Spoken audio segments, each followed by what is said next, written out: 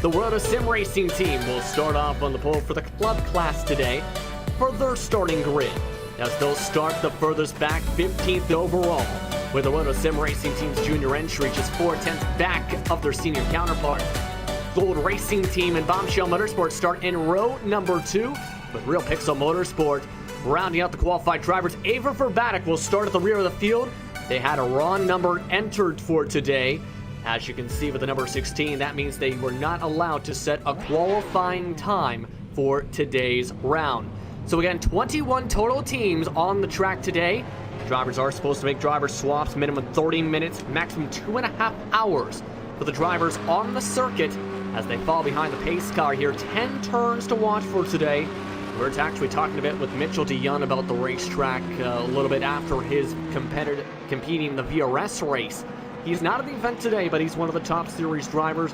One of the main things he brought up for today's race, mind you, is some of the curves and some of the corners being very dangerous and interesting for today, Noah.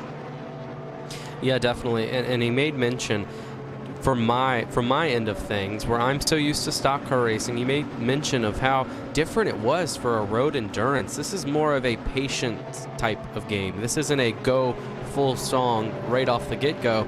You have to fall back. This is 4 long hours for these guys, and we're gonna see who ends up on the top after that. Currently leading behind the pace cars, the prototypes. They are the first ones to start off today's grid down the backstretch. Again, the speeds for those in reference, big today. 1 minute 25 seconds for SK Motorsports on the pole today. End of the field for the MX-5s, 1 minute 51 seconds. This is a track that is fairly wide. How do you see the traffic management playing out today with the different classes, especially with the discrepancies in speed? Well, we know the MX-5s have a bit of a tendency to draft up closer than some of these other cars can. And with the differentiating amount of speed that we have over this long period of time, it's going to be very interesting to see how some of these guys maneuver this traffic. Indeed, we'll have to see how they manage the traffic. They currently work their way through turn number 8, just a few moments away from the start. Today's start will be in the final chicane, the Jackie Eckbach, along the right side rumble strips, all the way to the end of the outside grass rumble strips as the starting zone for today. Carter Cordainer will start with SK Motorsports for the first stint. Lucas Dolzer will start for Sim RCDE Strawberry. And of course, it is Easter weekend, meaning for some teams, not able to make the round, but for others, it's a chance to capitalize, a chance to gain points, and a chance to try and set themselves up for what could be an interesting championship picture at Road Atlanta in a couple weeks in May. Drivers head towards the final chicane of the restart zone for today. Green flag waits at the stand as Carter Cordainer nearly runs into the gravel before even taking the flag. Tries to back them up. Green flag waving towards the stand. We're underway from Circuit Zolder for round number 4 for the 4 hours of Zolder. A very nice jump there for the 27 car for SK Motorsports. He clears out to a nice lead over that 77 who seems to have fallen into, the Lucas Dolzer. Yes, the 77. Sim RC. 1 second, we gotta go back though to the next class. Big trouble at the front of the field. Multiple cars overrunning the corner. 3-4 different drivers spinning around. Jean-Philippe Gourdron ended up going on the outside and getting spun around by a dive bomb and a half by NAB Racing's Martin June. That ends up stacking the entire club part of the class. And the sport class is just behind some of the drivers involved in that incident, with Daniel Jerez Juan leading the group. Borja Garcia still in second. They got a clean start. Big chaos, though, for that Porsche group on lap number 1. Yeah, definitely. And it's surprising to me how many people were able to miss that. There were cars spinning across the racetrack, and majority of those cars in that group were able to get through. Very, very great driving by some of these drivers. Let's take a look at the race replay. You're seeing it right now on your screen, and you'll see the 108 machine on the inside line. In the drivers' meeting today, they said, be careful in the high speed to low braking zones. That time missed the corner. Leads to 3-4 different cars spinning out.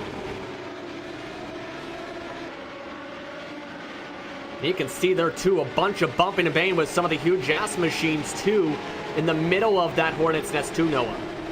Yeah, definitely. And as I mentioned there, wow, how many people. We had cars spinning back across the racetrack there, and guys just avoiding that somehow. I don't know how they were able to get through that track, but just keeping the foot in it and getting around and steering around. A valid effort by so many guys that made it through. Oh, big trouble in real time, though, in the racetrack. It's for some of the MX-5s. Bombshell Motorsports involved in the incident, making contact with Dirk Federer as they spun around in the hard chicane. Let's look at this replay. And you see this was a battle that now is for 6th, but could have been for more. Let's look from Bombshell Motorsports. They were way far back, heading towards the long straight. Yeah, it just looks like way too hard on entry there. Taps the side of that number 16 machine and spins him around. And that was on the right side door. He was in the middle of trying to make a pass too on the Gold Racing team. And then bam, here comes Bombshell with a dive bomb for position. Pun intended, yes indeed, but unfortunate circumstances. Let's look on board with Christian Ost once more. He didn't look like he was on the brakes there, Noah. No, that's what I was saying. I mean, Bombshell is how you describe it there. Very, very hard into that corner. Too hard into that corner, sends that car around. Back to live action. Let's look at the leaders. Already a couple laps around the circuit. Estimated distance today for the Proto class is just under 164 to go. That's just under 170 in distance. It's currently the closest battle for position in the class. It's for the 3rd spot. It's Frank Osterhaus trying to hold on to 3rd spot for Graphite Racing. Stefan Nobes in the 4th position. They were separated last time by 0.7 of a second by Nobes. Yeah, it's very interesting to me as we see this battle now that these guys are a little impatient, it seems. We have a long race here, and some of those guys in the back of the field, as we saw the MX-5 crash and we saw the Porsche crash, just a little bit impatient right off the get-go, but now as everybody seems to space out, they're going to find their own line and try to make the best of it. And to put that into perspective with some of the drivers currently amongst the Club Sport Series Discord may be talking about that.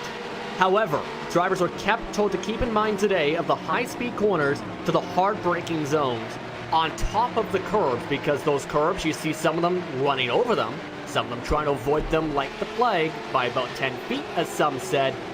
Those curbs and running over said corners can cause damage such as that. Fisher Motorsport causes a stack-up. Yeah, seemed like there may be a difference in the way they run that corner. It caused the stack up and the eventual save from that entry, but very, very hard, close racing right off the get-go here. They got some front bumper damage actually for running the back of NAB Racing's machine. Hugh Jass, that I believe might have tapped them a slight touch, might have avoided damage though, but they did lose some time. That is one of the main things that was talked about a little bit is prior to today's race, some drivers can gain as much as half a second in some of these chicanes if they run them the right way. Hugh Jass, they have the strong run this time through the chicane as the gold entry tries to get the run towards the left side of the racetrack. Can't make it quite yet into the first corner. However, they're right in the draft. They were quicker by a 10th last time by. Yeah, battling everywhere here as we're early into this. Something to make mention of. We have a bit of some time before we get to pit stops, but with this track, it's going to be very interesting to see these guys dive onto pit road with how aggressive you have to be getting into pit road through that turn that pit road entry starts. So we will see how that goes as we get closer to that. For fuel window reference today, fuel limits 55% for the Radicals, 75% for the Porsches, 50% for the MX-5s. In simple terms, that means a 45 to 55 minute pit window per stint today, as per regulation in the Club Sport Series. Look on board though to what's going on for second on back for the Proto class. Major traffic already. We're just 5 laps in onto lap 5 rather. 4 of these drivers, that's how quick they've caught the class leaders for the MX-5s. And it's bottling up this battle for position too as they finally get to the inside of Daniel Juarez Juan that time for that battle 2nd through 4th, as you see on board with Nobes. Yeah, and that battle for the sport class as well, continuing to heat up. All of these Porsche cars right there with each other. The 108 wants that lead away from the 198 for the sport class. Still riding right there on his bumper at the moment. He's going to give him a little flash of the lights to say, hey man, I'm ready to go, let me by. But right now, still a strong battle going. And just looking at a potential penalty coming up on the racetrack, this would be for the 108 machine. Remember that dive bomb in the first corner?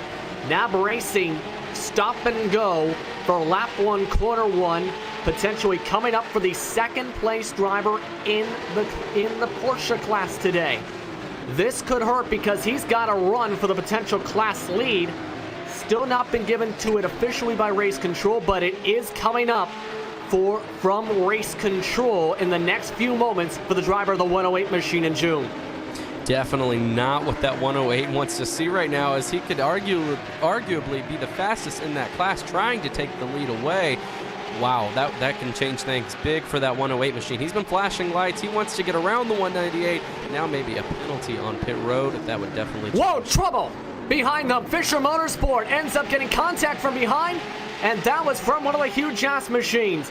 They'll lose all their positions after fighting for as high as second into the hard braking zone and drop to 7th.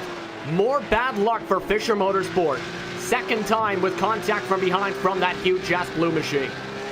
Definitely so unfortunate right there, and they're off a little bit off into the gravel right there as well, but not what they wanted to see at all. They go back now, but all these cars are so close together right now. All this racing is so intense that you almost expect something to happen. Unfortunate when you're on the bad end of it. Indeed, right now, the Bellany, a 30-second stop and hold is the official distance that they have to stay in. NAB Racing does. They've also been officially black flagged. They must come in the next 3 laps. That again, NAB Racing for lap 1, turn 1 for the dive bomb. To put into perspective, a couple different drivers actually tried to note that apparently Team Vikings Valhall might also potentially see a penalty from that same corner. They were the drivers that made the contact in the middle of all that mess. They're in 5th position, and that's how they got that right side damage.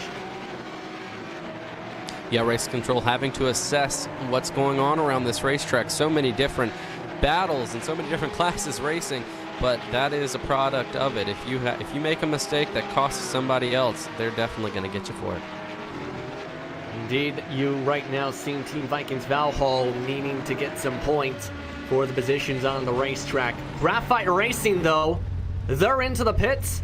So something going on with Frank Osterhaus, and that's because he has hit something. Front bumper completely demolished up, was able to go back on his own power, but this was because coming out of turn number 9, remember those rumble strips, he ended up snapping to the right into the wall. NAB Racing also coming in for their stop and go penalty.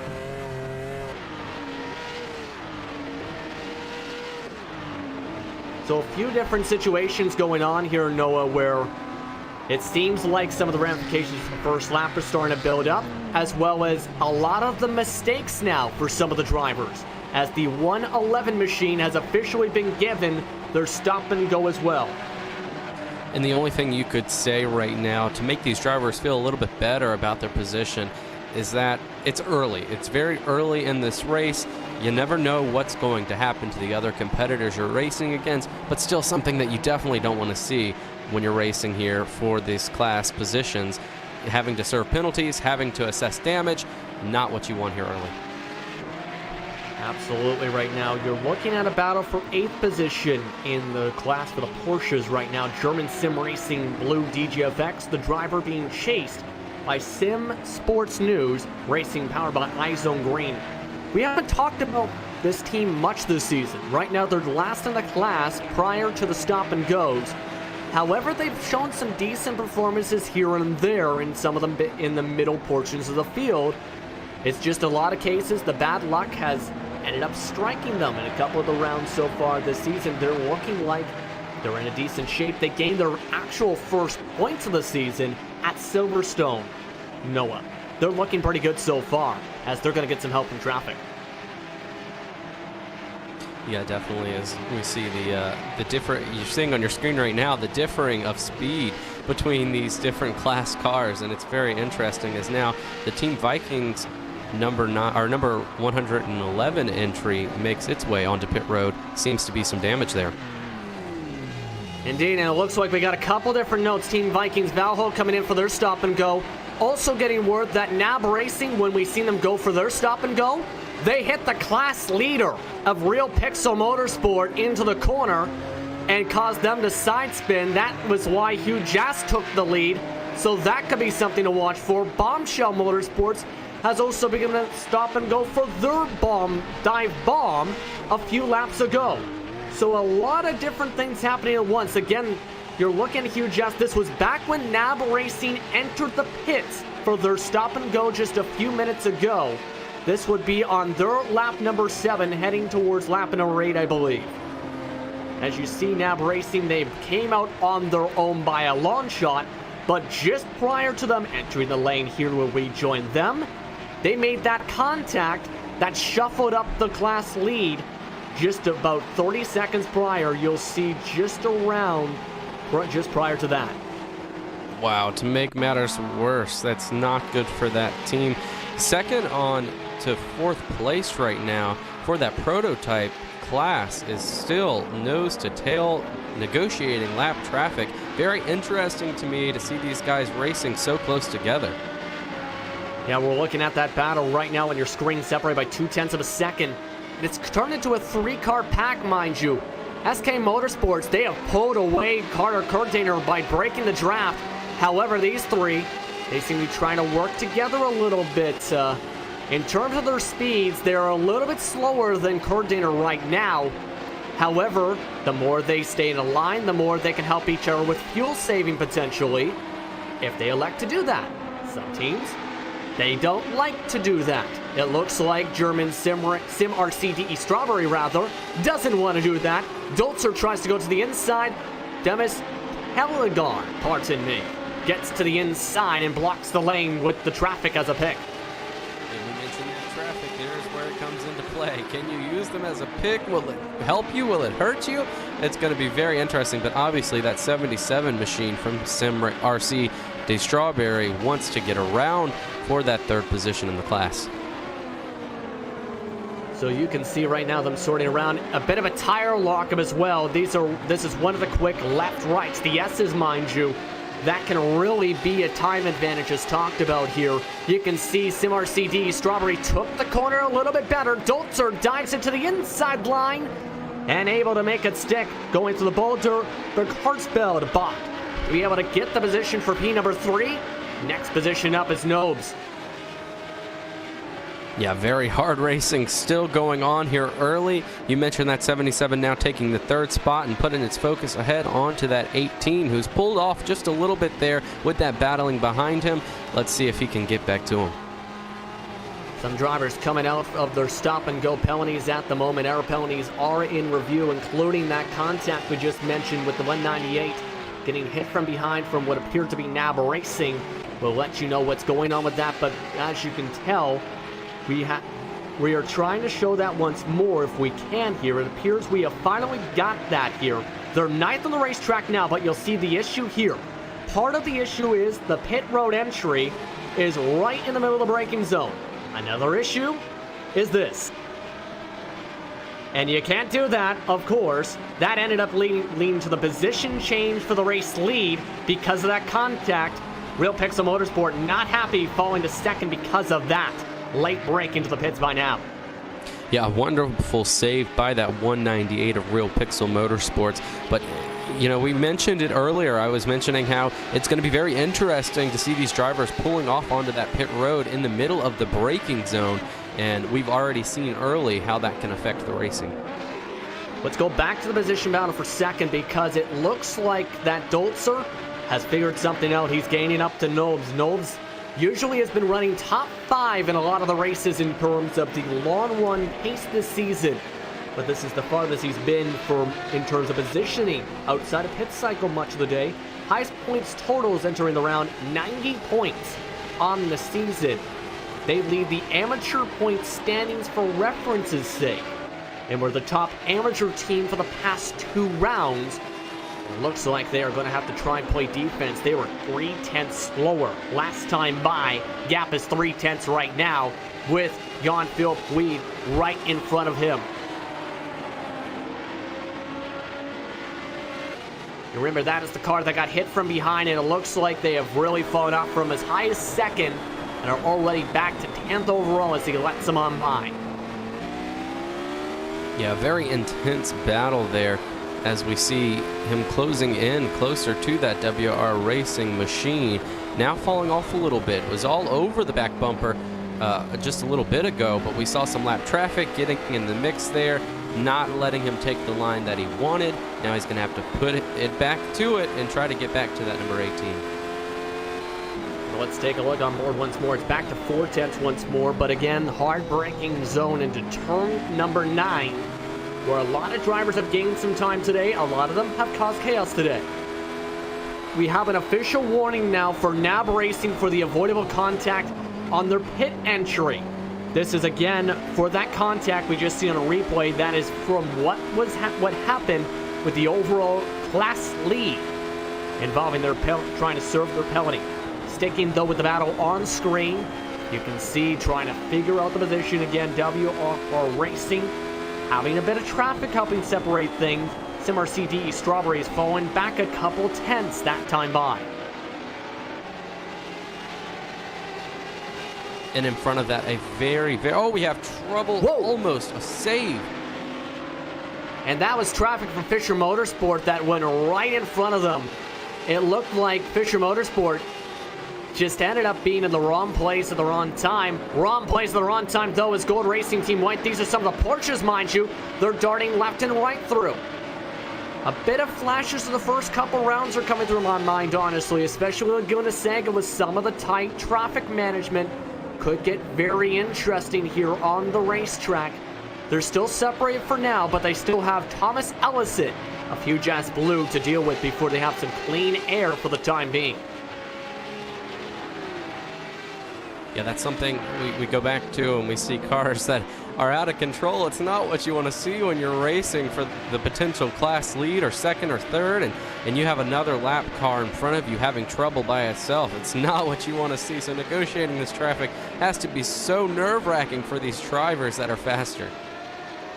Also going on is a nerve-wracking battle as they try and have to let the traffic through. Fisher Motorsport is still battling for position, even with the couple times of contact, including that loose 360. They gained a couple spots actually since then, in part because of the stop and goes, in part because of the pace they've been showing. Sork Racing Orange still trying to get through all of this too, and finally able to get on by, but some of that helped out George Gruber for Torque Freak Racing, Avon Rise in the backdrop. He was able to gain a couple tenths because of some of that management from grid drawn, I should say, to try and get off the racing line. And that is one of the main things that some teams in these slower classes, is for reference's sake, might have to keep in mind in these races for those that are tuning in for the first time, is trying to make sure you can let the faster classes go without getting ran over. Yeah, definitely a hard thing to do. You're trying to run your own race, and then on top of that, you're trying to let past cars that are faster than you. A very difficult task, especially when you're having to mirror drive a place like this, as our leader gets a little bit squirrely, a little loose out of that turn there coming to the start-finish line. That was a bit intense there for our leader, not what they expected from that SK Motorsports entry. Also going on right behind them is a battle for second going on. SSK saved it. Also had some traffic that almost got caught up. The overall class leader for the MX-5s also got involved. Also, as that went on, a change for second. Lucas Dolzer went side by side for a quarter of a lap before finally getting by Nobes. He's up to P2 as they'll pass by Borja Garcia on the right side of the racetrack. There is so much going on here in Zolder right now. Very intense racing all over this racetrack. It has just been a blast so far. And we're not even a portion of the way through with 3 hours and 38 minutes remaining. Still a ways to go in the pre-ultimate race of the 2019 Club Sport Series season, powered by DGFX Racing. And of course, it's been a heck of a season with lots of different teams. Of course, it is Easter weekend across the globe today. And of course, a special time for many different families in terms of the holidays.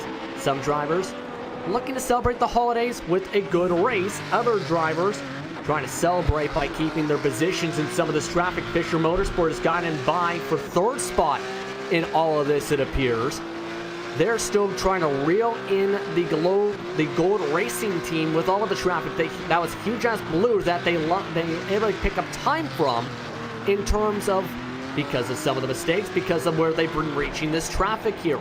If you're a driver, what's going through your mind as you're trying to get through all of this and losing time in spots because of this?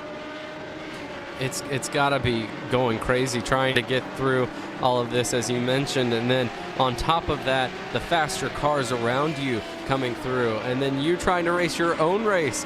It's such a hard thing to juggle for sure for these drivers. And then on top of that, the abrasive racetrack, the way they have to maneuver the racetrack. They know if they move out of the way for a car and do something that their car doesn't like, they have the potential to go around, and you're not going to risk your own race to move over for another.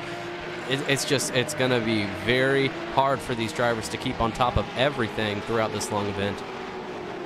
Indeed, it can absolutely be. On the outside goes the World of Sim Racing team out of the way as Fisher Motorsport once more goes on by. That's how quick these drivers have gone, and that's how big some of the differences are. While the prototypes still have about 145 laps to go, the Porsches today down to 138. The MX-5s just 119 and a half laps around the racetrack. Big differences as we've seen today in terms of times as we look at Dan Juan, who is currently the class leader at the moment over his junior counterpart by a fairly big distance at the moment.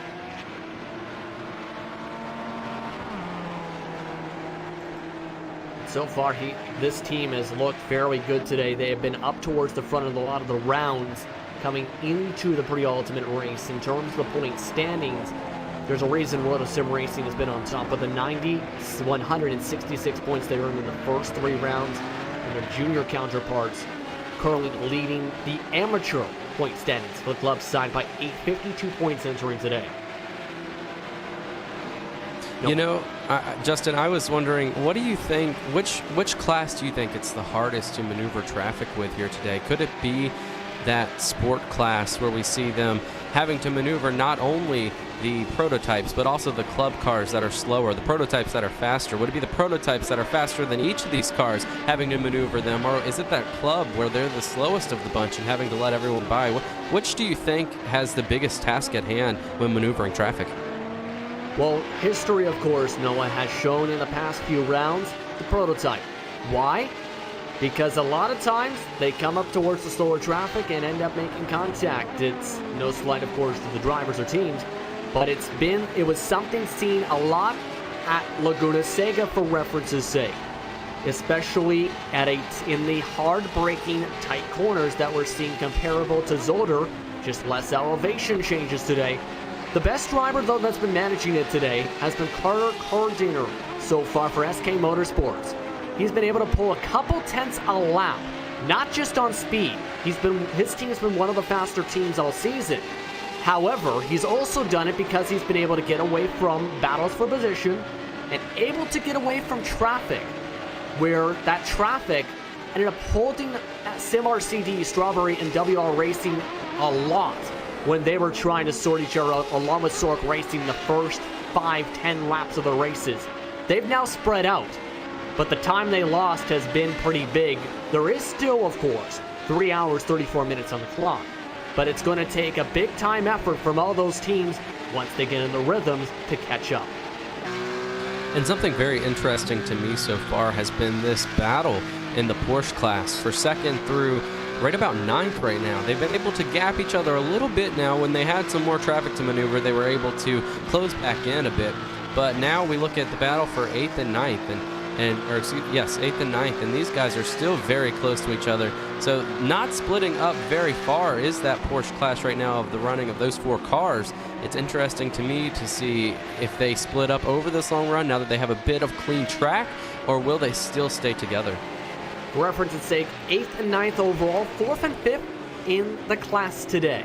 Thomas Ellison driving for Huge Ass Blue George Gruber still trying to hold on for that spot for Torque Freak Racing and Von Rise. Remember, just a few minutes ago, it was the exact opposite, where it was Huge Ice Blue in front of all these drivers before the mistake.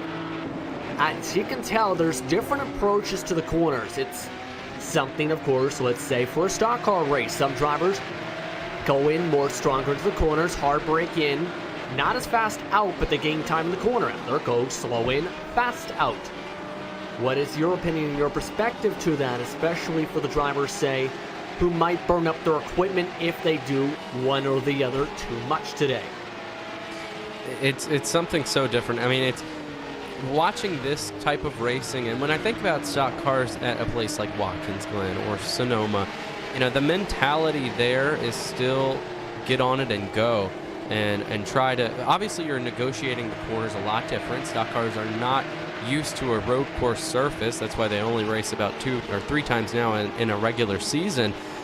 But the overall drivability, from what I was described to at the beginning of this race to what this is, what these cars are doing, is so different in some ways and the same in others. You still want to back up and get the best exit off in a stock car, but the stock cars are very fast and they're a lot more aggressive through the turns, up on curbs and down on curbs. Some of these cars can't run the curbs like we mentioned before. So very different depending on the car, but very different in some ways the same with a stock car depending on what you're referring to.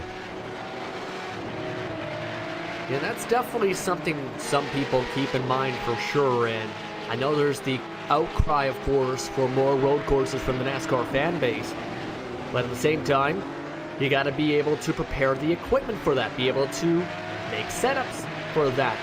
Not as simple as iRacing where you press buttons. In real world, you got to know how to make the set parts, as you have seen as a NASCAR rider on the circuit. And we saw this last season with the entry of the Charlotte Road Course into the NASCAR circuit, and how big of a deal that was for teams, because it was such a question mark heading into that race. Yes, we raced at Sonoma and Watkins Glen, but this was a different course. Every road course is very different from each other in terms of the overall racing, flat, elevated, turns, how deep and how wide the turns are. So going into that road course, it was such a big question mark for so many teams. And then when we got there, the first practice session on track was just chaotic. There were cars spinning everywhere, trying to get a handle. So it is very, very challenging, to say the least, for something like a stock car and in NASCAR racing, where some fans don't really see that. For those teams, it is a big task. Let's look at the battle for second that separated to about 0.8 of a second as we discuss this here. 6/10 gain by Fisher Motorsport once more. But one of the, of course, differences, there's a lot of traffic today. And while you do have blue flags, some position drivers still have to think about their strategy. They're still about at least 15 minutes away from the pit windows opening today. Max about 25 minutes, give or take, for today. Windy for some of the teams, of course, in some of the cars. Earlier pit stop cycles for the faster cars. Radicals usually along that group. Then you have the Porsches, the MX-5s. Porsches and MX-5s usually pit around the same time. That could get very chaotic. What do you think is going through your mind once we get towards that point when some of these drivers try and, as Mitchell Dion put it in our discussion with them, try and maybe undercut or overcut to gain positions? Yeah, it'll be very interesting on the entry. We saw already the toughness of getting to pit road, especially with traffic around.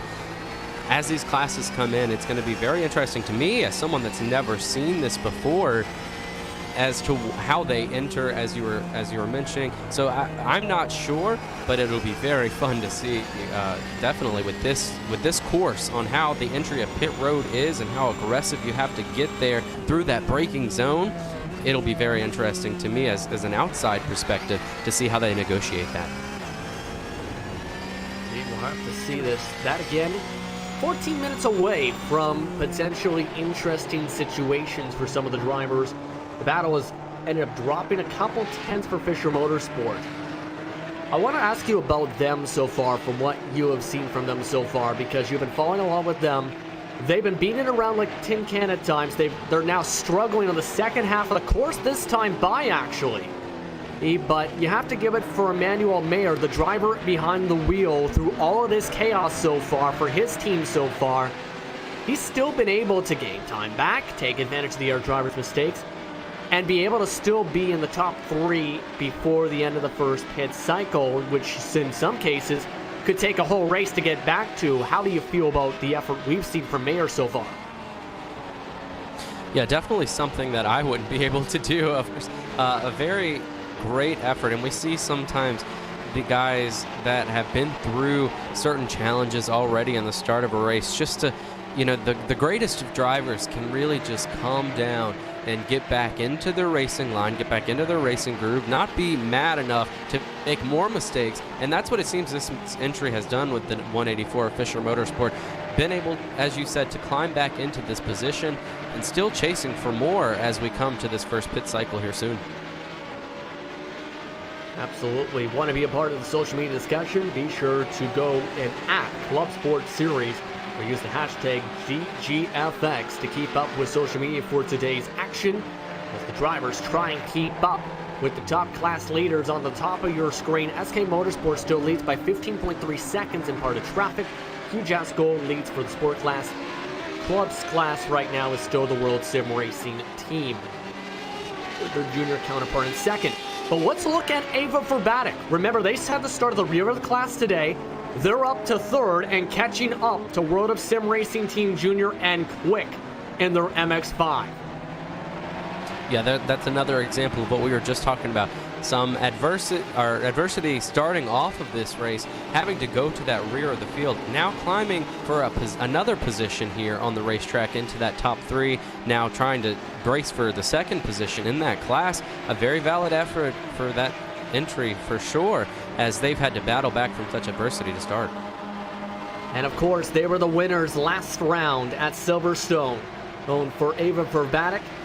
They've been beaten and banged in a couple different rounds this season. However, when Dirk Federer's behind the wheel, one of the top MX-5 drivers on the entire iRacing service, they've been able to gain time in bunches to be able to recover spots and or fight for positions and or wins on the circuit today. They're going to have to let by Carter Coordinator, this time letting them by on the outside line through the wide chicane. But right now, they have been able to set a much quicker pace by about nearly a full second. Last time Dirk Federer has over Bork Garcia. Yeah, and we saw our overall leader there. Now a Porsche car passing by, but just the difference of speed is so unusual for me to see someone. Oh, and we have one car off the racetrack right there. Yes, that is right where that battle for that position we were talking about was. As you look at SK Motorsports trying to weave through the traffic, that was Jan-Philipp Weeb who went off the racetrack. Overall race leader goes on by, but things are getting chaotic though for that battle for second in the sport class, because look what's going on behind them. A battle for position for the club class, moving to the outside and nearly eating the back end of an X5. Major checkup that time from behind from SimSport News Racing. And a car goes loose. It's Ricardo Lemon who is able to save it for Real Sim Racing Blue, but loses 2 spots in the process. And look at this gaggle of race cars right now. That's our second place overall entry right there of SimRC DE Strawberry, excuse me, trying to maneuver this traffic. We talked about this all race long, such tight corners. When you get a gaggle of cars like this, so much can go wrong. Definitely not what you want to see when you're the second place overall driver in the prototype series, or class. And they drop back a few spots. There are still the battles for position amongst all the chaos now too. Daniel Juan still has to let them by, but the battle now is going on for, you can see, second in the class still as this goes up the road a little bit. This chaos is going to reach them soon. Mayer gaining and quick on Jan-Philipp Grudron. Gruber also catching up. Also behind them, holding up the overall race leader, is Thomas Ellison in the backdrop. It was a slow game last time for Fisher Motorsport, but it looks like he's got the slightly faster car. He's taking the corners more aggressively and more confidently so far in the hard braking zone of turn 9 especially.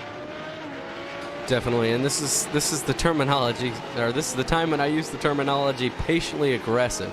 And it seems like an oxymoron, but when you're being aggressive to the extent of knowing what your car can do, knowing what you can do without getting into incident, that's called patiently aggressive. And I think that's what that Fisher Motorsport entry is doing right now. They're trying to be patiently aggressive to maneuver around and take that second place in the class. Still looking at Mayer as he tries to work his way around. And again, this is second for the sport class. That's sorting itself out. Benjamin Fisher, the team owner, watching along as his team driver tries to gain time. However, last time by, Gruber was able to gain at least a couple car lengths because of some of what was shuffling along. Fisher seemed to hit a little tiny bit of a wall in terms of time. As huge lockup in the backdrop, Gruber nearly ran over the back end of Kundaner, as that was a hard brake zone with a quick S through the left-right. And Kundaner nearly got ran over in the back end as he works his way now and breaks up this battle and kicks Fisher off the racing line. Yeah, as the leader right now, such a hard thing to see in front of your windshield, trying to get through this traffic here and doing it in the best way possible. He's opened up such a nice lead that he definitely does not want to see anything challenge that lead. So trying to get through this traffic as best as possible, he clears all of that at the moment. I'll keep an eye on that for sure, because I'm pretty sure a challenge is catching up. Also still a challenge for second in the club class. Roto Sim Racing team has allowed Ava Verbatic to reel them their way back in. They're letting by some of the drivers that had to take stop and goes that are last in the sport class now, Racing Team Vikings Valhall. But Fetterman was able to reel them back in again, a couple tenths faster each time by. It seems for Fetterman right now, compare that to the race leader, he was 2 seconds quicker last time by than Juan. A car around there, the 111 there of Team Vikings, he's around in the middle of the racetrack right now trying to get it going. He's going to back into the tires to start this. That's such a spot over a blind hill there to try to get going. He does. He's off into the grass right now, getting it back going with a lot of damage on that 111 machine. You see why he hit the rumble strips with the left side tires. He was able to get it back going though. No safety car, no virtual safety car called either. Could have been a scary moment, too, for that battle that was going on for second class, because they nearly pancaked his side door.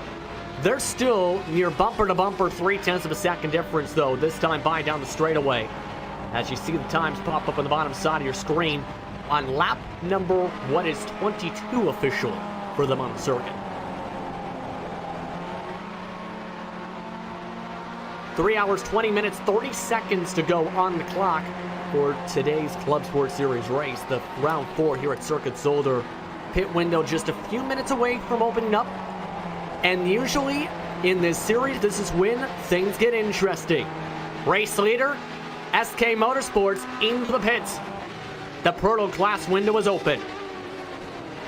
Yeah, and that'll start the cycle there. Now that he's hit pit road, I assume and expect many to come follow through in the laps to come here, maybe that next time around. But now, as we mentioned, our leader. I don't think it's scheduled, though. Look at the left front bumper. We are hearing he had an incident on the racetrack. This is through the quick left right after turn number 9. Remember those pesky rumble strips? He hit them, smacked into a concrete barrier, damaged the left front suspension. And you see it right here. This is why your overall race leader had to duck into the pits.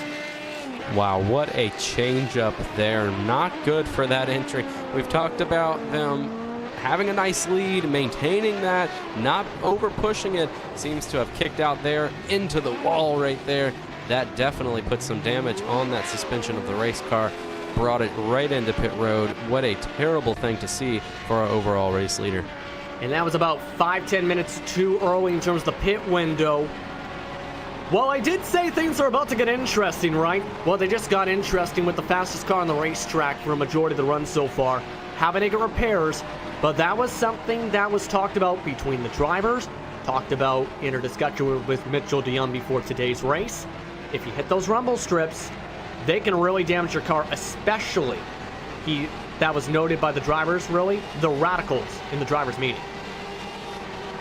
Yeah, and as the driver there, you've got to just be feeling sick after having such a nice lead, sitting on the pole, getting out to where you were, to fall back over something as on your own on the rumble strips, which we know are dangerous. That's got to leave a sick feeling for that driver. And that could be a significant amount of damage to repair there too. We'll give you an update once it gets back on the racetrack. We've only had one car that's had to get repairs that so far 7 laps down, Graphite Racing.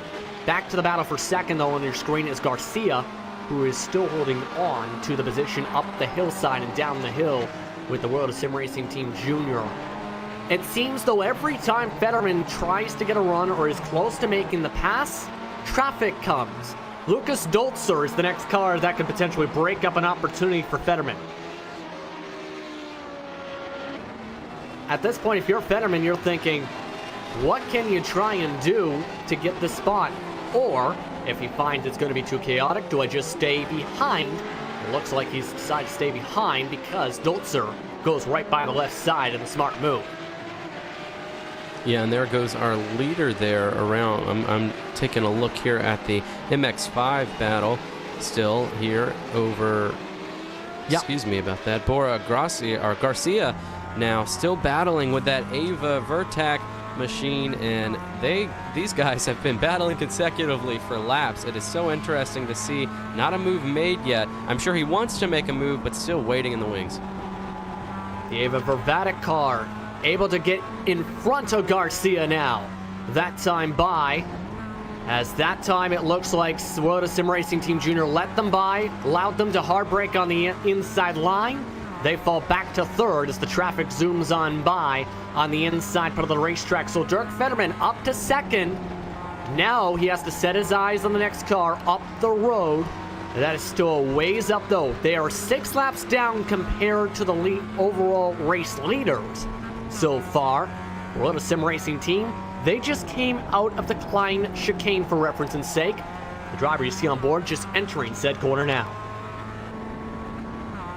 That's still a lot of time to try and have to reel back in, of course. Still a lot of time on the clock, 3:16 to go. No.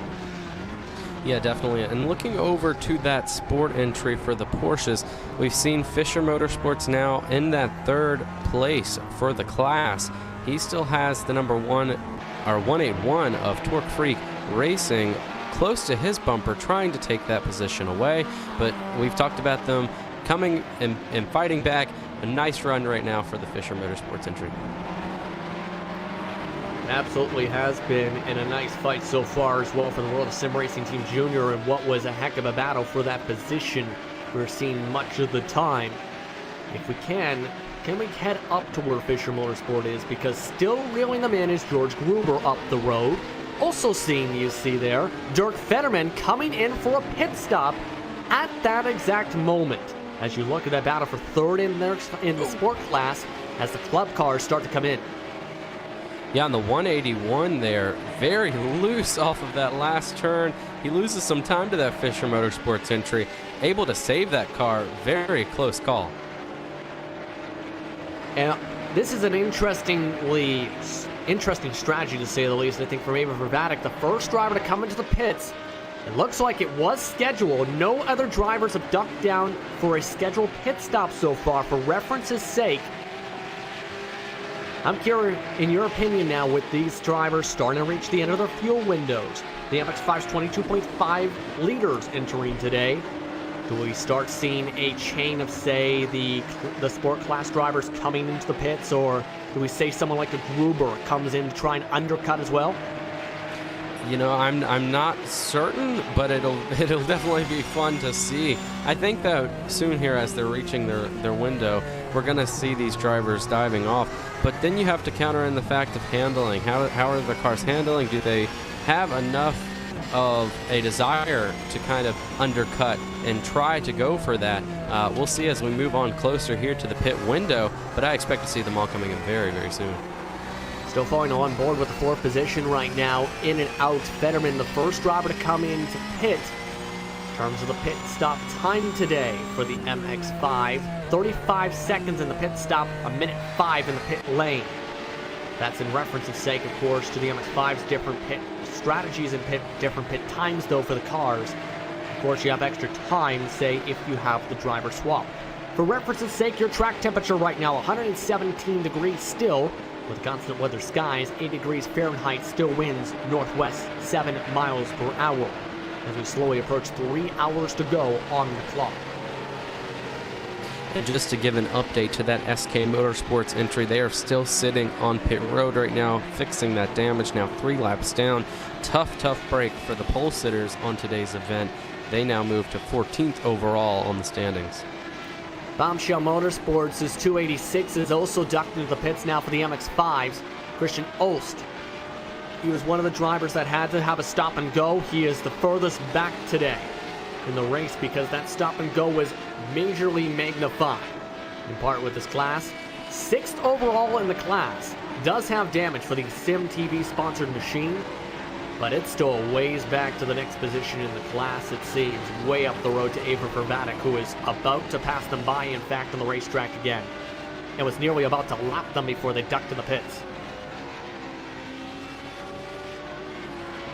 As you can see, O staying in the car again. The most the driver can stay in the car today, 2.5 hours. And with some of the drivers having Easter weekend, some of the drivers coming away from the virtual VLN in one of the top German sim racing series, along with the VRS series today, that can lead to interesting strategies. Marcel Unger also into the pits now, here now, Noah. Yeah, definitely entering that window now where everyone's going to have to make their pit stops, seeing more and more guys taking the opportunity. Interesting, as we continue to watch, if they're in any traffic entering pit road. We've made mention many times over this broadcast so far on how difficult it is and how different it is entering pit road here. Hopefully no other problems for that entry onto pit road as we saw at the beginning of the event. And that Real Pixel Motorsport machine, it looks like I can't tell if that's a driver swap or not. Going to double check that. Yes, indeed, as Wolfgang Wildenauer has jumped in the car instead of Marcel Unger.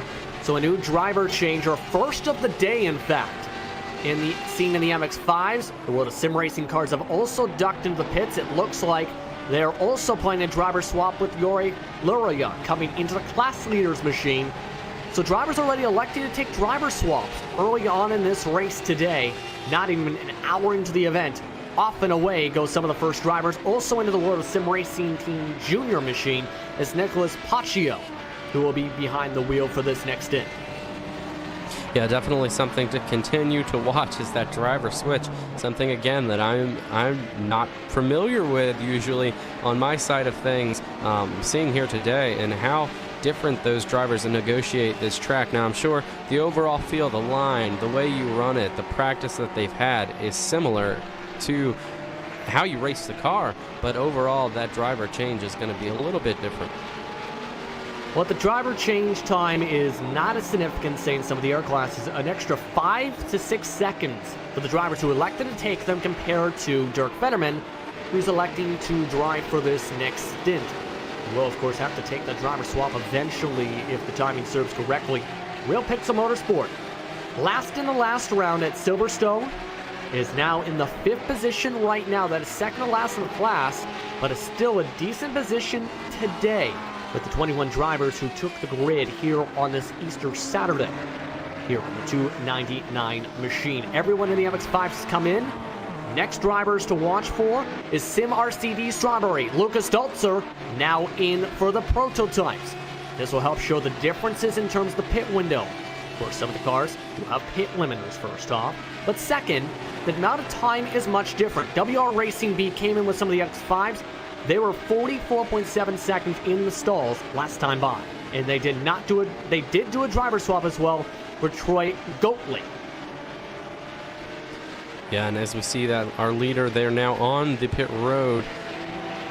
Let's see if they make a driver swap. It doesn't look as if they are making any type of driver change right now. They're going to get their service and be out and away as we continue to watch and see if that WR Racing entry comes in. I don't believe they've made their stop yet. Well, Sork Racing Orange is also coming in. Yep, WR Racing, again, did come in last time by. However, they are way behind in terms of time, so whatever strategy they tried to pull did not work out They also, remember, did the driver swap. That was an 8-second difference in time for the driver swap compared to not taking one. So they elected to take the sacrifice for now. Sork Racing Orange also electing to take it now. Ryan Walker, who is one of the fill-in drivers for today, jumps into the car. He's filling in for Kevin Enderman for this round in the 22 machine. Yeah, apologies there as I was mistaken. My my timing and scoring had not updated yet, but yes, that WR Racing entry did come in, and as you mentioned, loss of time there. Interesting to see that as these guys negotiate pit road. Still sitting in the pit stall again. You have the driver swap, which takes an extra few seconds because, in theory, it's similar to, of course, first off, real-world endurance racing, for the obvious sake.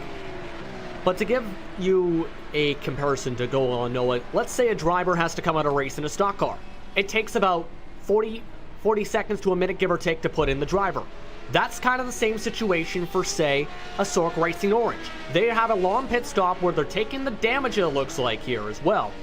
But it takes time to get the driver in their seatbelt, into their cockpit, and iRacing, of course, accounts for that with the longer pit stop times if you take the driver swap. Overall time, 1:17 for Ryan Walker. Yeah, and it's so fascinating to me to see iRacing implement that. Obviously, it's very necessary if you want a realistic change in driver, but to simulate that time is very, very interesting to see for iRacing to do, and it makes it very realistic compared to a real-life situation. Of course, iRacing, the top racing simulator in the globe at the moment. Also, on top of the board, as you can see on top of your screen, SimRC DE Strawberry on top of the prototypes at the moment on the racetrack. Then you have Huge Ass Gold leading their class in the World of Sim Racing team. They have Ava Verbatic, who elected not to take their driver swap last time, dealing with Dirk Fetterman on their back bumper. It looks like Ava Verbatic might be thinking, we might have a better chance to take this lead if we keep Dirk Fetterman in now, rather than make a swap like the rest of the competitors. He tries to make a move now on Jorge Luria, now towards the back bumper. They're separated by about a car length and a half for the Sport Class lead. Yeah, still racing everywhere here around this racetrack, whether that's per position or just to get around each other, as now we see Gold Racing making their entry to pit road. They're now coming to make their stop. That's with the Porsches, I should rather say, with the Sport Class. That is also coming in. The club drivers continue to try and sort themselves out for this class lead. Again, there was a big difference in terms of the pit stop time, about 5-6 seconds. That was about the gap that Fetterman would have closed in on the back of that lead. Can Luria hold on is the question, though. They're also reeling in Real Pixel Motorsport to try and lap them. Inter-class traffic could be something to deal with, along with Ricardo Lehman and Martin June, also coming up in their back window here. As you can see to the inside, some class traffic cutting through. Lehman cuts in front of Fetterman. Moving to the right side this time, Lehman to get on by. And that did lose Avervatic some time. Also coming behind June and Osterhaus. Osterhaus, of course, last on track, 7 laps back in position. And pushed up the racetrack is Luria all the way nearly to the sand. That opens up the door for Fetterman. He moves to the left side for the class lead for the clubs. Not on the preferred racing line, can't make the pass stick. Very intense racing once again. We've seen these pit stops really bringing things together as well as separating them in some cases, but the 16 still all over the back bumper for the class lead right now. And they do have the positive of potentially saving fuel if they tuck in behind, but it looks like Fetterman, he knows he's faster right now. He wants this spot now. He tries to plan himself again for the Klein chicane. This is where lots of drivers, if they're confident, can gain speed, but lots of times you can gain some damage on the bottom of the race car by taking those chicanes. And rumble strips way too hard. This time Fetterman avoids such damage. He'll go through another one of the tight chicanes. As they're going to pass by a driver in the grass, that is Lehman, who is off the racetrack for German Sim Racing Blue. That has hit a tire barrier. Or just avoided it, rather, after spinning in the middle of the racetrack after contact with lap traffic. Definitely not what you want to hear when you're racing for the class lead, and definitely not what that team wants is to be spun around in the gravel. But we mentioned this AVA Verbatic, entry right now.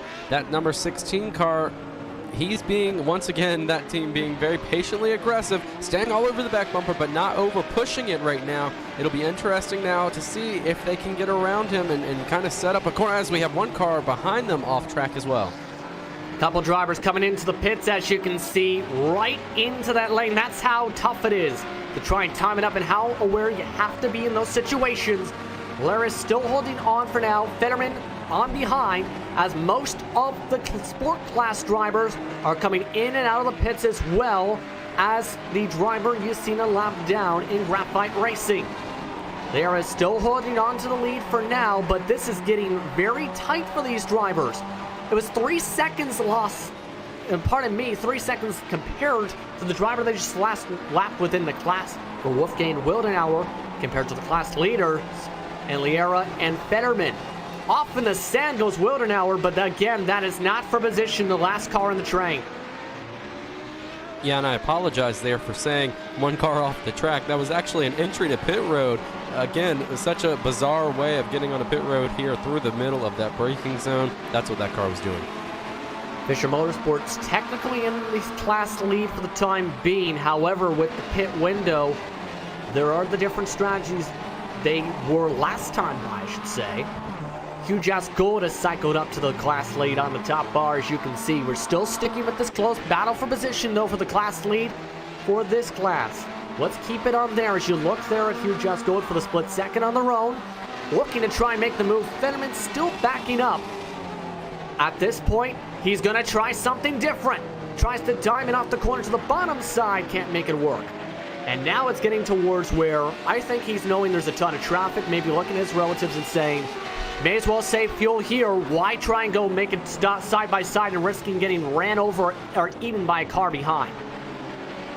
Yeah, as we mentioned, that car has been very, very aggressive in certain areas, but very patient as well. I keep saying that because it's so interesting. As a driver, my mentality is, wow. Your mentality might be different from what they're thinking. That was very different. Yes. But Fetterman, this is going to work for him. He's on the preferred line this time, heading to the turn 2 to the Stonework box. He's going to push up the racetrack. World of Sim Racing Team loses the class lead to Dirk Fetterman and Ava Verbatic in the 225. A negotiation with traffic is what it took there. That was so crazy to see. But I was going to mention my mentality as a driver is to go, go, go. When you're racing in stock cars, different here. Being patient is the key. But whoa. Wow. Oh, wow. Battles everywhere around this racetrack right now. Laria's not going to give up the spot. He's going to make it side by side with the S's. Off the turtles goes the Ava Verbatic machine, keeps the class lead. Well, that was an aggressive move back from Yori Luria to try and defend the position back. Yeah, definitely, and that's one of those cases where you want to keep that race lead. You see the opportunity, you go for it, it fails, now you get back on the bumper. You once again play the patient game, wait to set it up, wait for the perfect opportunity. That's what that 16 did of Dirk Fetterman, and that's how he got to the race lead for the class. And remember, Fetterman had to start from dead last. That 16, normally the team is supposed to be running the 225. Ended up accidentally registering as the 16 car for today. Had to start from the rear of the field, not allowed to put in a qualifying time. They've gone from last to first in the class in the span of just 32 laps around the circuit. That's how quick they've been. Also, quickest time being put last time by for the overall race leader, SimRC DE Strawberry. Now that Dolter's up in front, he's got a chance potentially to lap the whole field for the proto class. He's running on his own for now, but 27 seconds in front of WR Racing B at the moment. Yeah, still plenty of time to go in this race. It'll be very cool to see a driver lapping the whole field for that race team, of course, not for the rest of the field, and especially the rest of that class, but for that team, a very, very quick car right now. Something must have happened to WR Racing. They ran a 142 last time by. Double checking the situation with Troy Goatley. He went off the racetrack, in fact, on his lap 40, heading through turn 8 towards turn 9, and it took a long time to recover after struggling on the exit of turn 7 off the rumble strips. That is why he was nearly 20 seconds slower last time by, and how his team has lost a lot of time On the bright side, they're the last team on the lead lap in the class.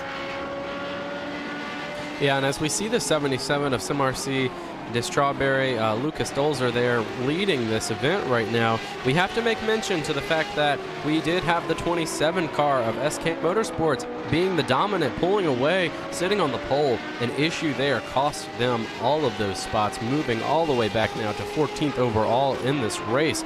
And not last in their class, but second to last there. But anything can happen. Long race to go. You've got to keep that. You gotta stay in your head and not be over aggressive with lap traffic. You've got a nice lead here. It's time to calm down, relax, get the car around as fast as you can possible without making any mistakes. As you mentioned, currently you're back on the racetrack, 6 laps down. Graphite Racing is sitting in the pits 9 laps down, back off the racetrack.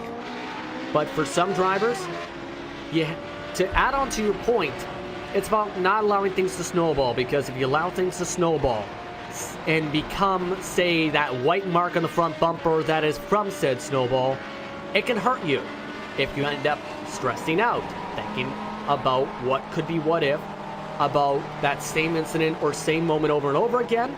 You can lose 7/10 of a second like what a sim racing team has, in part because of mistakes from said thinking. That, of course, is something very important for these drivers to consider. Definitely is. And to make mention back to that MX5 battle right now, Ava Vervatic, able to now pull away from that 225 of World of Sim Racing team. So a very quick car. Now that he's been able to grab the lead, he's been able to pull a distance now on that second place in the class. Now 1.4 seconds once he got towards the clean air, even with the traffic trying to work its way through, such as Jeff Tyler, who we haven't talked much about at all, actually. Huge-ass Gold. Another team that has had an up-and-down season for their blue entry. Their gold car, though, has looked pretty well this season, sitting 6th in the points, entering today. Tied their most points gained in the last round at 59 points. For reference's sake, that was 6th place in the class last round at Silverstone. They've been looking pretty good today, Jeff Tyler and his team today, even with that left side damage from the first few laps.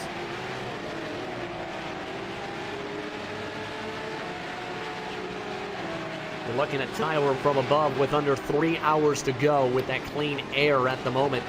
Gold Racing Team White is a full straightaway and a half back of them.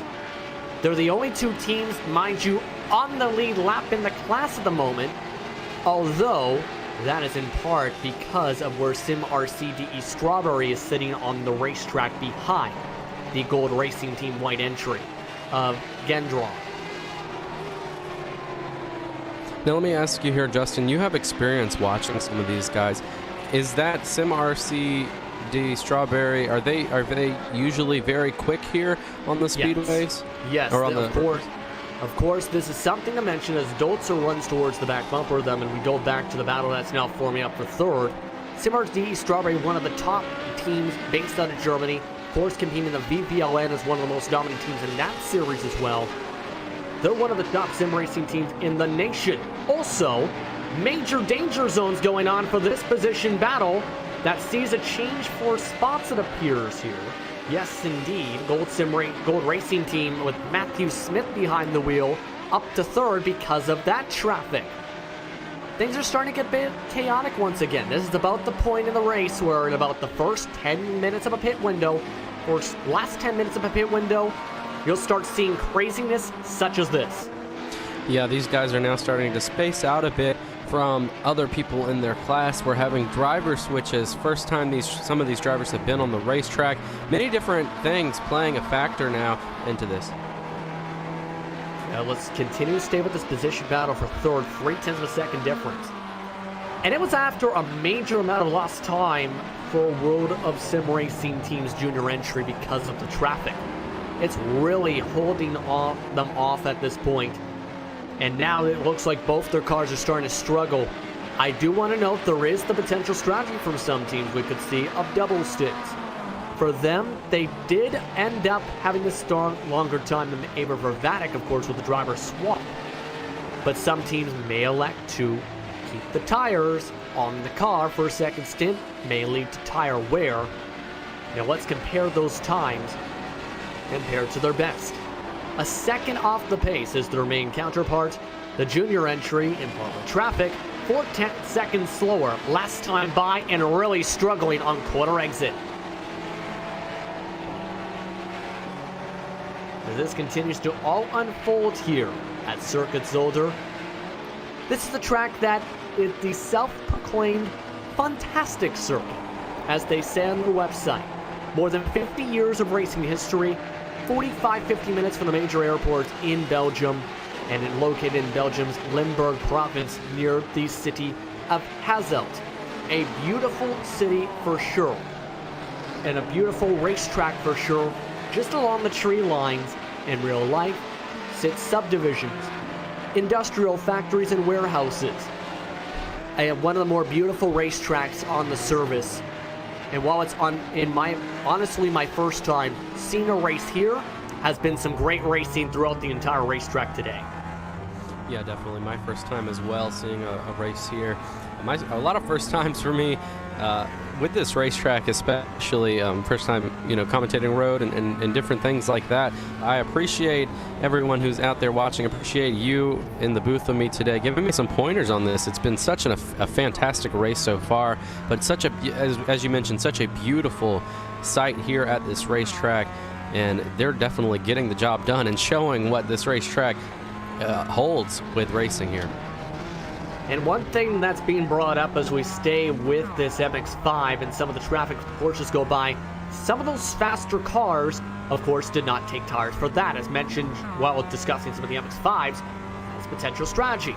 There were a few teams that did not take tires. Huge Ass Gold, Gold Racing Team White, and Huge Ass Blue, the top three, did not. Then you have Torque Freak Racing with George Gruber, who did take tires. Fisher Motorsport as well did. Also taking tires was Nab Racing, that is sitting 12th with Marco Durex behind the wheel for them, who also had to sit in the lane for 1 minute and 25 seconds in total as well. So that means potentially different handling situations for some of the drivers that are mixing up their strategies today. Yeah, definitely, and I continue to be amazed by how many different strategies between the classes, between the cars, and what they entail here at this track today. It's just been fascinating to see the differences between not only the cars, how they race, how they get around this place, when they pit, how aggressive some drivers are, the driver swaps. It's been a extremely fascinating thing for me. As I keep saying the word fascinating, because I'm just so fascinated by it. To see what these cars can do, what these drivers can do, and it's definitely putting on such an amazing show here. Putting on a dominant show. As quote-unquote from, I believe it's David Barraclough, who said this in our broadcast chat and watching along on RacespotTV today, they have a silly lead. 53 seconds last time by for Dolzer and SimRCV Strawberry.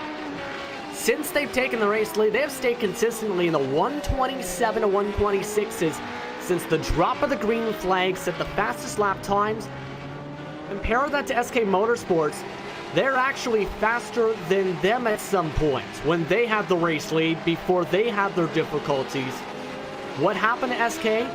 Kind of accelerated the timeline of them potentially taking the race lead today. Yeah, and it definitely seemed that 77 car was faster than the SK Motorsports entries, as you mentioned, but with that lead that the SK Motorsports entry of the 27 car had, I don't know if they could have really closed the gap any, but as we saw, bad luck went their way, and we see now that 77 up to the race lead. Indeed, right now, let's look towards the leader again, Lucas Dolzer, as he continues to set the pace for the entire field. He is within 40 seconds of lapping his way across the field, and into the grass he goes. That is a time penalty, and something drivers were warned about in that chicane specifically, as well as the Gil Villeneuve chicane, because you can gain time if you go to the green part. That time he overshot the green part, first off. Second, it looks like he just made a mistake, and that's going to lose him about a couple seconds. An interesting scenario for Dolzer. He's back on the pace and back to lapping cars once more. Now, let's go to a Race Spot fan immersion here in the Club Sport Series, round number 4 at Circuit Zolder, the 4 hours of Zolder. Here on RacespotTV, we'll be back right after this. Let's fall on board with Zolder and see how he sounds with his marks across this circuit.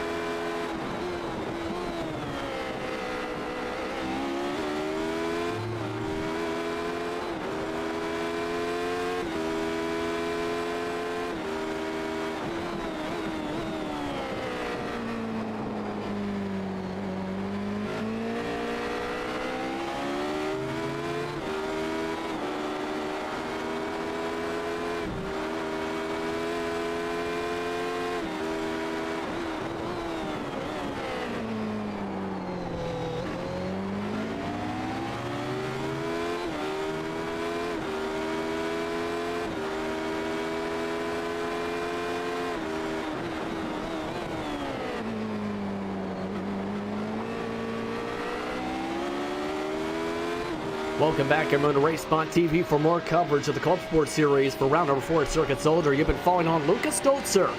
No pressure has been kind of the mindset for Zolder. One of his teammates, and Patrick Young, one of the top drivers on said team, have been telling him to stay focused, you're on fan aversion. His response, oh my god, help please. A little humor for the race leader so far. He isn't feeling pressure from behind so far. 58.8 seconds is the gap that he spread while going through said traffic. So he is catching up and quick to Troy Goatley right now in bunches around the racetrack. An estimated 110 plus laps to go for Zolder, making 112 with the pace he's been running today, with the fastest lap times by as much as 3 seconds last time by.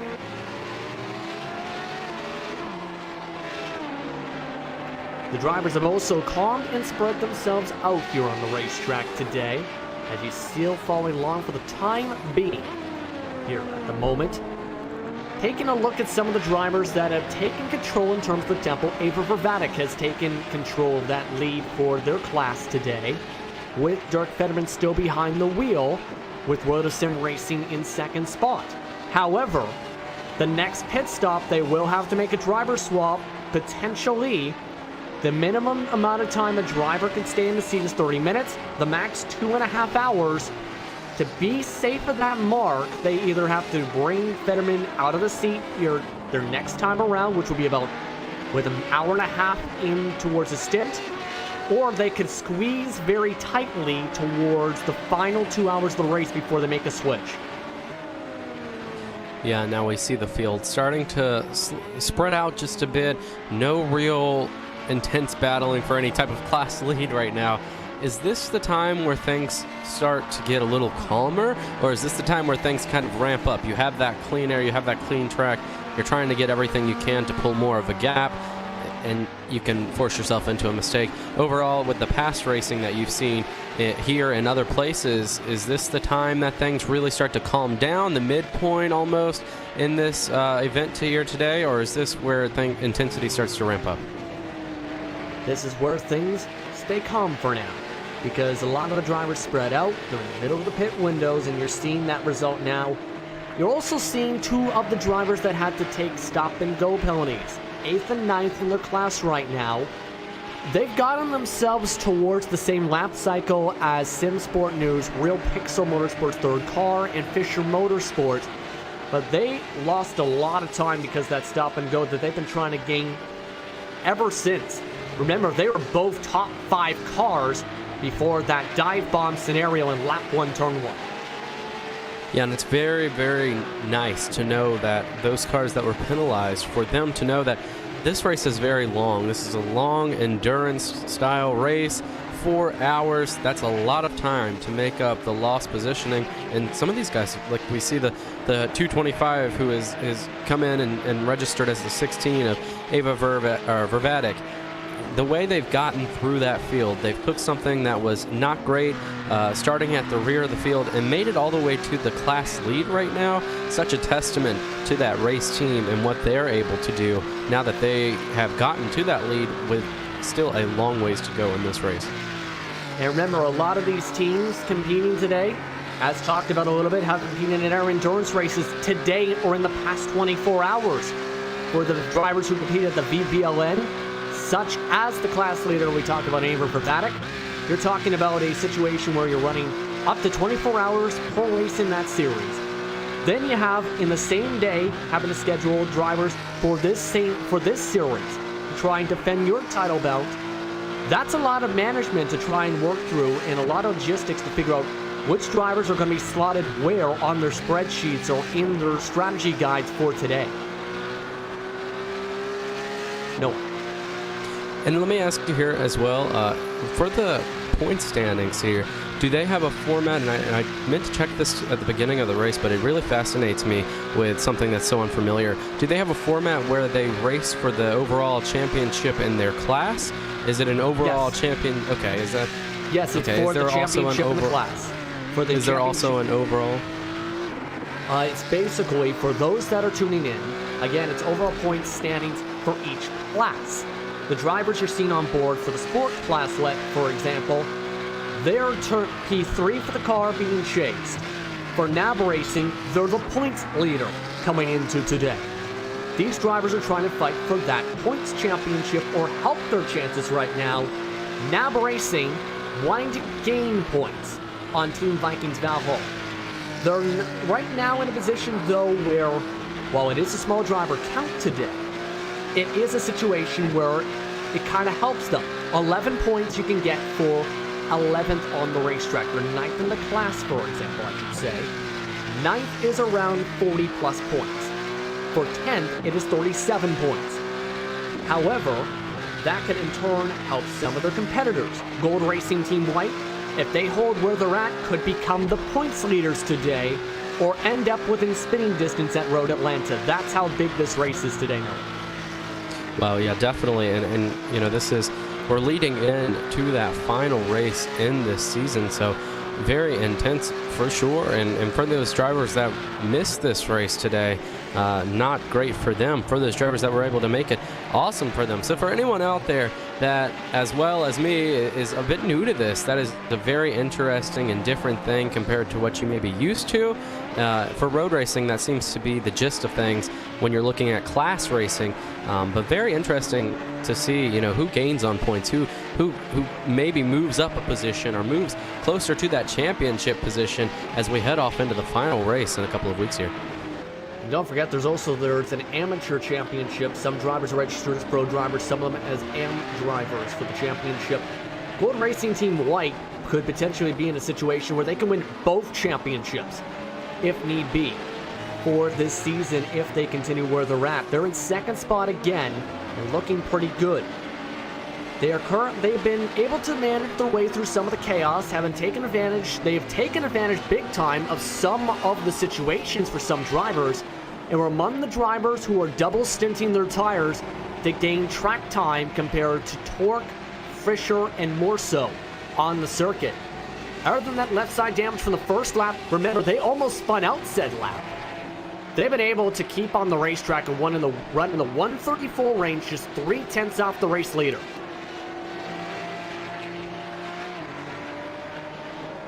And that could be something that could be really hard to, again, we talked about hard to do, but also something they might need to do for the chance to help themselves for Road Atlanta next month.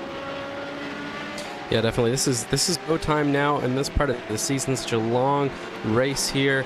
To have that opportunity is very golden.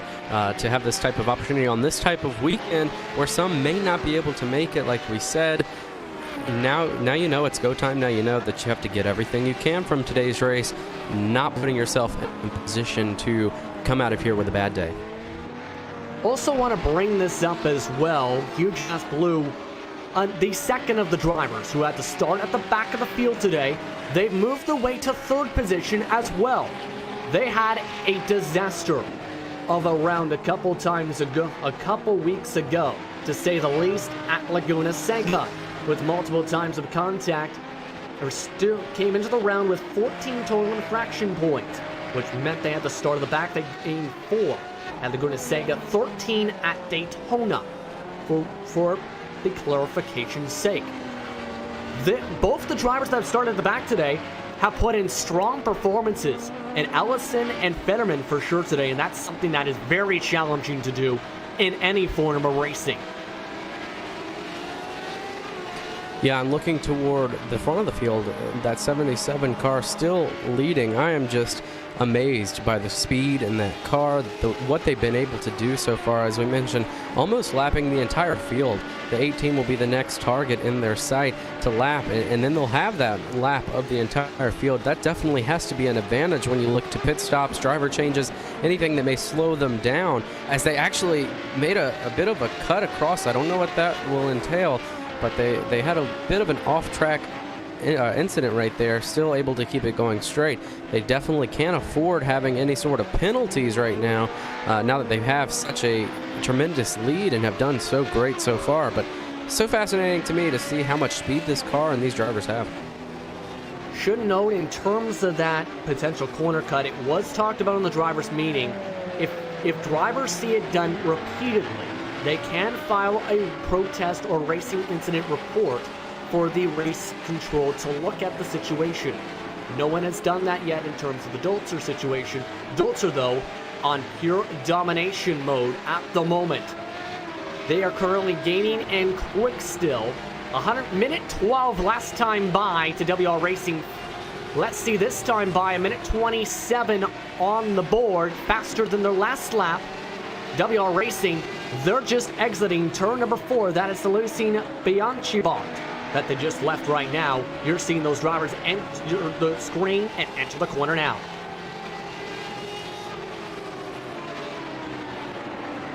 A fairly significant amount of time so far for the drivers and a fairly dominant day at least. Again, talking about some of that today. Again, looking though towards where Gold Racing Team White is, they gained 0.7 of a second last time in part of the traffic. So it looks like slowly Tyler's lead is shrinking a touch. Now Racing trying to keep the gap, I should say now, in front of Team Vikings. They had switched positions since the last time we've seen these two teams.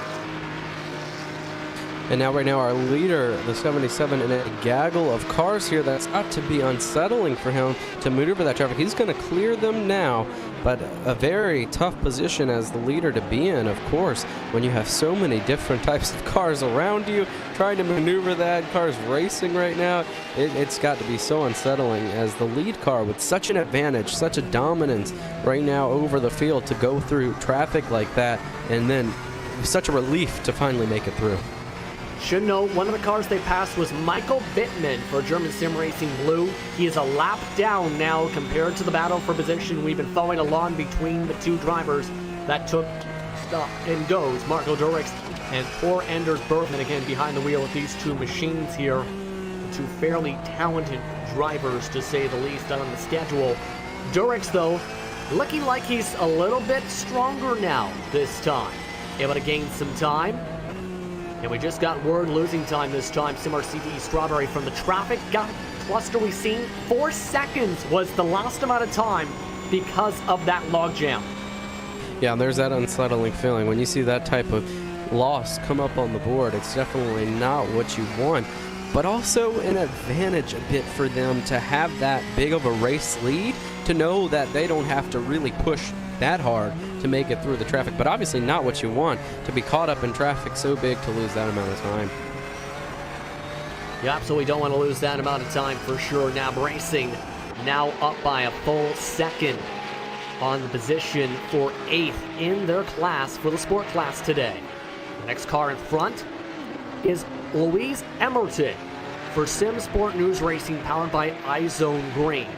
That is in the 7th spot, who's trying to reel in Real Pixel Motorsport for comparison's sake. It's still ways up the road, though, towards that car. You can see that is at least a turn and a half ahead, make it now 2 corners ahead to where Emerton is in the 116 machine today.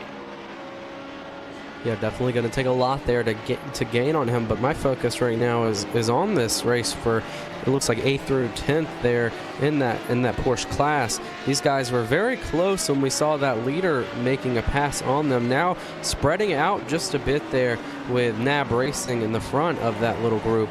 That spread is very good for NAB Racing, not so good for the two behind them that really want to push and try to get past and take advantage of those type of opportunities when the field is so bunched together.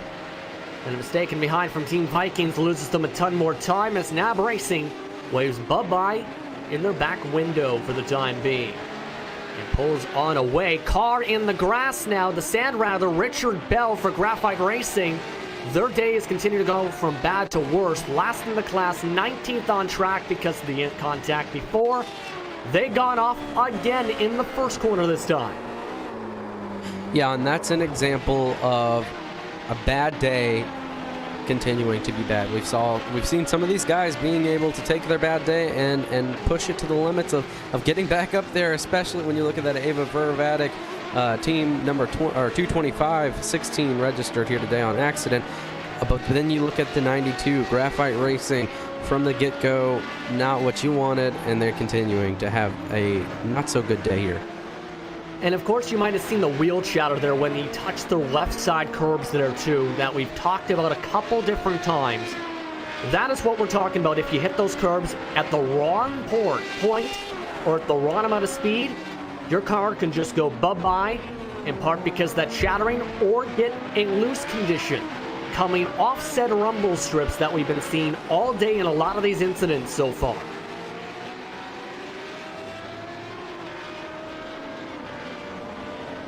And you can still see him follow along and catch up to some of the traffic here, as we still have a ways to go, 2 hours, 30 minutes on said clock at the moment.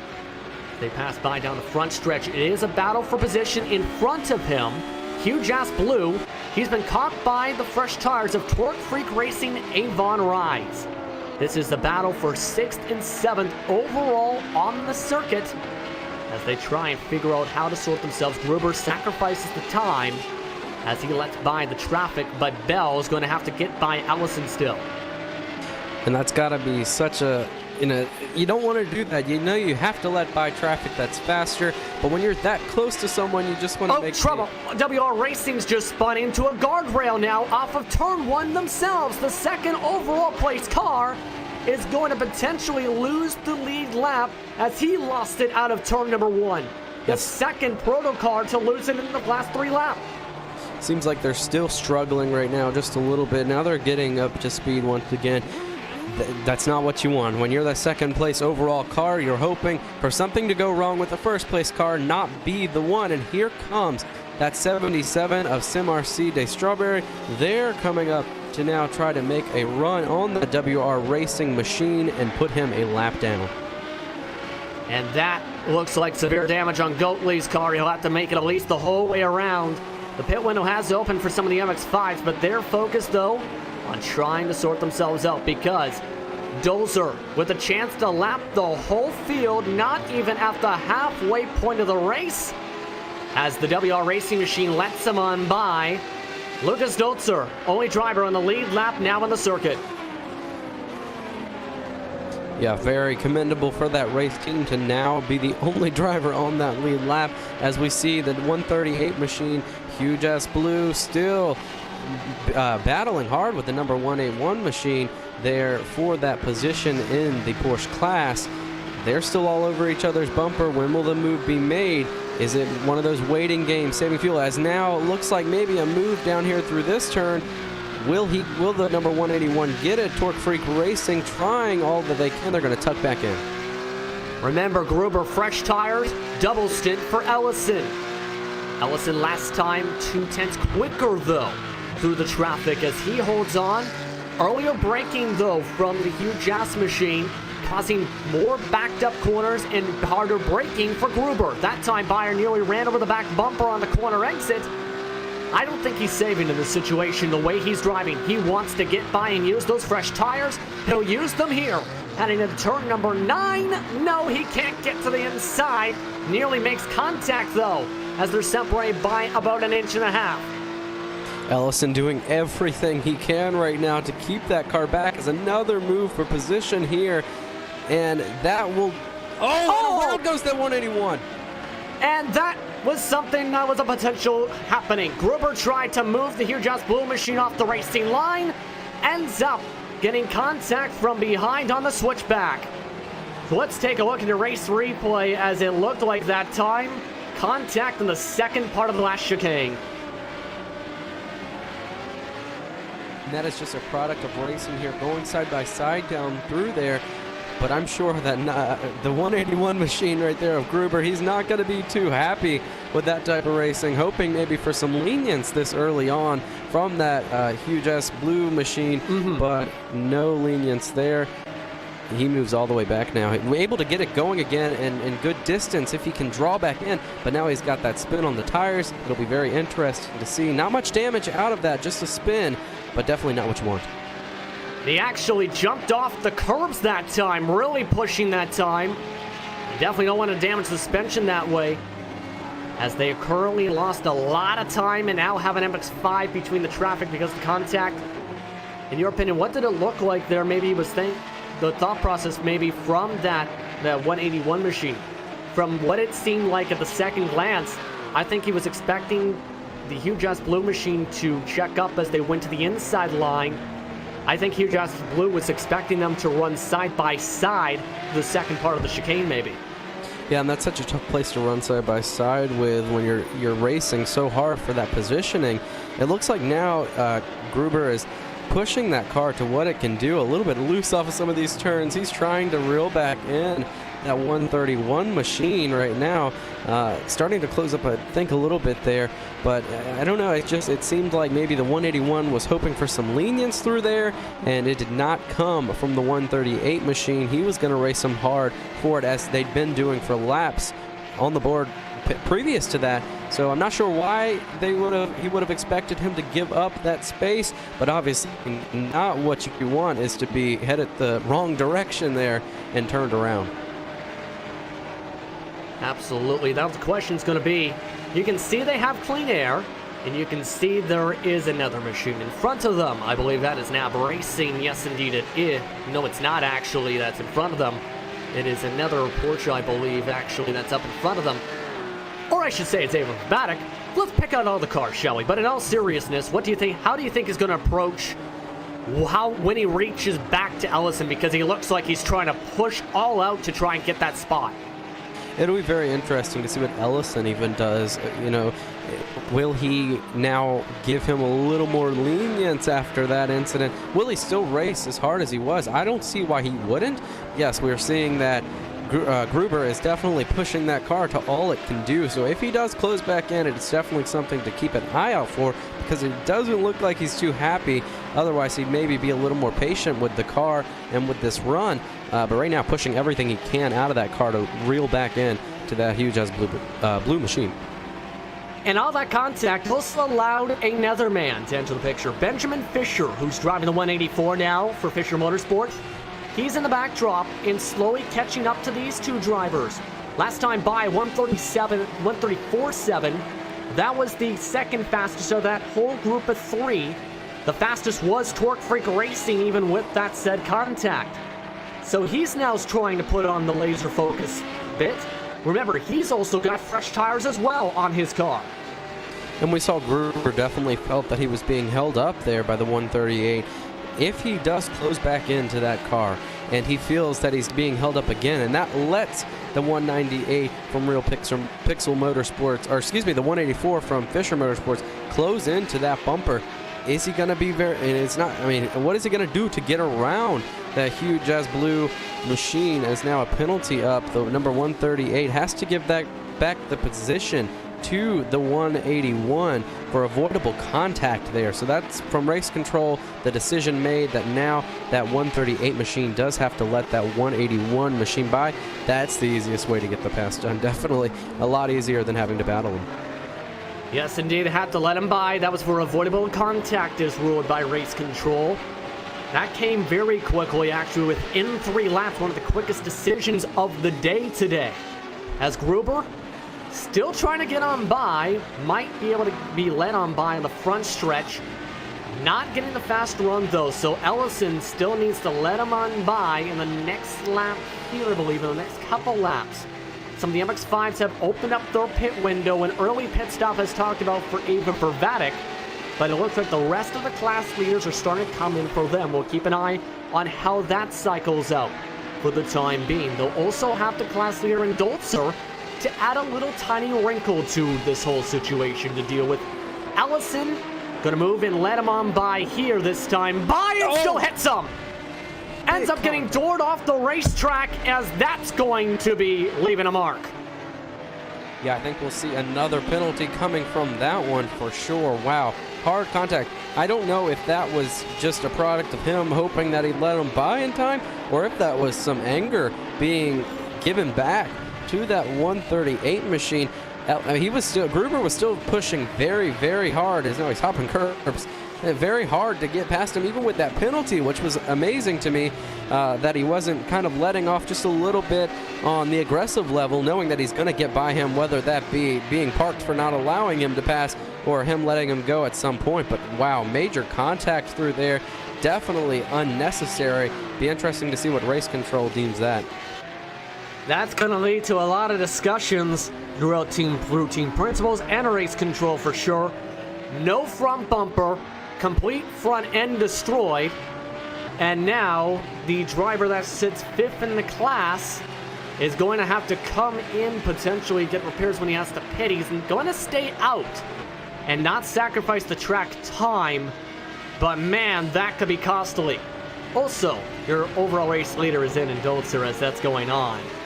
And remember, he has stayed in the car most of the race, the whole race rather so far. Might see a driver swap from him. Nobes getting ready to come back in for WR Racing. Yeah, and there is that driver swap right there. Now in the car seems to be Rudolph Nagel. He takes his stint now as the car gets serviced and ready to go here. Big pressure when you're the leader there with such a huge lead to keep that car going the right direction. I believe he'll be able to do that, though. We're going to have to see how things cycle out again. SimRCD Strawberry lapped the whole field before the pit window, in part because of attrition with WR Racing. They're off and away. It is Rudolph Nagel behind the wheel for SimRCD Strawberry. And he is still on the racetrack. Don't panic yet, folks. As he comes out of the pits, 32 seconds was the pit stop time. He's off and away, still the class leader. The MX-5 still cycling around with their said strategies at the moment. The 271 is off into the pits, though, as they're off into the jacks with a bit of a later scheduled pit stop for the MX-5s as well at this moment. And when looking back to Ellison, we wondered why he didn't take pit stops. With this pit window opening now, definitely damage going to be needing to be repaired. Maybe they're just not going off of their strategy that they had, went to pit before. Now that the car's driving, doesn't seem to have suspension damage or any indications that he has any other further issues right now. Just a bit of damage on that front end. Maybe they're just hoping that they can carry on with their regular strategy now that they're back on track. That may be the best thing for them to do, but definitely gonna have some damage to be repaired. Yeah, that's something for Ellison to keep an eye on for sure. On the bright side, that's not where the engine goes on the front end. If we can go back to where Ellison is to reference this, you'll see there is no engine compartment in the front end of the Porsche for the cars for them, where it does not end up causing the engine damage. That caused suspension damage, that bump, by the way, but the engine is in the rear end of the car, meaning while he hit hard, yes, in the front, the electronics are towards the front. That is going to cause aero damage and suspension damage, potentially, as talked about a little bit. The engine, it's fully safe. It's in that back half where the back wing is, around that area, and in the back cockpit. Yeah, and sometimes that can be very scary, actually, with cars approaching you or restarts. The initial start being hit from the rear end. Obviously, working out in their favor right now as they're missing a front end where that engine on most cars would be. So definitely not affecting their engine there with no damage to the rear, but overall not what they want.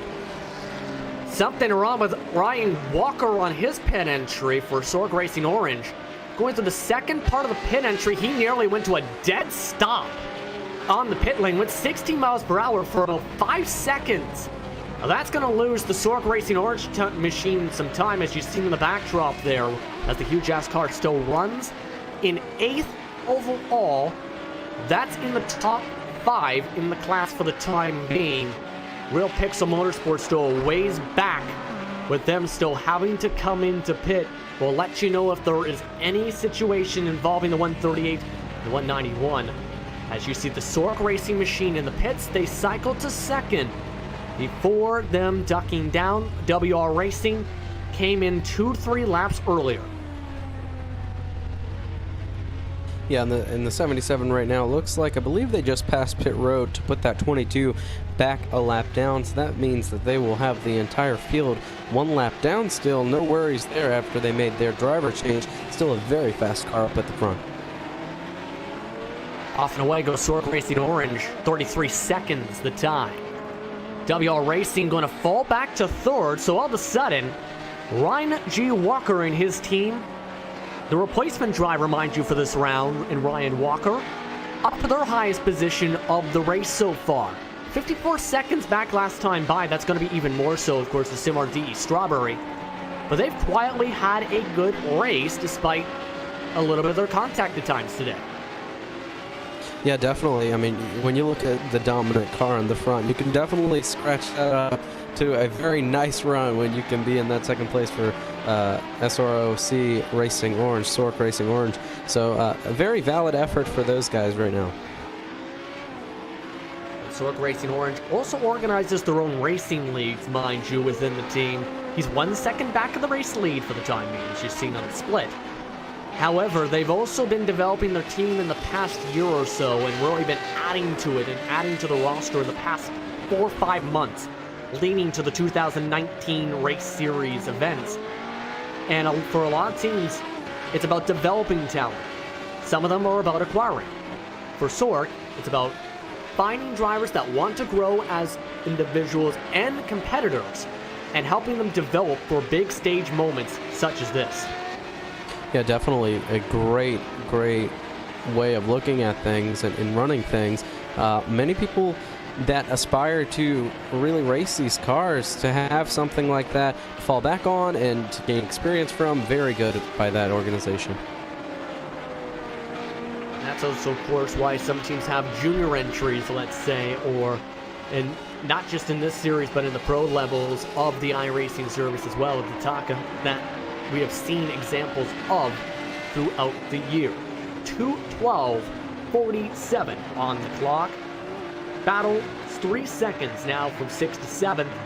Sim Sports Racing, powered by iZone Green, dropping back. Reason we're showing this, you're seeing a car in the backdrop. I believe that is one of the huge ass machines that is slowly catching up, that has gone in for their pit stop. I believe that is huge ass gold. No, it's huge ass gold about to lap them, actually, pardon me. That's how quick Jeff Tyler has been today. We've seen the issues going on for the blue car all season. The gold car has set the gold standard for the team all year.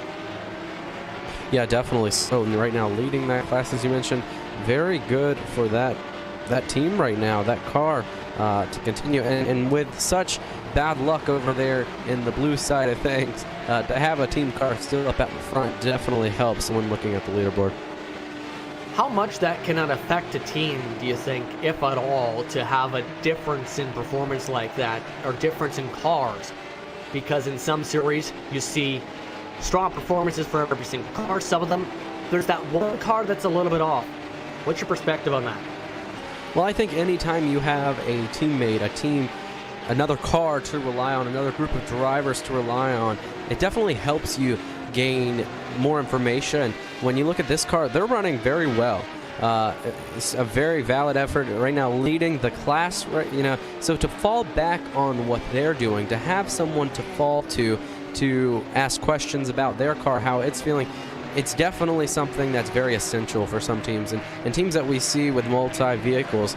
Maybe one vehicle not running as well as the other, but a guidance, a direction to go in when you have one running well is so essential for the other car to finally make gains. Into the pits goes Gruber now for his scheduled stop, coming in from 5th overall, and they will make a driver swap. So Gruber out. James Ewens, who's been watching all of what's been going on between him and the huge ass blue car, by the way, is into the car. So now that is their first driver swap of the day. What do you think is going through the mind of Ewens now, as he's now behind the wheel of the 181 after what's been going on to his teammate much of the day, not to stir the pot? Well, I would say that he's definitely hoping for a less crazy run. He's hoping for a nice, go out there, maybe make some passes, run consistently, no trouble type of run. His teammate there on that last stint, a very exciting, and not in their direction of good exciting, but a very exciting, to say the least, way of racing we saw with the huge ass blue machine as well as with that 181. So James right now hoping for a nice calm run, something where he can stay consistent, hit his marks, not have to worry about any car contact or getting position back from penalty or anything that the car has had to deal with so far. And an interesting strategy for the car that you might have seen come in and out, that was huge ass gold, the overall class leader. They had a 14-second pit stop. You heard that right, 14 seconds. That is the slowest of the quickest rather of the day by far. No tires. I think they just took a splash of fuel. Mind you, Tyler's been in the car since the start of the race. The most a driver can be in the car is 2 hours and 30 minutes. they might be trying to get it to where they can come in right before that mark and then switch their final driver in without risking going over on that pit cycle or having to make a switch to fairly early and sacrificing time, it appears. Yeah, definitely is something to keep track of. To fall back toward that 181 of Torque Freak Racing, right now James Ewan's in that car. Race Control has issued a warning to both the 181 and 138 for their contact earlier. So just a warning to those drivers for anyone wondering if anything would happen to that 181 after that contact through the turn when he was getting that position back. It is a warning to both cars for contact. And to add insult to injury, that's going to hurt their chance of course, qualifying for time. Huge S Blues reference in that case. They're going to have to start from the back, Huge S Blue, again next round potentially. 16 infraction points on the season now, still acute for them because of the 2 they've gained this round. Torque Freak Racing Avon Rise, has cycled around to 9th. Gold Racing Team White is in. They're making their first driver swap now. Taj Edwards now behind the wheel for their car as he'll jump into the machine for his first stint of the race today. So this is the point where a majority of these classes drivers, we're going to start seeing some new names for them today. On the 2, 3, up to 14 drivers we have seen in some of the rounds across DGFX this year. And of course, something to keep track of every time you see a new name in the car, someone that has just now getting their first laps in the race on this track. Some laps in practice, of course, and practicing up to this event. But once you get into that race mentality, your first laps on track are definitely something to keep track of and to see, just the fall off or the gain that some of these drivers may put with their driving style on this racetrack.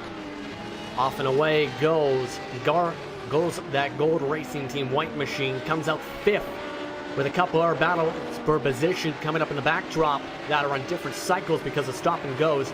Sven Demo will drive that Huge S Blue machine. They have also put a brand new hood on the car as they have been changing the tires, as you might see on the other side of that destroyed machine, the MX-5 that crashed about 10-15 minutes ago on its own and is done for the day. And it's going to be finishing second to last. They've got some of it repaired as they've been in their pit stall. They're off and away now as the front tires are all set and onto the race car. Yeah, definitely for that 138, if you just blew, not the time they wanted to spend to repair that car, not what they had hoped for going into this pit stop or going into that last run before that, I should say. I should really note, of course, with that though, there are some cars that you don't lose time for that. They didn't lose time for that. 54 seconds was the time in the stall when they went to take the tires. So they didn't lose time making that slight repair, at least putting a hood back on the car and making some slight suspension repairs. Also, that technically can help the set of tires that you put on the car. That time doesn't show a good example as they swung towards the left.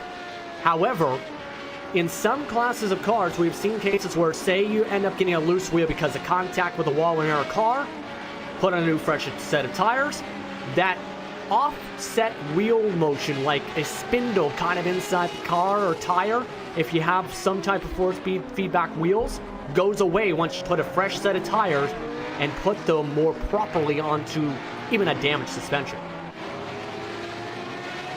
If that makes sense to you, Noah. Yeah, definitely very, very interesting and different, but very important to mention there that they did not lose time there on that stop with the few changes cosmetically to that car with the hood, like we mentioned. So they're out and away now, back onto the racetrack, hoping, like we said with the other car, the 181, for not so crazy of a run here. Few more cars in the pits. Layman in for Real Pixel Motorsport. Eric Bondrois is back behind the wheel for the 116 of SimSport News Racing. Also ducking into the pits as well is Thomas Grendel now into the car for Tors Anders Berven for his first stint of the day today. And that will wrap up most of the pit stops now for the sport class today. Cycle things back around at the moment. It is currently SimRCD Strawberry still on top of the board. Huge S going on top of the board for themselves. But I want to bring up Ava Verbatic. They came in 10 minutes earlier. Dirk Fetterman did. For the club team. So that's going to be interesting. And it looks like a virtual safety car has just been called on the racetrack. Pardon me, virtual safety car has been called. Yeah, driver's starting to slow now. I'm not sure what that safety car is for, as we almost are closing in on halfway here in this event. But yes, virtual safety car now out on the racetrack.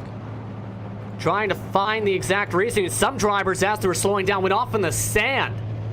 In terms of some of the disruptions, trying to look for the situation here across the racetrack, but a virtual safety car has been called all of a sudden. So a couple drivers might be able to get into proper track position and get a pit stop in because of this. They were told, the drivers, they would have up to 20 seconds warning of a virtual safety car, 30 seconds when it would go off the racetrack. They're going to have a green flag with 3 minutes and 15 seconds remaining. Green flag back on the racetrack. So a virtual safety car for about 15-20 seconds all of a sudden. Drivers are in the pits. That's confusing. The 299 machine of Real Pixel Motorsports, they had an issue there, it seems.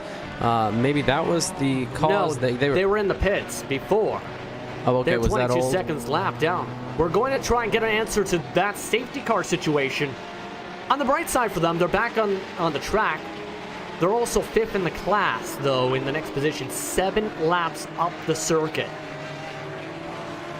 Yep, I do see now we are on lap 79. The leader is on lap 79. That was 55 when they had that incident that it brought me back to.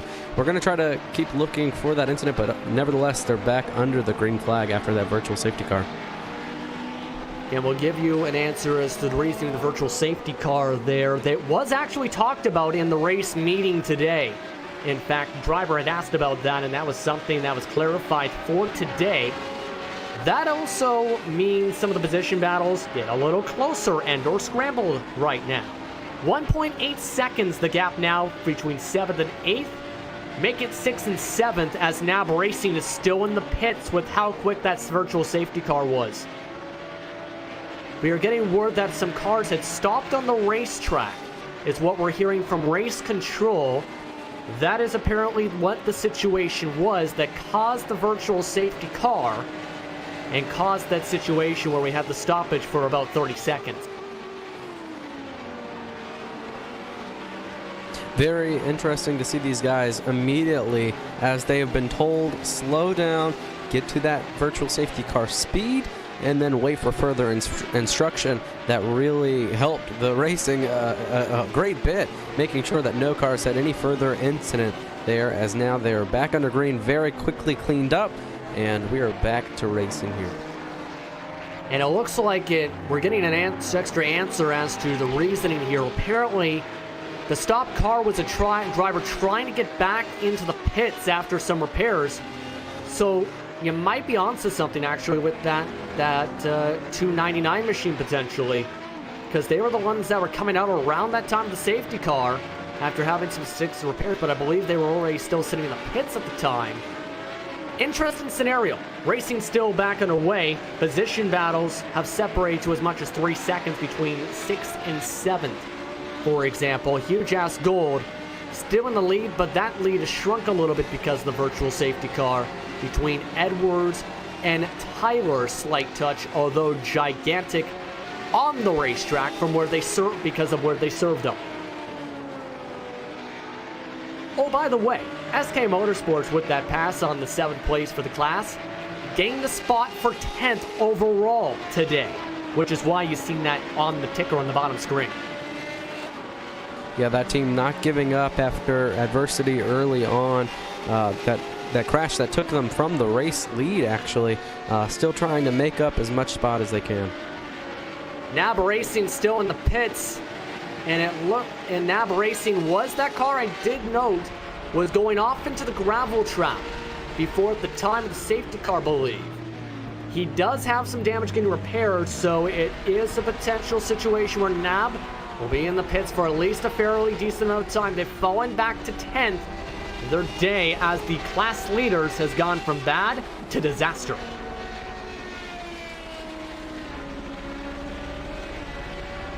The new army on the block. having to get some new parts on the car.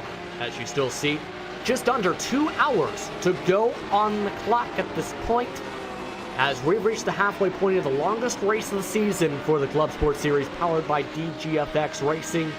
What have you noticed on the racetrack in your first road course broadcast that has really caught your eye today?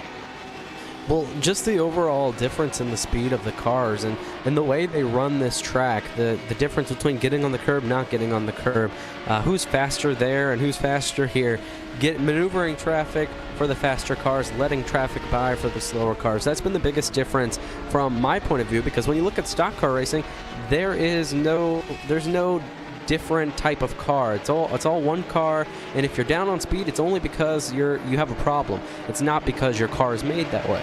So having to maneuver this traffic, having to get through this traffic, and sometimes having to let off to let guys by is something that is so different to me, something that I've never had to do. And I think that's been the biggest thing that I've been impressed with, is how they maneuver each other. We've seen some issues in some places, but otherwise very, very courtesy for these drivers to let others by when they're faster, even when they're in the middle of a battle, per se. We saw the Porsche class having a few battles and having one of the prototypes come up on them and then having to let them by and losing time. So very, very interesting part to this type of racing is that maneuvering of traffic, and these guys have been very, very courteous with letting guys by and passing guys as well. Speaking of passing, chance for Team Vikings Valhalla to make a pass. They have gained time on the back end of Real Pixel. And it looks like they'll go a little bit later on the brakes into the Jackie X box corner, pardon me. That time getting a little squirrely on the back end that time. And able to still save it a little bit, still separated by 3 car lengths, but he's been closing quick, 2 seconds quicker. Last time, Lehman lets him by on the inside line as Grendel moves on by and tries to pull away like a rolling stone.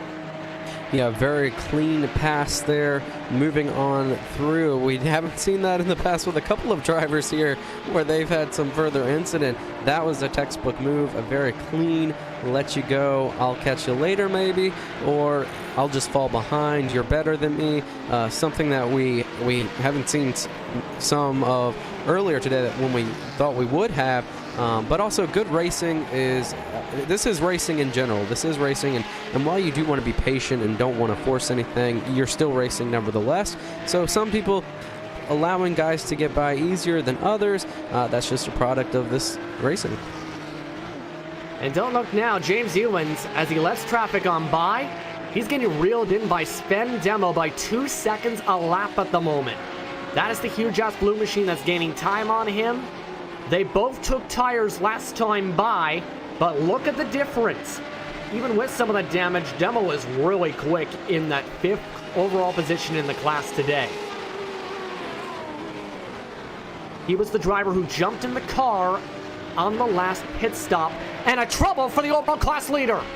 Jeff Tyler goes off the racetrack. Still gonna keep the lead, comes out right by his teammate.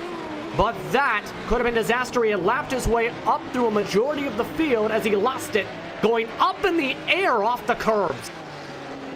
Not what you want to see, especially when the other team car has had trouble today. When you're that owner of that team, you definitely don't want to see the car leading having trouble.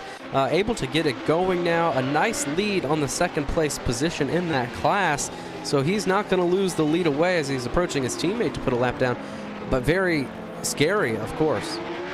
He hopped off the ground at least a couple inches there. That's why it was so hard to handle on the second part of the corner.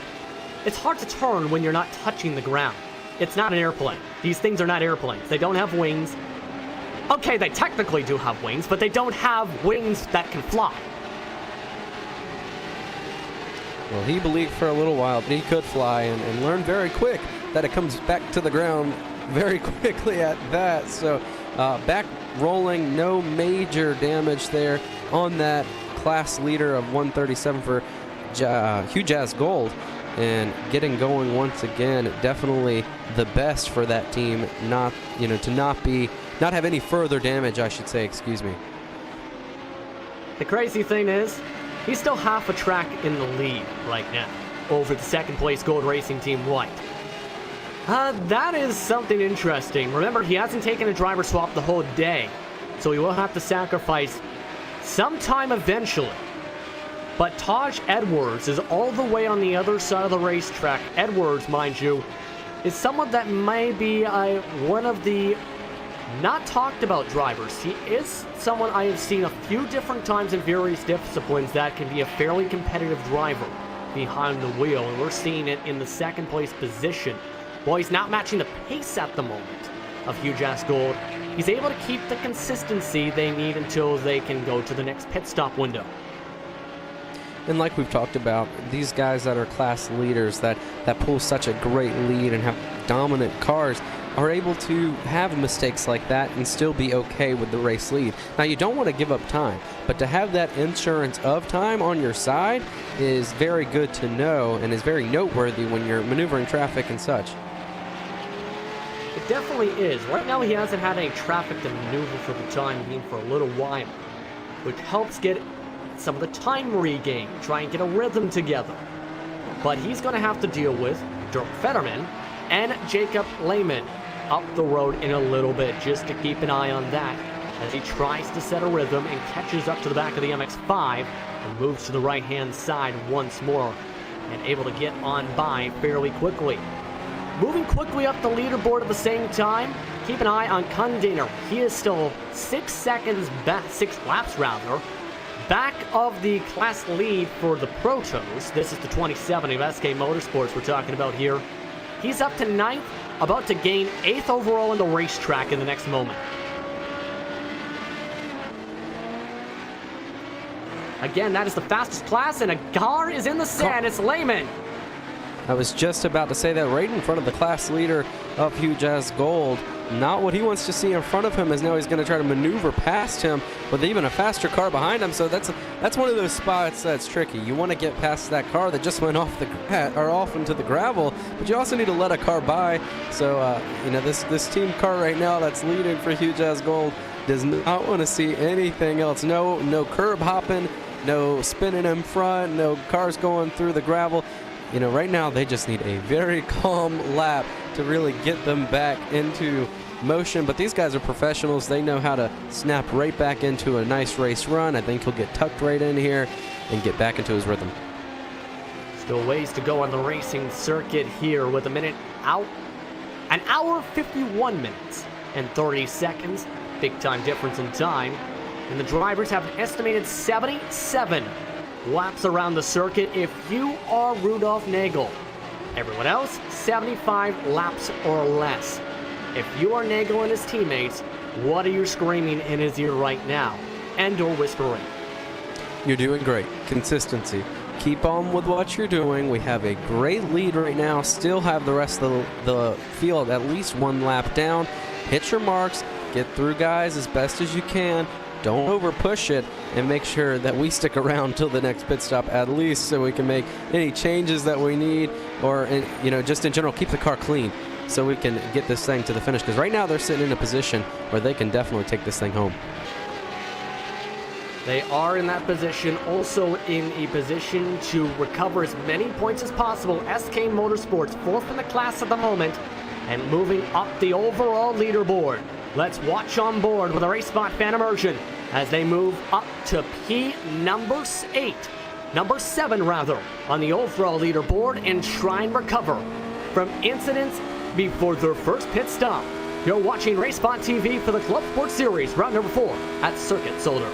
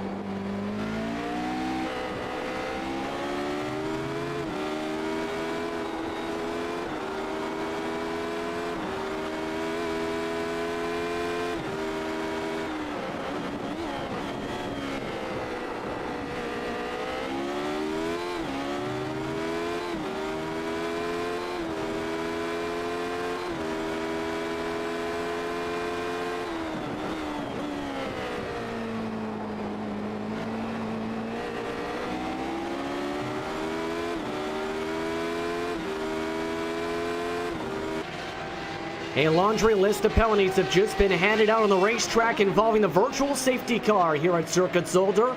Remember that virtual safety car where drivers had to go below the pit speed or run at pit speed. 4 cars have been given penalties. 2 of them are your top runners in the Proto class, Sim RC DE Strawberry and Sork Racing Orange. 1 second stop and go penalties for speeding in the virtual safety car situation. They'll have to come in to serve penalties. Also having to serve penalties, NAB Racing and the 108 machine, along with the 243 of Gold Racing Team in the MX-5s. They have already served their penalty on the track. So 4 different teams have just been given stop and go penalties for speeding that virtual safety car. For some of them, it's not going to affect positions like Simmer D Strawberry and Sork Racing Orange, who are on their own lap cycles. But for drivers like NAB and Gold Racing Team's 243, it's going to hurt them even more. Also going to hurt Sork Racing is Ryan Walker off the track. They have spun out off of turn number 5, back off and away they go after losing control in the chicanes. Another one that is a victim of the rumble strips. This time though, it was from braking. Yeah, the hits keep coming right now for that 22, just being penalized as we mentioned. Now a spin.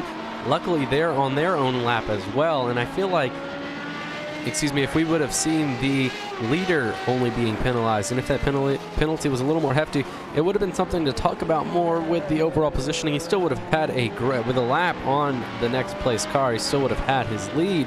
It would have been cut down a little bit, but obviously we saw that second place machine of the 22 of Sork Racing Orange was also penalized there. So a couple penalties coming from the 2 leaders. That's going to keep things the same here positioning wise. Indeed, it will keep it the same for now. Remember, they also have to serve the stop and go. Among the drivers that are given a black flag as well, Pikachar, Patrick Young, Marco Durix, Paul Cassidy. Among the black flags to serve them. A couple of them aren't in the cars. Yeah, Young's not behind the wheel for Simmer CD Strawberry, so they're going to have to sit in.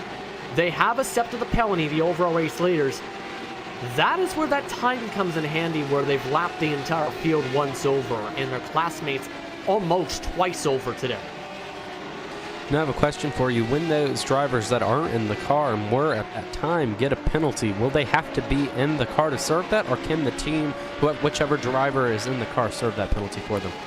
We got that answer actually on the last pit stop cycle, or a couple pit stop cycles ago rather, when one driver was given that same thing before they came back into their car. Marco Durex, in fact, I believe it was, that was served that penalty, that was given that as well as a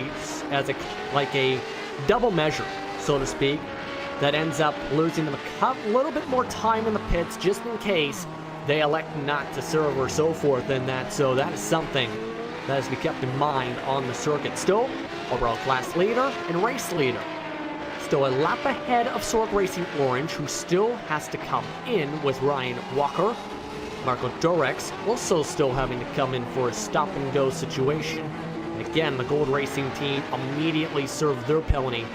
They're 18 laps down compared to Simmer DE Strawberry, but are on the same lap cycle compared to the rest of their classmates with the World of Sim Racing Team and World of Sim Racing Team Junior, second and third in the club class today.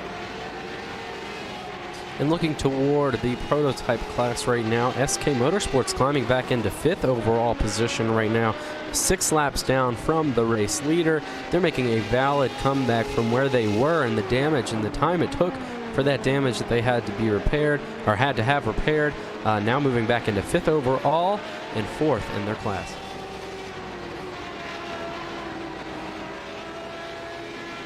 You're looking at again on SK Motorsport. They're still a bit back and forth in position. They've almost moved back to 4th, which would be overall, I should say. They're 4th in the class, of course. But they still are 4 laps down. For them to have a chance at the podium today, they're going to need to hope for some attrition, with Condaner back behind the wheel for that 20. That's still behind the wheel, I should say, behind the 27 machine. He's going to have to make a driver swap, though, in the next 12 minutes. Or else they could just see a disqualification. We have seen that many times in many rounds this season. Yeah, and another thing that could definitely change things up for a podium position for them is someone like Sork Racing Orange that we've seen have a loop around there. If they end up nose first into a tire barrier or anything like that that we hope not to see, definitely could put that SK Motorsports racing team back into position for a podium finish, which is something that early on they thought maybe fearing for the worst may not have been an option whatsoever with that incident that they had. Now climbing back, crawling back tooth and nail, trying to get back to a podium position here.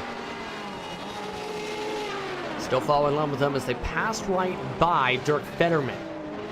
And Fetterman taking a wide line in the backdrop behind him at this point.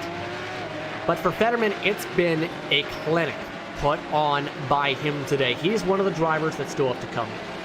Also, we go back towards second and third. That is slowly reeling itself in because Fisher Motorsport trying to put themselves in a chance for one of their best runs of the year this season for the German team. They're in towards just out of range of the slipstream of the Gold Racing Team machine right up the road in front of them. You can see that time they gained some time on the track, half a second gain on the black and gold machine up the road compared to the green and white car.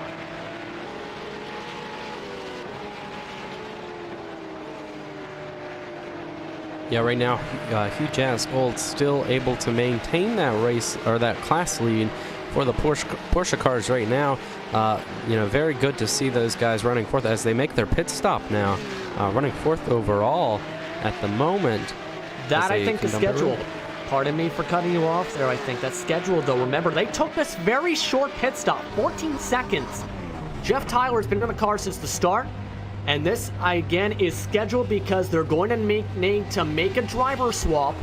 Alex Cofford, I should say, appears to be the one getting ready to buckle into his seatbelt. Yes, indeed he is. He will go in for the team's only driver swap of the day for a scheduled stop for Hugh Jaskold. Yeah, Cofford now climbing aboard that car, the car that's leading the class at the moment. Hopefully he's getting in hoping that he can have a nice run here to the almost to the finish. I believe he'll be the only other driver in that vehicle today. Maybe a nice run to the finish here, close it out, have a good finish, maybe that class win as they're sitting right now. They've had a few incidents today that they battled back from, still leading the way here in the class, hoping to maintain that. Dirk Fetterman also on that same strategy to pit before the maximum amount of time you can sit in the car. He's now in as the club class leader, and he's going to have to make a driver swap as well. Dirk Fetterman, he will do exactly that. To avoid disqualification, out comes Hugh Jaskold. Into Ava Vervatic's car now is Bastian Selman, who will now drive the car for the first time today. So some of the drivers who have not done a single swap are coming in now. Remember, once you pass the hour-and-a-half mark, if you haven't made a swap, you'll risk disqualification and being placed at the back of the field in the official race results today. Yeah, and those two guys that we just talked about with Hugh Jaskold and Ava Vervatic, two class leaders right there in their separate respectable classes, and that is very essential for a nice pit stop, great exit, great driver switch, off and away, and a nice run on the racetrack to try to close this thing off, as we now have about an hour and 38 minutes on the board left. 8 minutes for drivers to start punching clocks. And I'm not talking about punch clocks, I'm talking about actually punching clocks. One driver probably slapping the steering wheel is Lehman, though. He went off the racetrack again, turn 5. And he's back up and away. Has some damage from before, but I believe avoided the wall this time as that team continues to struggle. Again, that was German Sim Racing's blue car that just went off the track as we look back at Hugh Jass and their car and back to German Sim Racing. And with that pit cycle of Hugh Jaskold, SK Motorsports, we've been talking about them. They were our pole sitters today, having a little bit of early on contact that put them back 6 laps down at the moment. They move up into that 4th position. Track temp has dropped since the drop of the green flag, by the way, by 2 degrees. 115 degrees Fahrenheit is the amount of temperature that has dropped. It's a little bit more grip and a little bit faster times when you think about it, as mentioned by Mitchell DeYoung in our discussion with him before today's race in preparation for today. And for a driver's perspective, after he ran in the VRS World Championship, it's not going to be enough, I don't think, to see noteworthy on the board, but let's say it drops another 3-4 degrees. That's when we're going to start seeing potentially fastest times of the entire day, maybe. Yeah, definitely. I mean, as the time or as the temperature changes, the track changes, as we continue to move on with this race, time going through, it's something that is very interesting and nice of iRacing as they've implemented this time and track change here in the recent updates with iRacing. So very cool and realistic to see, but of course that track temp changes the track for these drivers. It stayed fairly warm. Currently in sim time is just past 3 p.m. local time. Going back towards the race lane now for the club class, it is World of Sim Racing that's cycled in front. Mind you, they've done a driver swap, this team, with your Jorge Laria coming in on lap 27. Back into the car came Juan on lap 54. 26 seconds of the difference. They could potentially lose the lead back once they have to come in, because them and Ava are on two completely different cycles. And you got to remember, with the fuel, they have fuel jugs for these MX-5s where you have to individually put in each jug. Like a small container, so to speak, has been described a little bit in past events, that you have to put each jug in one by one to fuel up the car. That takes some time. Yeah, it definitely does, and it's so interesting watching from a commentator's point of view on these drivers and their differing strategies. We really can, kind of take guesses on what these drivers are thinking and put together things when we're looking, but we have so many cars to keep track of, and that's something that's so different for me with this type of racing, is that there's so many cars and so many classes to keep track of with their differing strategies that the team knows what they're trying to do. They know their strategy. That's all they're focused on. Us as commentators trying to focus on everyone's strategy sometimes is a lot to handle, and I definitely have so much respect for everyone that does commentate road and make sure to stay on top of that. But I think that is another spectrum of differing strategy that I'm not used to, and I have enjoyed so much trying to keep track of. And while there have been some times here and there where traffic such as the World of Sim Racing team, when caught by faster cars, has caused some bundle-ups at times, it's been one of the cleanest round, I think, potentially of the season so far, have to say. In terms of the traffic management, George Gruber telling his fellow drivers, just a few minutes ago, that he felt very thankful for all the Mazdas today for working so well with the other classes today, and that could be something, depending on the track, could be hard to do, to try and allow them through without losing time yourself, as we talked about a couple times today. Today, it hasn't led to situations we've seen at, say, a Laguna Seca. That was absolutely crazy a few months ago. Yeah, and I asked you that earlier. I said, hey, which class do you think is the hardest to maneuver traffic? Is it the Mazdas that have to let everyone by? Is it Porsches that have to get by the Mazdas and let by the prototypes? Is it the prototypes that has to get by everybody? You said the Mazdas, and that makes sense. They have to let by everyone that comes their way that isn't another Mazda, because of how differing that speed is. So yes, very, very nice and respectable for those guys to be letting them by at such a pace that they're running. And it's very nice as well to have a track like this that's a little wider. When you look at Laguna Seca, you have gravel everywhere. There's dirt that you run off into, and if you get your tires off into that, it's hard to keep control of the car, so it's harder to kind of push the limit to let someone by. Here, if you run off into the grass, you can easily, well, I wouldn't say easily, but it's easier to steer back onto the racing surface. But these guys also have a lot of room here in most of these corners to kind of leave a lane and let them by. That's been very great to see. Looking back at Thomas Grendel, as he's reeling back in overall 6th in the class. Eric Baudraz coming in. Overall, I should say, in terms of the grid, is P number 10 he's catching up today, as they do have traffic to separate. It's been a little bit quicker for Valhall on the track, a couple tenths quicker each time by, and also taking the turns a little bit better. That time by The car he's reeling in, and Baudrois has actually locked up the right front tire and squealed it the entire way through turn 9 and left a mark on the racetrack. Not a good way to save the tires, to say the very least. They're both on the same cycle with new tires and a new penalty also on the track. It is the race leader at the moment for the Porsches. Taj Edwards, unsafe join, 60 seconds, lap 82, turn 2.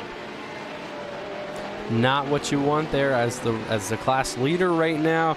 Unsafe join, that's a big deal. You definitely need to safely rejoin the racetrack to avoid any contact while exiting the pits. So, definitely something that they don't want to see, but obviously a penalty that was very necessary from race control to make sure that drivers are aware that they need to rejoin the track safely.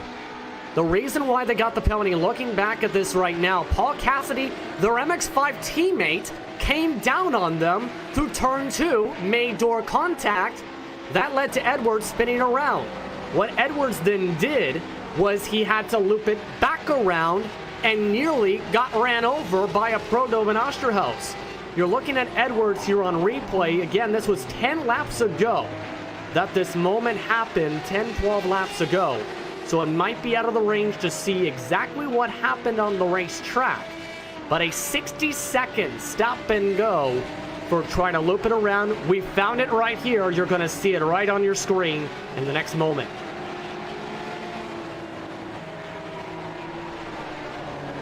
And you see right there that swoop down, trying to dive in the corner.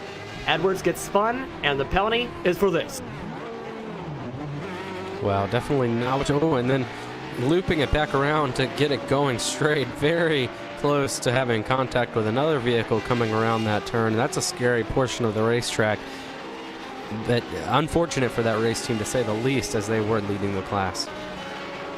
They were, and they still had to come in along with Fisher Motorsport for their scheduled pit stops, along with, I believe, Sven Demo and his team as well, having to come in as well for a scheduled pit stop. He's going to have to come in. They again had to still come in. They're trying to find out, it appears, if they can work on the car while they serve the 60-second stop and go. That's going to be a huge amount of time lost for the class leader in the point standings heading into today.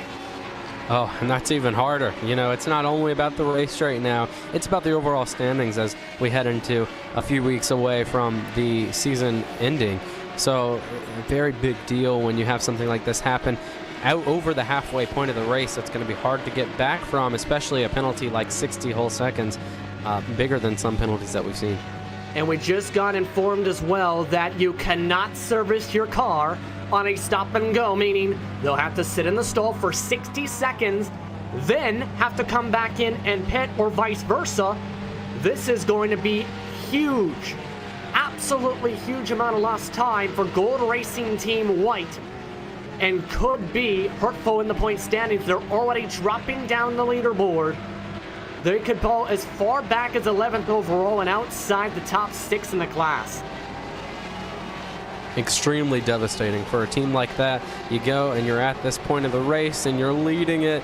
You're leading your class and it's looking all great, and then you have that sort of issue coming through a turn with another vehicle, and then having to, of course, serve that penalty. So shameful they've got to be feeling sick, I would say, as drivers when all is going well, and all of a sudden, just like that, you're looking at overall point standing deficit, race deficit, not what you want to see, especially after the halfway point of this event. And usually we talk about if there's a mistake in the early portion of the race, you can try and make the time back up later on. No big deal in some cases. This could be a fairly big deal for them. 7th, and they still have to come in for their scheduled pit stop. They didn't come in yet. With Fisher Motorsport, Huge S Blue also had to have to still come in to get some more fuel, and there's still one more stop on top of that potentially to finish off the race in the final 30 minutes. This might have just blown their strategy right out the window. Yeah, I'm looking at Huge S Gold, the class leader. As we came into this slew of pit stops, they're going to recycle back up to that race lead once the 2 entries in front of them do decide to come down pit road. Very respectable positioning right now for that team after what they've been through. They've had a couple of fight backs from adversity, a couple of contact issues, and now they're trying to get back to that class lead and maintain it. The aggressive and unsafe driving penalty too that we've seen was a 6-point infraction total given to the team, their first points heading into the round today. As right now you're seeing one driver, Huge Gold, trying to hold off one driver trying to gain a lap back, Marco Durex. He and his team sat in the pits getting repairs. They are 15 laps down, not for position. They're last in the class at the moment in the cars running and are the last overall as well for said class. It's been a roller coaster. If you're Marco Durex, along with his fellow teammate and Martin June, all day ever since that dive bomb lap 1 turn run 1 from the second row. Yeah, and when you're sitting there, as now he tries to make the pass right there, and it looks like the Huge as Gold team is going to let him go. I was getting ready to say that's probably the best option. Don't do it in a place where you'll lose a lot of time letting him go, but right now he's 15 laps down. He is far from another car in his class, and the next car in front of him, 14 laps down, is the Graphite Racing number 92 in a different class. So not much to gain there, not much, and definitely drastic loss if any contact were to come with the class leader right now. So letting them by, very, very smart decision right there, not losing any major time, and they're back smooth sailing in the clean air. Some of the world of sim racing MX-5s coming into the pits. Also making a pass is Grendel. He's up to P5 now, 23 seconds back of 4th. But he had been charging for a little bit of time, half a second lap, give or take, faster. Now he's got the cleaner back, especially since the prototype is pulling away in front. He may be able to get a tiny little itsy-bitsy whiff of toe from. But that pass seemed to be coming in fairly quickly. Yeah, nice run for that 111 team right now. It seems like they have a little bit of front-end damage, maybe some more damage to the rear of that car. I can't really see right now, but the hood definitely buckled a little bit there. We mentioned that engine in the back of the car, so no effect on the engine right now.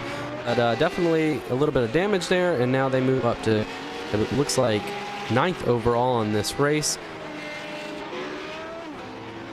And right now, we also got an RMX-5 in. Also hearing contact on the racetrack. We'll find out where said contact is going on, but some drivers with a bit of trouble now, it seems, where we'll search for that specific spot. But it's been an interesting one. It's gone back to a calm period on the racetrack. It appears that someone may have blown an engine or something. We'll give an update on that. Paul Cassidy, though, did come into the pits at that same time. And he's also making a driver swap for Matthew Smith for the team. Also still following on the team Vikings. Hello. That would be Marcel Unger. He just dodged to the left of, heading to the tight braking of turn 1.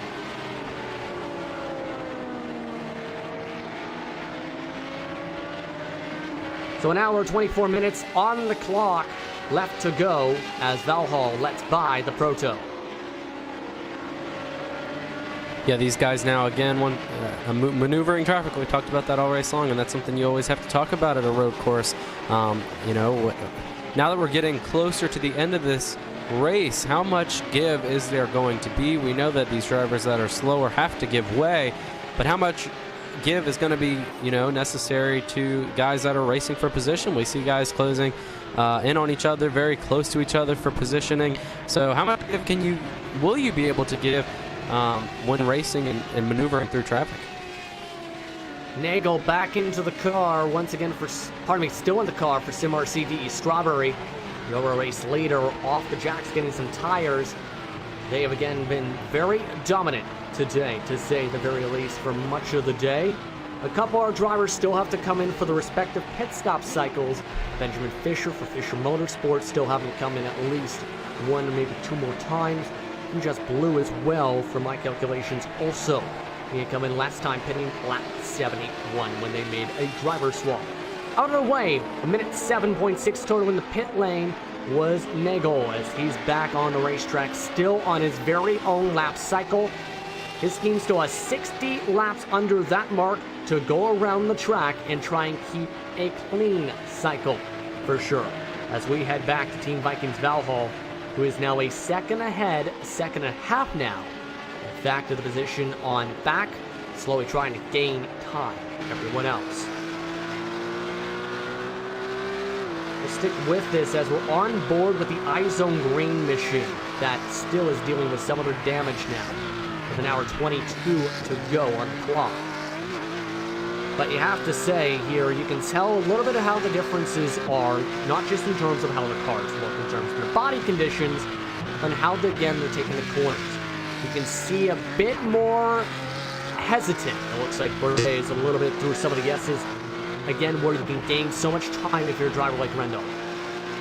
Yeah, definitely. And just look at how they take these corners, how close they get out to that grass. One tire off in that grass and it can get the whole car unsettled. These drivers are pros at making sure that they run these corners correctly. And it's just, you know, for such a long time, to get into your rhythm for such a long race, once it's your stint, when you're in the car and you're just getting into your, like I said, your rhythm, you know, anything that interferes with that, when you hit a gaggle of cars or a slower car or anything like that, can really force you off of your game. And I've been so impressed to see these drivers really staying focused when there's cars that they're having to get around or what have you, or getting a little loose off of a corner or whatever it may be. Having to, you know, get out of your rhythm and then getting back into it has been so impressive to me, because it's something that when I've tried any road stuff, something that's always hurt me more than anything is getting out of that rhythm, and it's hard to really get back into it when you're out of it, and these drivers have been great all day at doing it. In the time we start showing this on board, a second loss plus now for Boudreaux. As you see, I'm losing so much time again on these S's, and we talked again about a little bit of the efforts of these drivers today. It's of course a grueling race. I think I mention this every time with an endurance race. It comes down to try and manage fatigue, trying to manage the driver cycles, trying to decide how we're going to have a strategy if you're a team manager or strategist some teams may have, especially some of the bigger teams.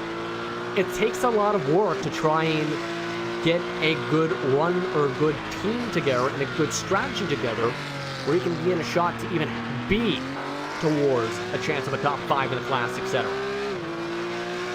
Yeah, definitely, and that's where most of the, you know, impressiveness comes from those drivers that really know how to maneuver this car on this track, fight all adversity, and still make it up through there. As we mentioned, our pole sitter today, all the way back up to that 4th overall spot. They had that issue early on, and look at them now trying to come back through the field and score maybe a podium finish if it goes their way. Go back to where I believe we're still following along with Bourgeois, I should say. Yes, indeed, we are with 116. To get back towards some of the points now, two that we've discussed a little bit, in terms of, say, the different teams and their entries, let's go back to where Soroda Sim Racing is. Their cars are still 2nd and 3rd, and they've been kind of like that all season so far. They are in the perfect spot for the Amateur Championship right now with their junior program. Their main car has been looking fairly strong again today. They're still in a spot for Jorge Laria and his team as he's back behind the wheel to gain 90 points in the round. That point total would tie them as many they gained at Daytona in the opening round of the season. Of course, they won at Laguna Seca to help them in part for the points lead. They will still lose some ground, of course, 10 points to IVRA Vervatic, but they'll still have that 40-point cushion on Selman and Vervatic if they keep where they are now and stay on the racetrack. Yeah, definitely important, as we've mentioned many times, going into that championship race in the next few weeks here. Track position points racing is definitely huge when you're looking at how aggressive you need to be, how far you need to push. Look at this. Look at this. 3 wide. Not just 3 wide. Look at the car destroyed in the pits. This is Sork Racing Orange. They've made a driver swap, but it looks like something happened to them. They backed into the concrete barrier somewhere 3/4 around the racetrack. Just a little bit further back of this. This would be heading, I believe, through turn 7 towards turn 8 and all the way towards Actually, this is through to turn 9, I should say. And you see how it's caused through the grass into the tire barrier, then back into the concrete barrier to destroy the back wing. Yeah, definitely not what they wanted. And I just mentioned any type of trouble possible for these top 3 running cars can put that SK Motorsports entry back in position for maybe a podium. What will this do now? This might be it, because it looks like they have pulled their driver out of the car as the repairs go in. The longest repairs we've seen them up have been up to 7 laps. That would put SK Motorsports in the spot for the podium if that is indeed the case. This could be even more so, though, because this is some of the worst damage we've seen for a class driver all day. All that damage that was 4, 5 laps, 6 laps that we've seen for the fellow competitors of SK Motorsports have been on the front suspension when they had to fix that with a meatball flag. This time, it's the rear wing that, of course, needs to be replaced, and the front for sore. Yeah, and that was just after a driver switch there. Demis Tigclier, excuse me if I'm pronouncing that wrong, had just gotten into the car, his first lap on the racetrack, losing it, and then having, backing that, first hitting the tire barrier, and then as we saw, backing it into the wall just after a driver switch. You know that's got to be such a digesting feeling, not just getting into the car in your first lap out, having a mistake, and putting that car that has run second back on pit road for damage repair. Also in the pits now, James Ewens, a bit of an unscheduled stop. They spun out last time by in the final chicane, and I think that's why they might have elected to come in a bit early and get at least a different strategy together. They're off and away. They didn't take tires, so they kept the tires that spun off into the grass on the car. But it looks like after that spin, they said, you know what, we lost a bit too much time there, about 4 or 5 seconds. Why not just pit now and try and go for his major undercut and see what we can do? And right now a battle for the class lead in the Porsche series. And look, oh wow, very close racing right there. These guys yet to pit, I believe, as we've mentioned before. But they're still nevertheless battling bumper to bumper here for the class lead position. Yeah, last time for Fisher, lap 72-ish. So we'll have to see when they decide to come in. There's been some different windows with driver swaps. Demo trying to go for a spot and moving Liera up the racetrack a little bit. They also have Nagel coming from behind here to make it interesting. Again, Ewan's not for position, and the driver in front of all this out of the pits on a double stint now for his tires. So the huge-ass blue car, chance to take current for the time being, P1 in the class, if he's able to time it up, even with their struggles, and losing the front bumper, not bumper, front hood, I should say, about just 30-40 minutes ago. Yeah, and it doesn't seem like they're too far off of their teammate behind in Hughes S. Gold that's looking for that race leading has come down pit road. They're not too far behind on lap times there, so not too much fall off there. And as you mentioned, still trying to look for that class lead. They've fallen off a little bit now on that Fisher Motorsports entry, but trying to gain that back and maybe race for the lead here in the class. Yeah, you still see them. There's the dive, pardon me. There's the cutoff. Fisher still defending it for the time being. And they're getting fierce too with the traffic. Hello, WR Racing. How are you as he gets on by and nearly James Ewens wiggles. Ewens now going to have to go side by side interclass traffic and decides to back off and let the two drivers go. Demo, though, because of that little shakeup, gets a little bit more of a run and a bit of a tow. Going now once again to the Klein chicane, took a look, cycles back in the line, chucks up hard, nearly hitting the back bumper. Very smart. This 138 machine is pretty used to racing hard into a corner, and they've seen what that's done in the past. They're definitely going to wait until they have the opportunity to make a valid pass here and not have any other mistakes like we've seen in a previous racing incident this race so far. Still falling on board with Demo. They're still separated by at least 3, 4, 5 corners back to their gold counterparts with the various strategies. Demo, you can see, though, gaining a lot of time on Apex, but it seems like Fisher is starting to park the bus, so to speak, on those said Apexes, losing that car a lot of time. Let's take a look at the track map. The reason we're showing this are the two different cars for Hugh Jass. Huge Ass Blue, as we show that, ducks in the pits. You see the difference in time because in turn 9 is the Gold machine that already pit about 20 minutes ago. So Huge Ass Gold going to potentially pass on by Demo here as he's off into the pits. Yeah, I'm riding on board there with that Huge Ass Blue entry taking pit road there. You saw just how abrasive it is getting on and through pit road here. The early parts making right and left hand turns, avoiding stuff getting onto pit road. That's a very interesting pit road entry, to say the least, something that I've never seen before, but these guys have maneuvered it very well tonight. Alex Coulthard moves up to provisional P2. Fisher still has to come in for Benjamin Fisher, or Fisher Motorsport with Benjamin Fisher Motorsport.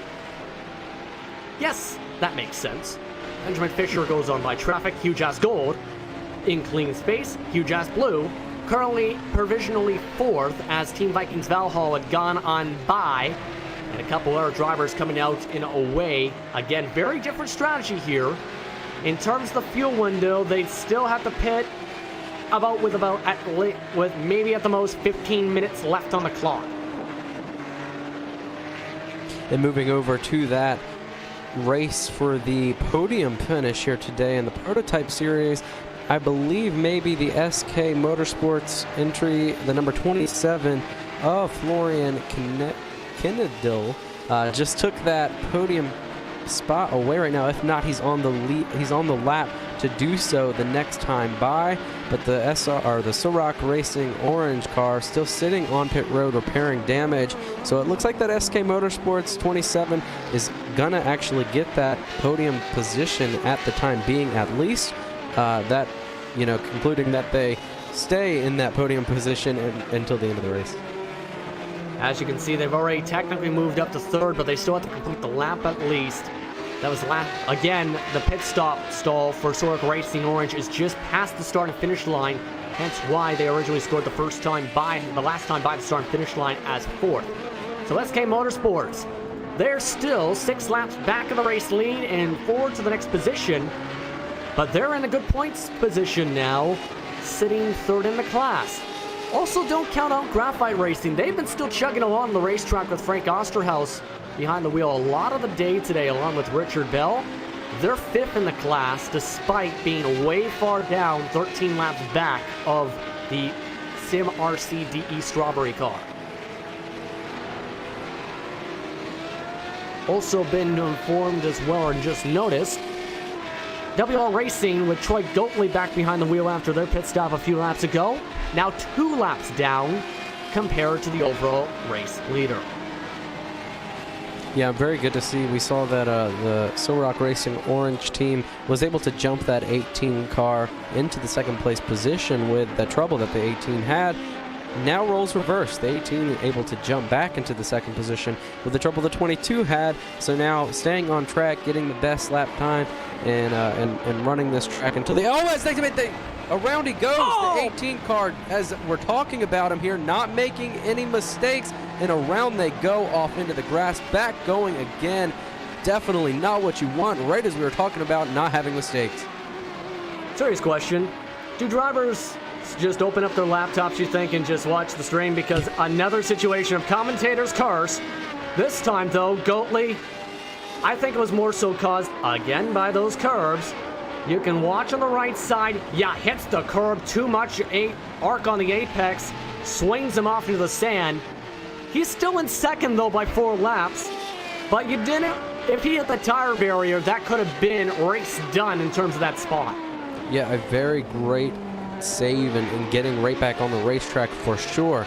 But man, oh man, what a crazy, right as we're talking about them, we're on board with them, around they go, and we're referring to how good they've been doing and how they've gotten themselves back into this positioning. I think we ought to not talk about them anymore, so maybe they can finish the race out, because it seems like getting on them and talking about them did not help them. My goodness, I couldn't even get words out there because it was so unexpected. But yes, definitely a big moment that could have been way worse had they hit the tire barrier. Now back on track, looking for some consistency, get back into the rhythm, brush that off. That was a lap ago. We're on this lap now, and let's focus on not doing that again. Multiple cars ducking down to the pits, as you can see, including Team Vikings Valhalla. So everyone coming in for their scheduled stop, they're going to come in very tight to the checker flag within the final 10 minutes, maybe the last time they can maybe stretch the fuel, give or take.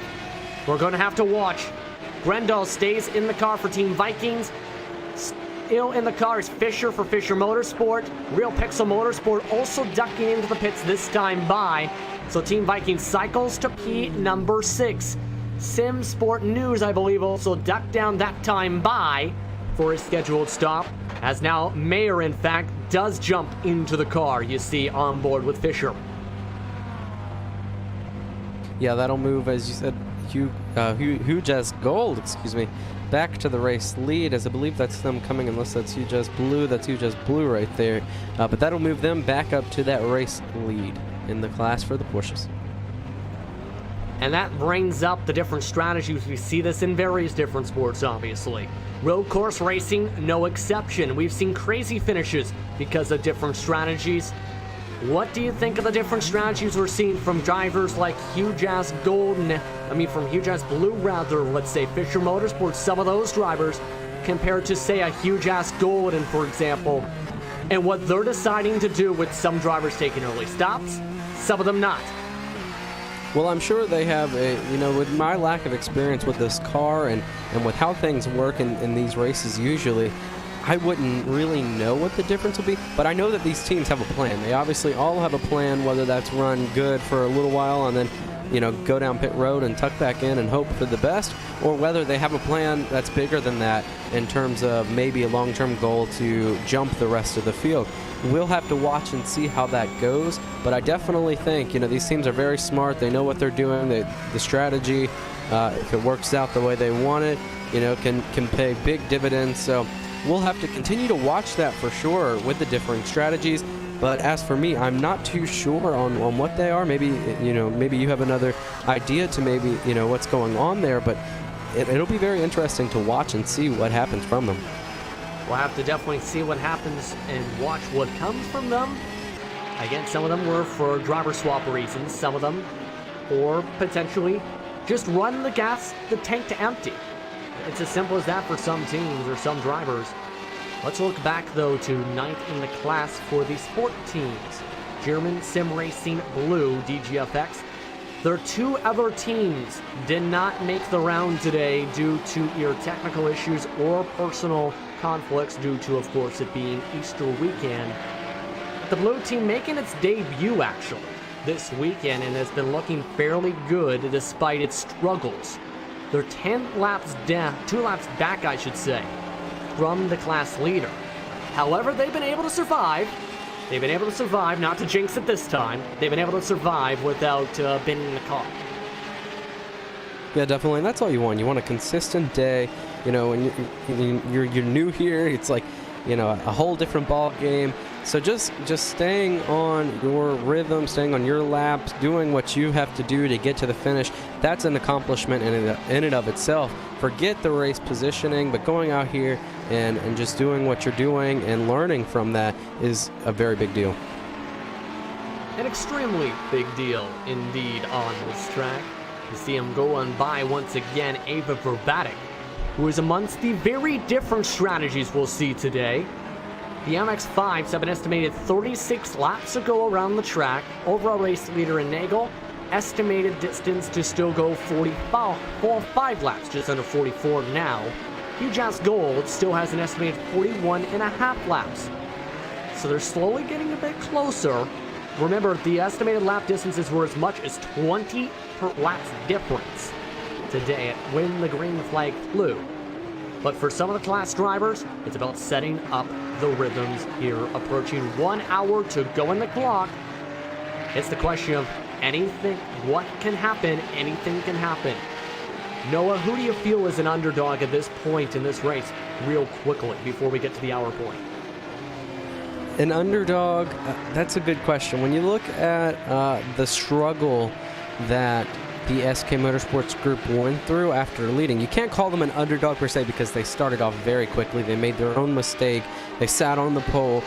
But I would, I'm going to change that around. Not an underdog, but just an overall no give up. They're sitting now back into a podium position right now, looking toward that, trying to finish out this race there. I wouldn't call them an underdog because of their good running position, but definitely someone that has clawed their way back into this. Absolutely, they've clawed their way to a podium spot. They're currently 5 laps back in the next position. But they've been able to chug along, even after the repairs they had to do after being the fastest car in the first run, in part because they got the clean air the quickest, and in part because of drivers like Simmer C, D, Strawberry were stuck in traffic, and really accelerated the timeline in terms of that.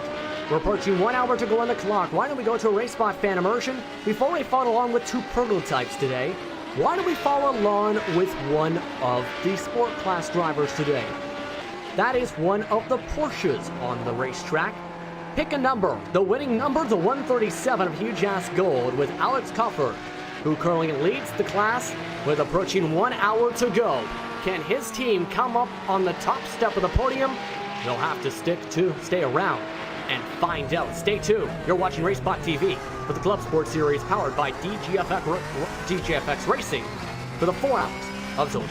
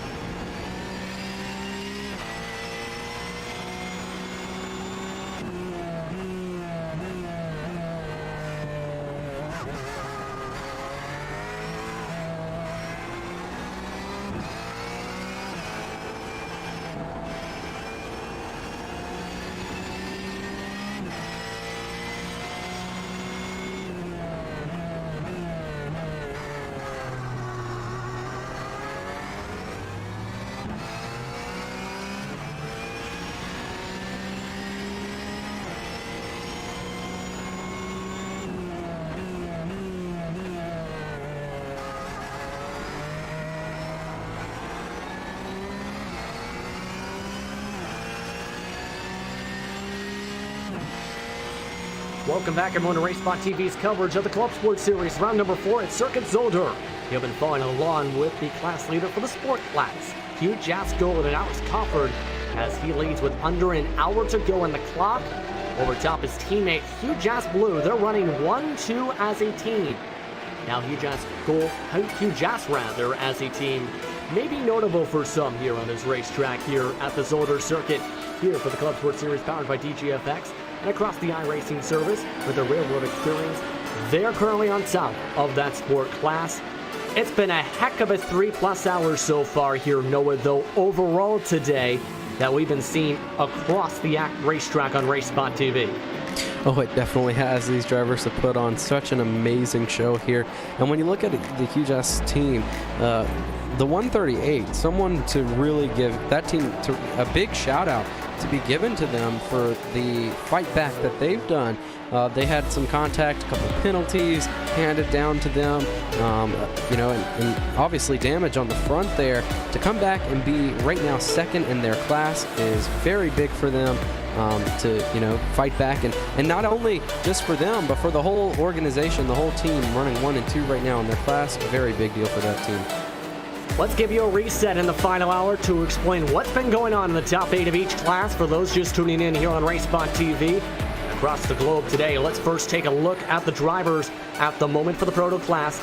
Last time by, 3 drivers are currently cycling in the top 3. There are a couple other drivers still on the racetrack. SimRC DE Strawberry 2 laps ahead of WR Racing B and Troy Goatley at the moment. SK Motorsports, they had repairs early on after leading the first few laps.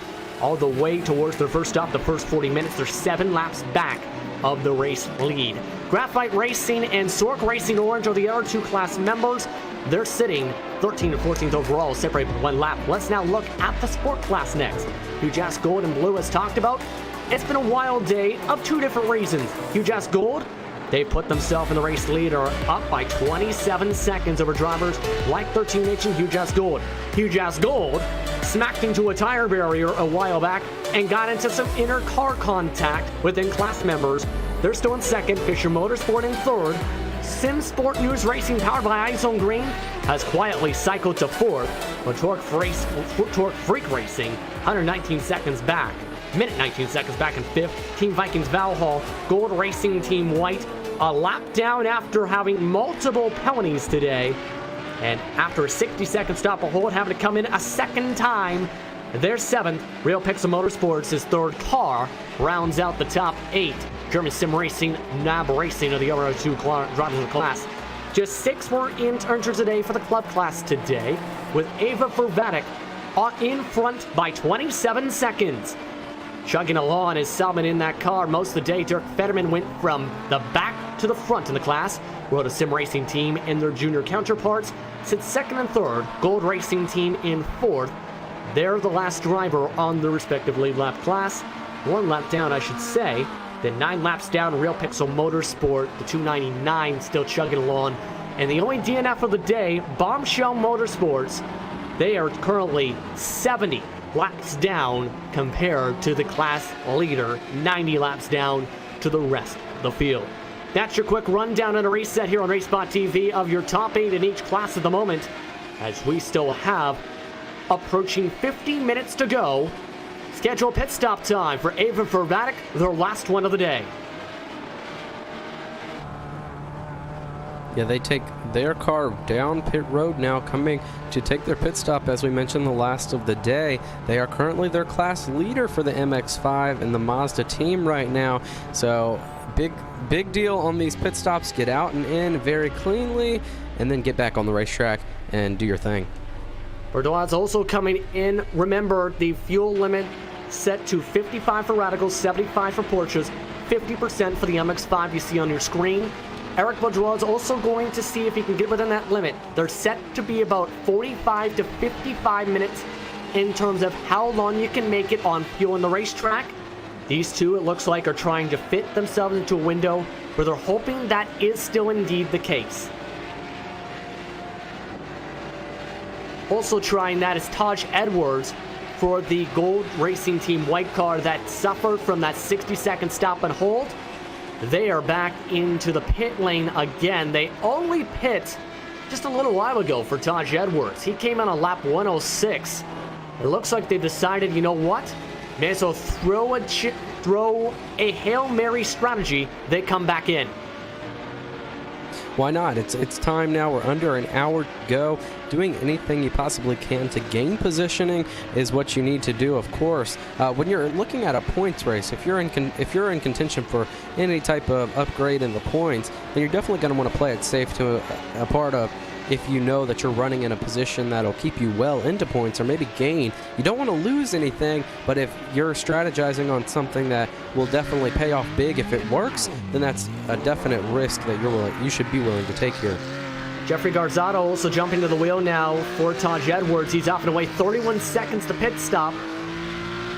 Mind you, that is a little plus you can have if you say try and I mean, that's a little bit of a negative rather. You have more fuel having to put in the car. However, you don't risk losing time in the racetrack. If you come in now, you can try and gain it back the time being. Still 15 minutes on the clock coming up to that mark, and a lot of different strategies in play. Last time by fastest time again by Sim RCDE Strawberry, who are still separated by 3+ minutes at least to Troy Goatley. Yeah, now able to put those cars 2 laps down. They're running 2 to the good on their own lap right now. We don't want to curse them like we did with the last one with the 18. But man, what a great race they've run so far. Been in position to take advantage of everyone else's struggles.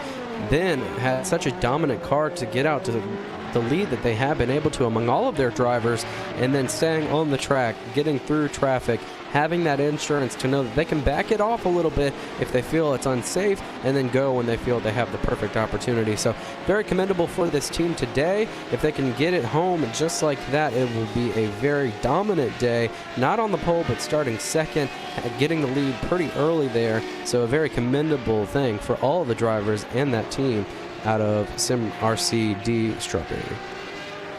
Things starting to get tight, though, between a couple MX-5s, so we can go to P18, 19 over on the racetrack. They are a bit down on the grid, but Gold Racing Team with Matthew Smith made a great move through turn number 9, pushing the driver, the World Sim Racing Junior driver, up the racetrack a little bit, and off the racing line, just out of that rubber to be able to get the spot. He moves up to a podium spot for the time being to third, as Nicholas Pacho starts to lose him actually on the corner exit.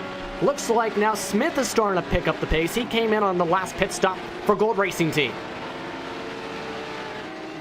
Yeah, still battles going on around this track. We see right there with that battle, not too many for position, but definitely battles, and then the battle between yourself, staying on the racetrack, not making any mistakes, getting this thing to the finish.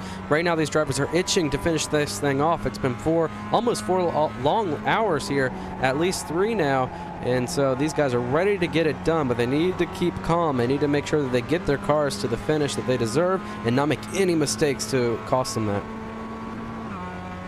You're following on board right now with one of the drivers, a part of this group. That's Nicholas Pacho. You're following along with at the moment. That's trying to keep within the range, 7/10. He actually lost a 10th, in fact, in that one chicane. And that looks like to be, again, in our weakness of him today. you can see how much time you can gain if just compared to how hard or how confident you can drive to the corner without being too aggressive, lifting the car off the racetrack or damaging the suspension. I like to compare it to, say, driving the MX-5s at the Charlotte Roval, where you can gain a full second in the bus stop. But if you end up hitting the turtles too hard, which there are a ton of them on this racetrack, you can completely destroy your entire race and negate any time gained from that, as Sork has to go nearly to the grass to get around.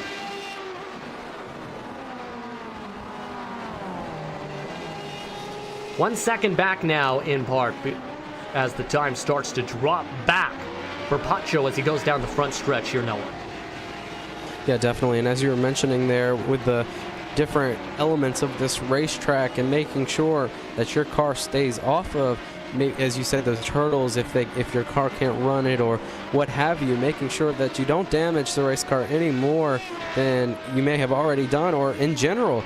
Long race, as we said, and big jumps for the 111 there, Team Vikings right there across those turtles. So, very slim margins in terms of messing up here. It's very hard to handle if you make a mistake, but a lot of these drivers seem to continue to keep their composure here in racing and using their rhythm to continue a great run. Indeed, right now I'm looking back at what you just said there to a Team Vikings.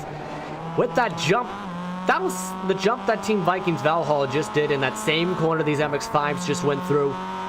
He was lucky to hold on to the control of the race car. Some of these drivers we've seen today in that same corner, it's been a danger zone for a reason, the Klein chicane.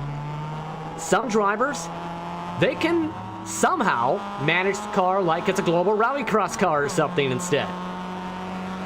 Yeah, some of these drivers definitely driving at it as if it was. I'm sure that has to deal with a lot of steering and throttle control when you go up in the air like that.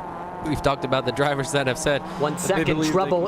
Speaking of that corner, Michael Bittman just lost control in that said corner, and German Sim Racing Blues troubles continue. He got the car back on the racetrack, but again lost even more so time, and also held up Fisher Motorsport a little bit again this time. Losing control again, someone in the second half of the chicane. Yeah, very tough corner there for sure, and he gets it back going, as you saw there, very quickly, but not what you want here late in the race. You want to make sure that everything is set up perfectly. You can't afford to make any mistakes here late. Maybe early on in the first few hours or the first hour and a half or so, a mistake easy to come back from. With less than an hour now remaining, you've got to be on your P's and Q's and making sure that all the corners that you run are run accurately so you don't lose any more time. Torque Freak Racing, Avon Rise are in and out of the pits just now. George Gruber back behind the wheel as they'll cycle back a lot of spots back, to say the least. That is for the sport class at the moment as they're coming out of the pits. And they'll cycle for the time being, sitting, I should say, for their time in the 6th spot, in the 9th spot overall on the racetrack. That puts them just outside the top 5 in the class. So we lost a couple spots in the pit cycle. Meanwhile, on your screen, what a Sim Racing Jr. lost control. You just seen him come back onto the racetrack and save it again at turn 12. That was that battle. It looks like he took the second part of the chicane too strong. Yeah, and we were talking about this team earlier on when we saw them with the top 2 spots in the class. Right now, they're all the way back to 19th overall, 4th in their class. We keep mentioning you got to stay on the track for this late part of the race, and that's something that they weren't able to do right there. But now back going. Luckily, these guys that have gone off course here in the recent laps have not had anything drastic where they've hit the tires or spun off and hit something else, hit another car even. So getting back going quickly is the name of the game when you have issues like that, as now they're coming into pit road. Or excuse me, no they're not. Sorry about that. But they're still on the racetrack there. One car is in pit road. No, they were. Yeah, and World of Sim Racing Team Junior did come to pit road there. So a few more cars coming in as the clock ticks down. Coulthard will cycle out of the race lead, but still into second. So his teammate for Huge Ass Blue, Sven Demo, up to the lead for the time being. And it looks like he actually loses an extra spot to Fisher Motorsport with Manuel Mayer behind the wheel. both those drivers still have to come in though, and it's one of the positives for trying to stretch it though. You can take a little less fuel the longer you're able to go, and the less fuel you have in the car, the faster it will go. And we've seen the huge-ass team playing strategy there. Gold pitting a lot earlier than Blue, and now Blue still staying out on the racetrack. It's interesting to see. I can't remember exactly when huge-ass Blue pitted, but I'm not sure when they'll have to pit again. But as of right now, they're looking to maybe take the lead away if they can get past huge-ass Blue coming to the start-finish line here. Not sure if they did or not, if timing and scoring hadn't reset yet. And they do take the lead in the class right now, so I'm very interested to see when they have to pit again, and if they have to pit again. I believe they do, but they're on a separate strategy than their teammate. Now, big time different strategy. They're also separated by 1 second to that position for second spot. Still, with 41 minutes on the clock. Last time by a 134 for Mayer. Cofford coming across the stripe this time. And still staying within range. So this might actually be something he can use to his advantage if he chooses. Losing the 10th down the straight. However, if he can stay in the toe of Mayer and just follow his tire tracks, he might be able to save a little bit extra fuel to make sure he gets the checker flag without issue, because he did take a little less fuel than a lot of the drivers have today so far as you follow him at the center of your screen.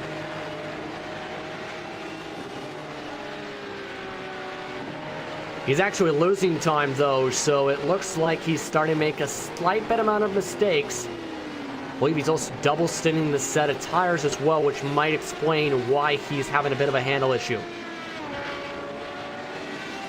Yeah, definitely lots of strategies being played here, and as we've mentioned, it's hard to keep track of everything that these teams are doing, but it will definitely be fun to see how it all ends up here at the end of this thing with so many differing strategies on the racetrack.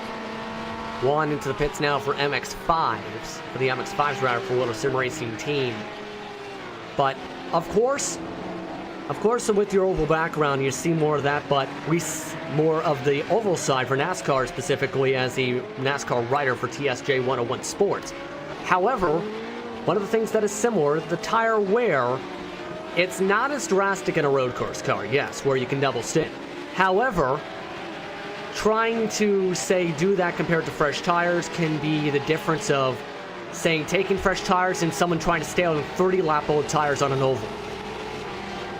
Yeah, and it all depends on where you're at, what you're racing, what track it is. On tire wear, here, I'm not sure, I saw that when we had that run before, the Huge Blue didn't really fall off much to Huge Gold, who had fresher tires. But of course, it all depends on where you're at, what car you're racing, how those tires wear, and it doesn't seem to be too much fall off here, but enough to where it may affect the handling of the car, especially if you've overused some of those tires out of these turns. And Kofar losing more and more time on those older tires. Last time by, losing about a second, give or take, if I'm reading that number correctly. That was just a few laps ago. Pardon me, Kofar.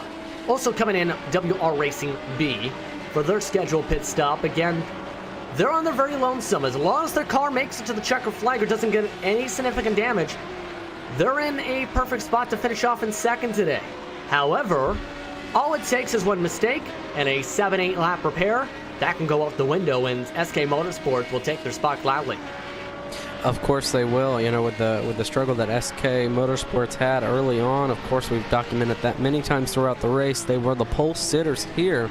They'd love to take that second place away. I'm sure they're just as happy to be in third right now. Obviously you want more, but from the adversity they've had to fight through, they're definitely happy to be where they are. But we have seen the WR Racing B team have a few problems here, and so they definitely need to finish this thing out strongly and not have any failed out, as I believe they're switching drivers here, maybe. But they may have an issue. Are they just switching drivers? Yes, it looks like they are switching drivers here. Stefan Nobes is coming in. They've switched a lot of their stints today between Goatley and Nobes. I think they're trying to balance out the times to nearly exactly 50%. So they're going to take a little bit of the lost time and just allow Nobes back into the car. He was the one who started the race, and has ran off and on the stints. They've been basically running 1 or 2 stints each, swapping the driver. 1 or 2 stints, dropping the driver today. Yeah, and they have a lot of insurance right now in the bank on the next running car. As we mentioned, SK Motorsports, 8 laps down. They are only 3 at the moment, so they definitely have time. They're not going to catch that 77 without a problem from him. So maybe taking the time and doing this the right way is definitely the way to go for them. You see the team members on the left side of your screen, and a car going to the pits. That would be SK Motorsports. That goes right through. Thankfully, this is not where that would be tragic. Anyway, SK Motorsports in. They've had Carter Container and Florian Kindle behind the wheel today. We'll see what they decide to do for their last driver situation. Kindle looks like going to stay in the car, the Californian region-based driver, staying behind the wheel at 27. And already off and away. Quick stop, too. Pardon me. Apologies for interrupting you there, but I actually was right in that they came down pit road with damage. That WR Racing B team coming out of one of the turns back on lap 131, they got very loose off and actually hit the wall hard and bounced off. So major damage there. That's why it's been such a long time in the pits. That is their lap 131 for reference's sake, and trying to take a look at this now, my side of things. We'll see if we can get you a look at it. This will be off of turn 9 on the right side of the racetrack. Again, with that WR Racing machine still in the pits. We'll give you a look at that if we can as soon as possible. Again, that is the car that's sitting in the pits that looked to be potentially making a scheduled pit stop. Instead, they're getting repairs done. It was just about... No, at the end, I believe, this lap that we're showing right now, you see them on the very lonesome, but on the second half of the lap, on turn 9 corner exit, that's bidden about 5 drivers today. They were also bidden by the bad luck bug at that corner because of this. Yeah, there it was as you saw it on their screen. They immediately took that car right onto pit road. Definitely damage that they didn't want here late, and that's really going to open the door for the SK Racing team. There's the onboard view. Oh, that was a hard hit, though, too, with the tire barrier, so it's not as simple as something like we've seen with maybe SK Motorsport. That might be a bit longer, so this might have been another jinx. SK Motorsports just has to be clean for 4 more hours. I mean, 4 more laps, rather. And they're going to be okay. Throw that out the window. They just spun on the exit of turn 1. Yeah, these guys are pushing it way harder than they need to right now. With the opportunity to go up there and get a position, they definitely need to be a lot calmer than that. They need to go ahead and ride this thing out, go get the second place position, and really give a check mark beside today after battling back so hard from sitting on the pole to wrecking to coming back up through this field. You know, they've been hit with the good luck bug in terms of cars in front of them having trouble, so they definitely need to go ahead and finish this one out without any further incident that can really cost them. But the guy that's the happiest right now, which he's, you know, that team's happy anyway, is that Sim RCD Strawberry team that is just seeing all of their competitors having a lot of trouble behind them. They're currently in the lead with 34 minutes to go, and it's now a 5-lap lead in the class for Nagel and his squad. You can still go off the track, though. You could still risk the damage. We've seen it before from them. For them, I think at this point they do have some damage from the curbs on the left side, but if it gets any severe or get, say, a meatball flag from, say, contact, that might be a risk. On the bright side, that same kind of damage on the left front we've seen from SK was 7-lap repairs. That would still put them as the leader if they came out with, say, 7 laps.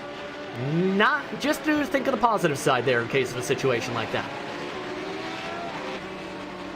Yeah, I'm looking at the Hughes Gold machine. They just ran a 137 on lap time compared to the leader of that class, Hughes Blue, running a 133. So something happened there on that last lap, but they've fallen off a ton as they pitted from the race or the class lead, now falling still in 3rd place to their teammate and Fisher Motorsports up above them. Well, first off, they had SK Motorsports come over in front of the racetrack you've seen. Then they had to pass an MX-5. Then they let SK back. Then had to let 2 more cars by, including NAB Racing on a different cycle. And now they are back to clean air, which is some part of the reason why they lost so much time all of a sudden for Cofford and his team. But they're still in a position where they could potentially cycle back to the race lead once Huge Ass Blue and Fisher Motorsport have to come in.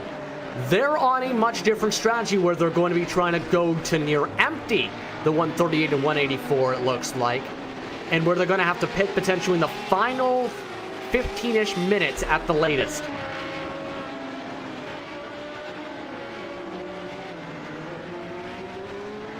And we've talked about the differing strategies, and in a stock car, I've been experienced too, sometimes not pedaling through the corner, letting off earlier, clutching it through turns, saving fuel.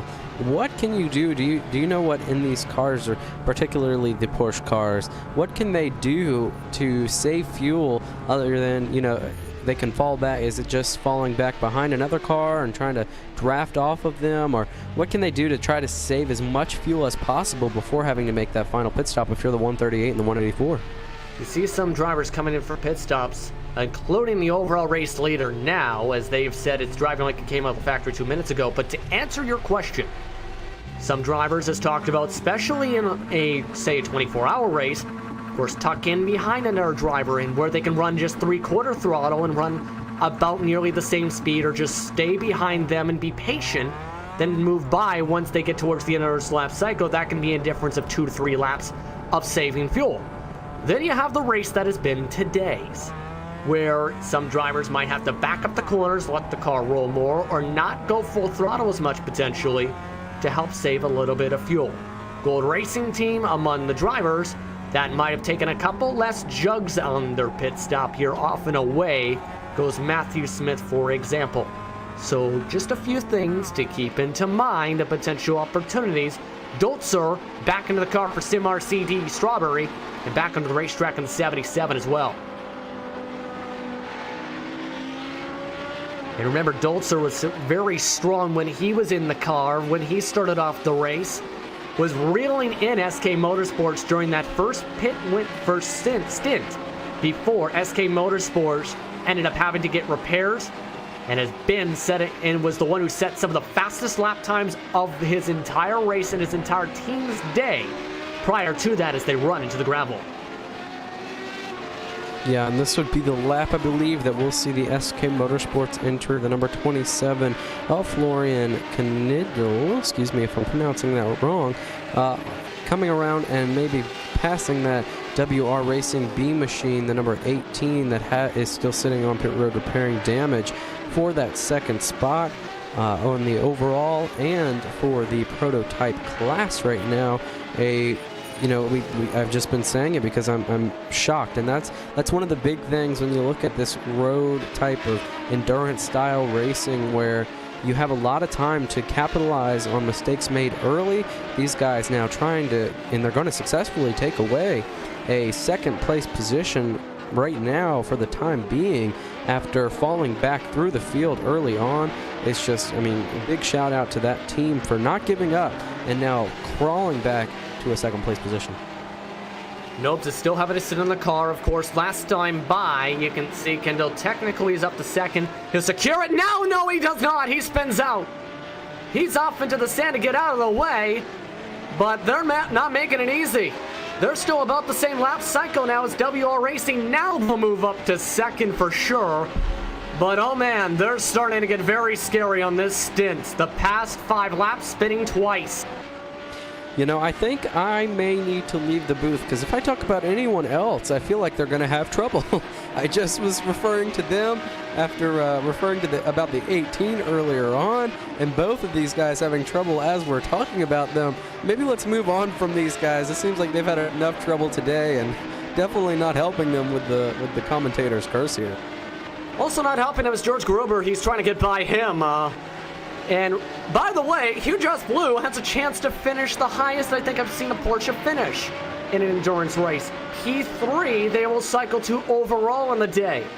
Demo right now with a chance to do that, as they're going to lap WR Racing this time by, along with the majority of the rest of the class as they go by the stripe.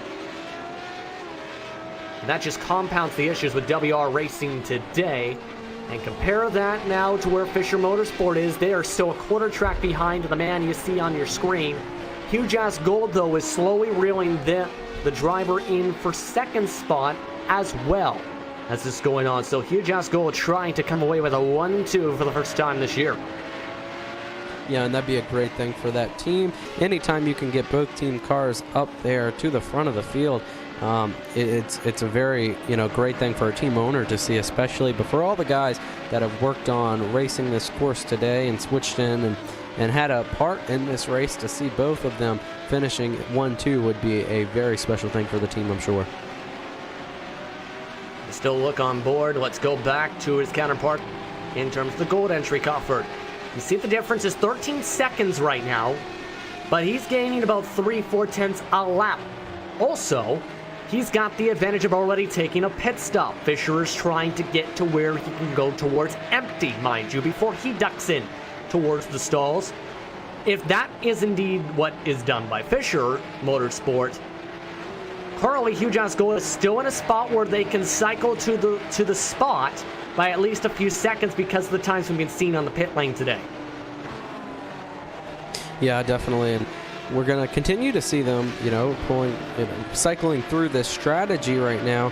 And so it'll be very interesting to see where everyone ends up. But I will say as well, to add on to that conversation we had before with the Huge Ass Blue and Huge Ass Gold teams, not only the valued effort of maybe having a 1-2 finish here, but also to have a podium finish up there in third right now as they run, that would just be a great day for the team.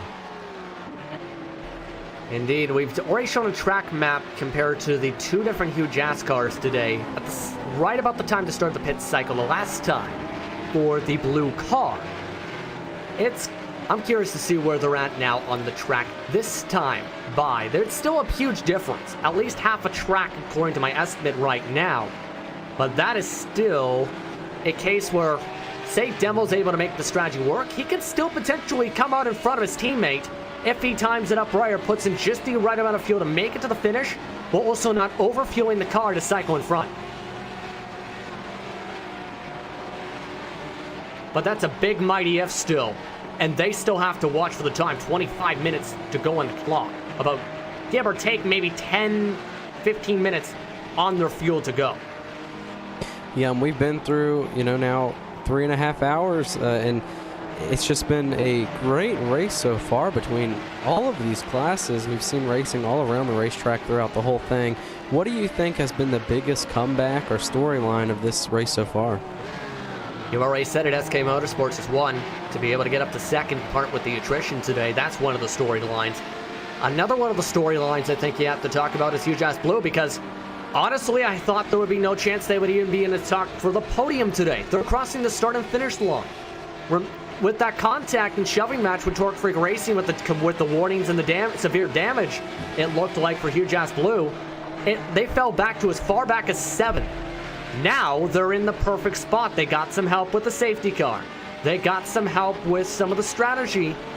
They're still in a chance now to have a podium spot in what has been a disaster season for Huge Ass Blue since Laguna Seca, really. Yeah, and then also I would include there into the storyline the 77 of SimRC de Strawberry. I mean, we've seen all of the cars in their class around them have major issues throughout this race. The 18 had an issue, got back up to the podium finish. Now he sits 11th overall, third in the class. We've seen Graphite Racing not be able to make a comeback from their early struggles. The 22 car up racing for second early on. Now he's 14th overall and, 5th in the class. SimRC de Strawberry, they have not had any issues. They have really kept that car going straight. A valid effort, 8 laps to the good on the next car behind them. That is just amazing to me. Such a dominant performance of perfection so far.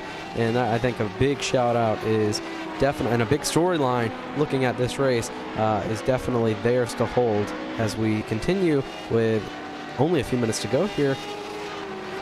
Rounding about, 23 minutes to go. Want to quickly talk about our championship picture. We showed the standings at the top of the broadcast.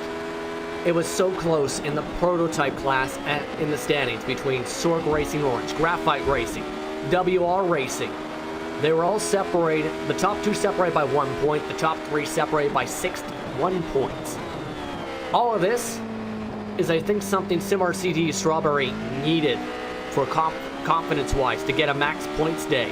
And not only that, because of some of the struggles, it puts them in a situation where, say they have another strong run in May for the season finale, those same teams struggle, they might actually have a chance to jump a few of them in the standings at the end of the season. So that is something that could help them.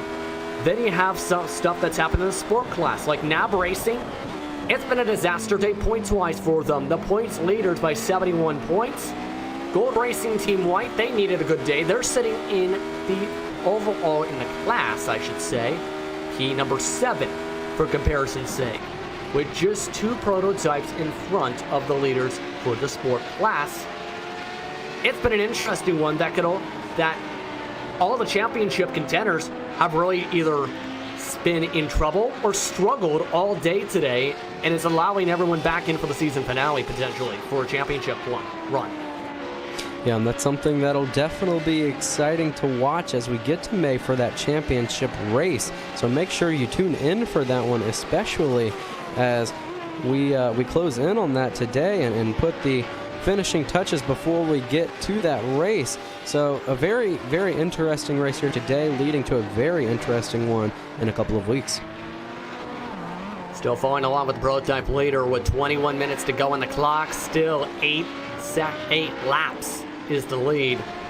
And we'll eventually start seeing some drivers duck on in here, I think, eventually, especially the drivers trying to stretch it right now.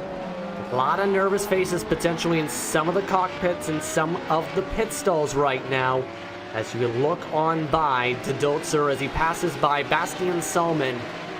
And Salmon, of course, jumped into the car for Ava Vervatic on a couple pit stops ago. Has been able to help keep the car in a strong distance in front of World of Sim Racing team. And on their very lonesome for really a majority of the day because of Federer's pace.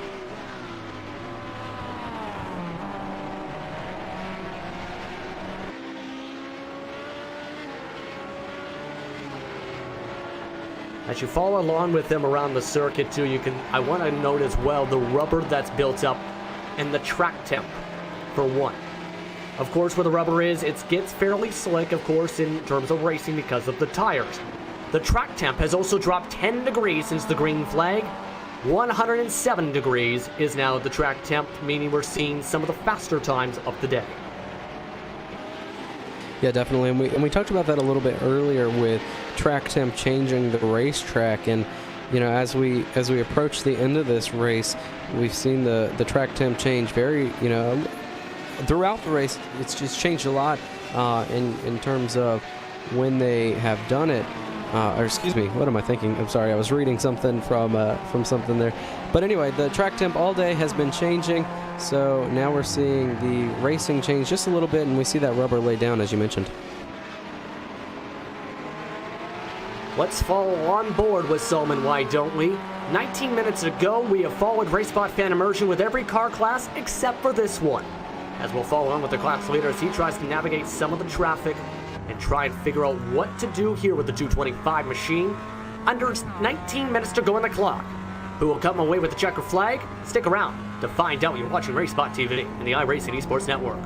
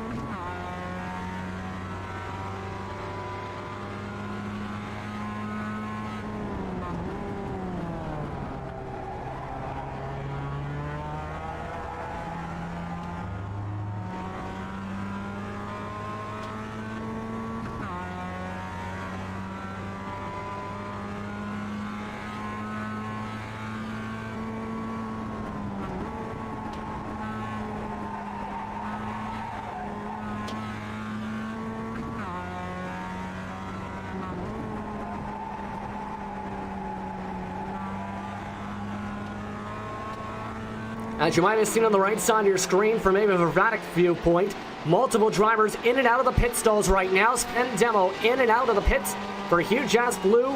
It's time to keep an eye on that for the potential class lead for the sport class. The 138 machine cycles to second, as it will be Hugh Jazz Gold. Not in front, it is Fisher Motorsport that is still in front. They also, with the short pit stop, jumped their own teammate by a big portion. At least 6-7 seconds, give or take. Fisher Motorsport, provisional P1 on the racetrack. They still have to come in, though. I was getting ready to say they're still probably going to have to make their own pit stop here, which will allow Hugh Jazz Gold to take the lead away as we're looking at it right now. So waiting on them to make their pit stop, as now Hugh Jazz Blue already in and away.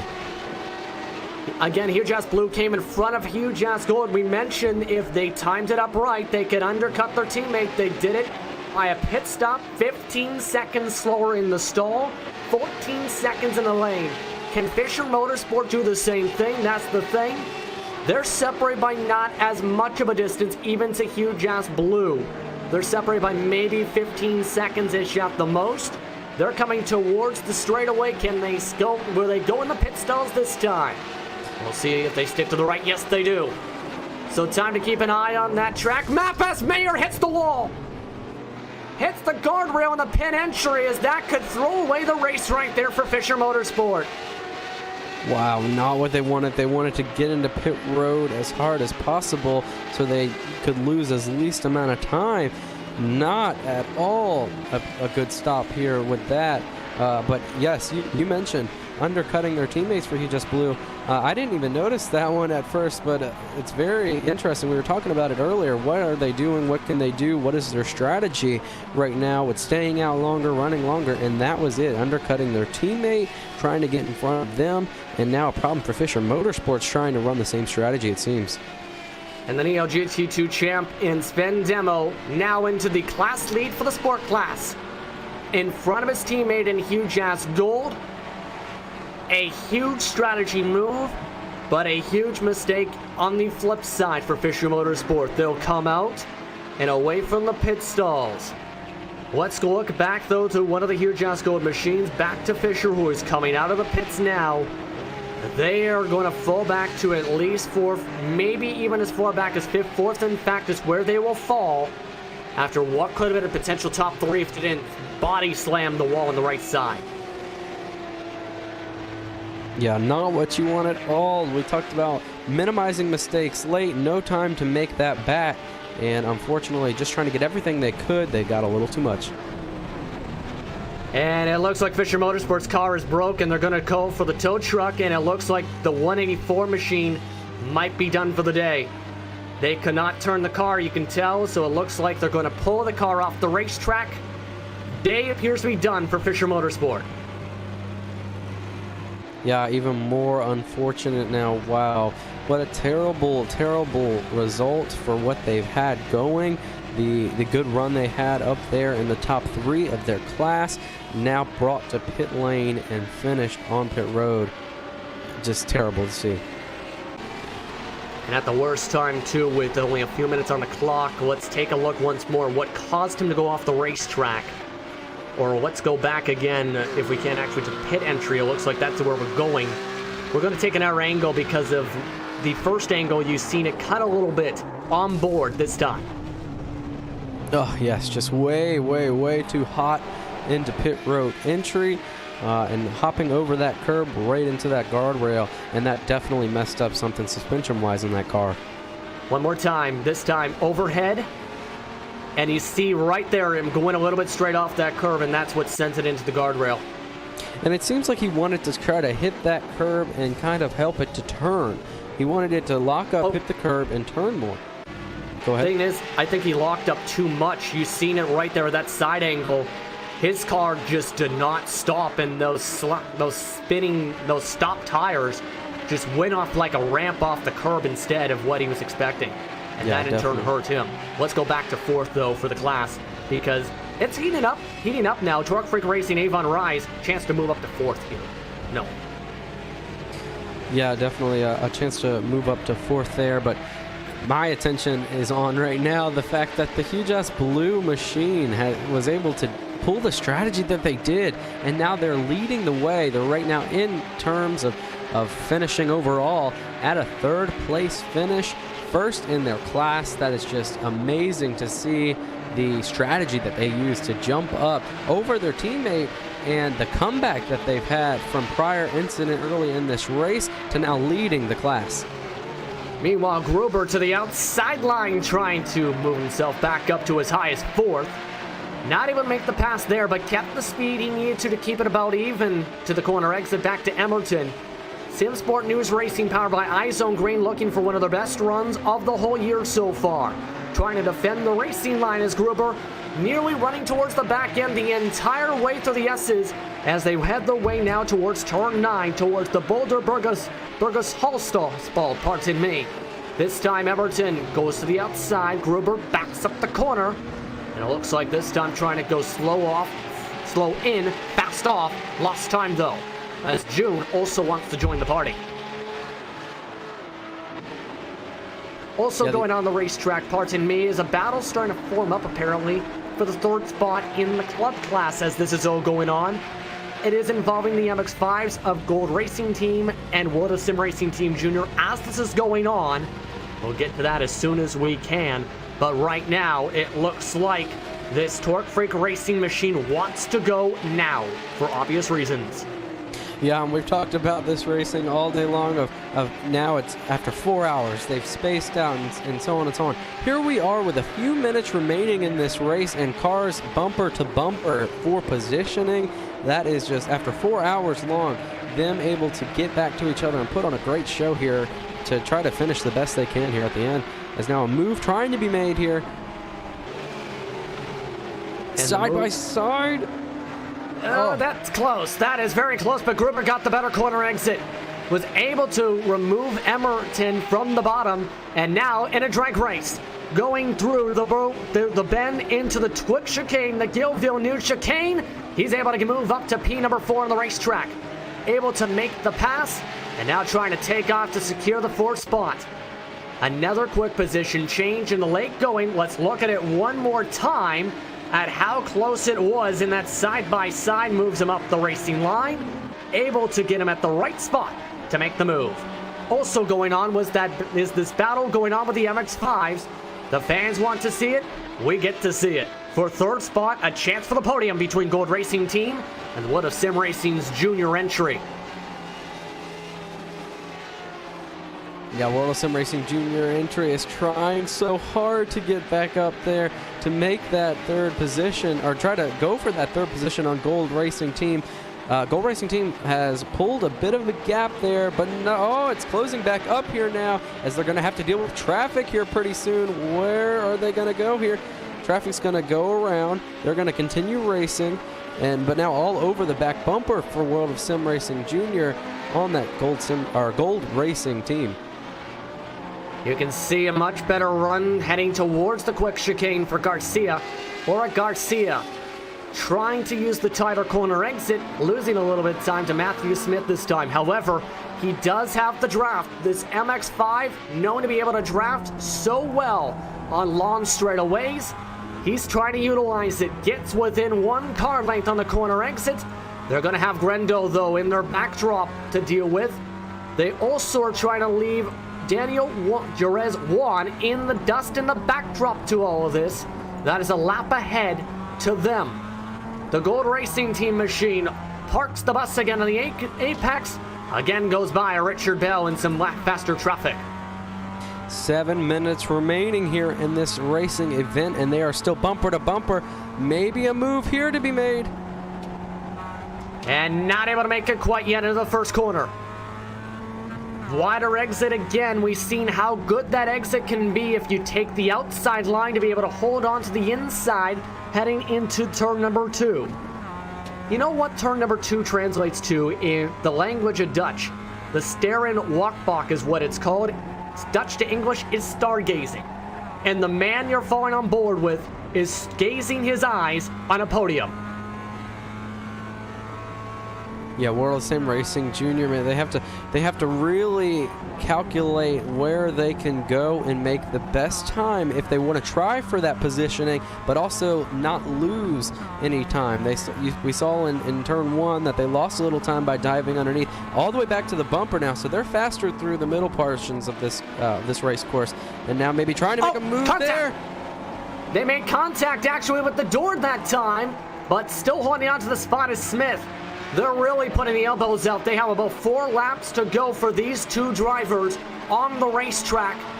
But Smith is not wanting to give up this podium for anything, trying to defend the bottom side. They also have a Porsche wanting to get through in Michael Bittman. They're going to hold the racing line with the position battle for the time being. But Garcia moves to the inside with Smith to follow the draft. He also, though, has his help from a teammate a lap ahead. That, again, is Daniel Yorez 1. That's following back the second-place car on the racetrack. So that might actually help a little bit, Noah, having the senior team driver to help with a little bit of draft from behind or potentially even a slingshot momentum. That's going to be a question of, does it work out that way? That could go any way, any possible direction. Out of the pits that time, Bastian Salmon had been in and out of the pits and is coming out of the pit lane right now as they drive by. Yeah, and trying so hard here to get back, and that teammate, as you said, right behind. He is a lap ahead of these two, but definitely going to do everything as now they're racing side by side down through here. It's going to be Advantage Gold Racing Team there through that turn. The 243 remains the race lead, or the in front of that World of Sim Racing Junior team entry, but still again battling, not going to be given up until the checkered flag or a pass clear as they once again dive down inside. What can he do here? Will he be able to have the advantage? No, it's going to be Advantage Gold Racing right here. He has the preferred line though. Garcia backs off, leaves some space, tries to force the overdrive as he goes in, overdrives himself, goes in, hits a Porsche. He spins off the racetrack. Gold Racing Team also spins. They're both at the racetrack. Ava Vervatic watches as he drives by. To the position goes Garcia as he's the fastest to get going. Well, there's the way to get it, but will we see a penalty from that? Could it have been avoidable contact? He did get into another another class driver there, but nevertheless able to get the spot away. If no penalties are served or given out there, then that is a spot gained even with a spin. My goodness, that would be for third spot again. Gold Racing Team losing a few seconds on the incident. Didn't get any damage, it appears, from that. The brunt of it might have been World of Sim Racing, who took some rear end damage from the Porsche. The Porsche, though, might not be happy. That was Sim Sport News Racing, powered by iZone Green. That added a second major hit to the right front in the race today. They've been trying to catch up. They were just falling a lap down in part from that situation too. The driver in front though is the class leader, Huge Ass Blue, that has taken off since his pit stop away from Kofar. 3 minutes to go on the clock. As the nervousness settles in, the drivers have maybe under 2 to 3 laps to go. Estimated distance, 2.8 to go for Lucas Dolzer. For the rest of the drivers as well now on the circuit. Yeah, and looking back to that battle that we were just talking about, the 271 and the 243, it seems like Gold Racing Team able to gain a little bit there in World of Sim Racing Team Junior. If that entry is able to get back to the bumper with such short time here, it's going to take a lot. But if they are able to get back to the bumper, what will they do to try to get back around that car? Want to lead you back, though, to the class lead for the club class, because as that went on, World of Sim Racing Team retook the lead. They led in the early portion of the day before being passed by Bastian Salmon, rather, for Ava Vervatic is still catching up to it, and quick. They're on 2 different strategies. One last pit on lap 107. He's barely in the range to make it. If not, having to come into the next final couple laps, Salmon has the chance to go all out after he pits at the time of the position battle. They're separated now by just under 15 car lengths. and Ava Vervatic been very dominant over the last probably about maybe 2 hours or so here in this racing event. Now fallen, like you said, back to the second position. They started at the rear of the field today for a number switch on accident. They should be the 225 here, but as you mentioned, now racing for the class win. Can they get back to that World of Sim Racing team, and will that World of Sim Racing team have enough fuel? That is the question. 1 second quicker last time by was Ava Vervatic with Solman, as he tries to get a little toe from that prototype moving on by. We've also been informed something just happened to Team Vikings Valhall. They are slow on the racetrack as this all develops. They were 5th overall and 3rd in the class last time by, and have already lost a spot to Torque Freak Racing Avon Rise because they went off the racetrack through turn 5 yet again, and it looks like they also damaged the suspension on the car. And that is bad suspension damage. Look how much is bobbling with 37 seconds on the clock. That might be tough, Noah, to try and get to the checker flag, even though it's potentially 1, maybe 2 laps. Yeah, they're going to have to back it up here big time and just try their best to get there. It is definitely going to be hard. When we look at the race for the class right now for the Mazdas, Ava Vervatic is not going to get to World of Sim Racing Team unless they have some sort of gas issue, as we mentioned. And it looks like with World of Sim Racing Team Junior able to still keep a good lead on that Gold Racing Team as well, so they stay further apart from each other. Was closing in, that Gold Racing Team was closing in on World Sim Racing Team Junior, but having to let traffic go by has lost a little time there. White flag up in the air as Zolder, last time, just a couple laps ago, set his fastest lap time of the whole race. His whole team's fastest lap time, mind you, a 1:25.8 set on lap 158. 161 laps will be the total that his team has gone around the circuit.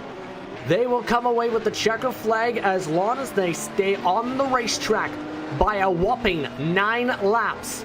He'll still have to get around Team Vikings, but it's an amazing story for this team and this man. Lucas Dolzer and Sim RCDE Strawberry, able to set the fast tempo, able to take advantage of mistakes, and able to, once they got the lead, never look back.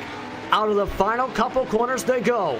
Sim RCDE Strawberry and their number 77 machine will take one last chicane and be able to pick up the checker flag at the stand. Checker flag wave for Lucas Dolzer. He wins the 4 hours of Zolder for the Club Sports Series here for round number 4.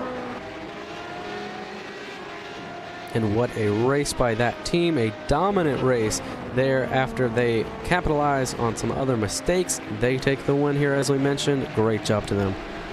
Next drivers coming to the stripe will be those MX-5s we were talking about. The World of Sim Racing team, they were in an interesting scenario for much of the day.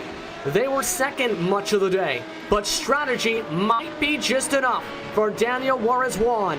He'll come away out of the final chicane and approach the checker flag in an amazing situation. Daniel Juarez-Juan has an MX-5, has a prototype crash behind. He'll still take the class checker flag and win it at Zolder.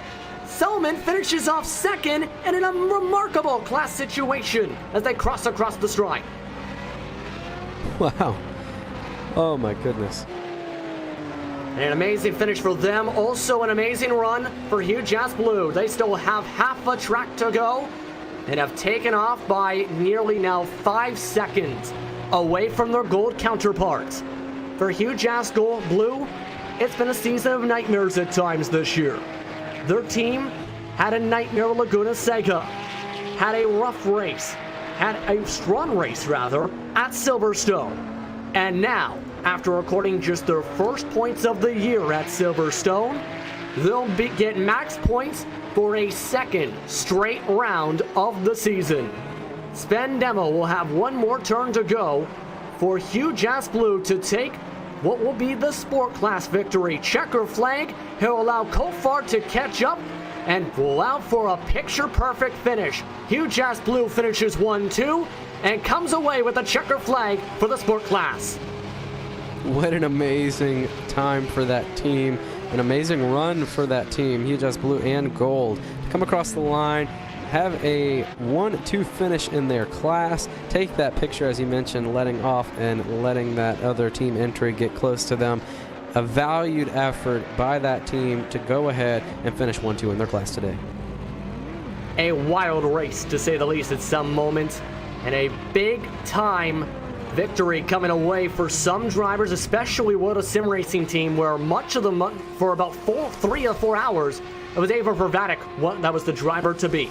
Let's take a look at your race results. These, again, unofficial, pending many potential penalties and or drivers that ended up not meeting the required time to be in the seat.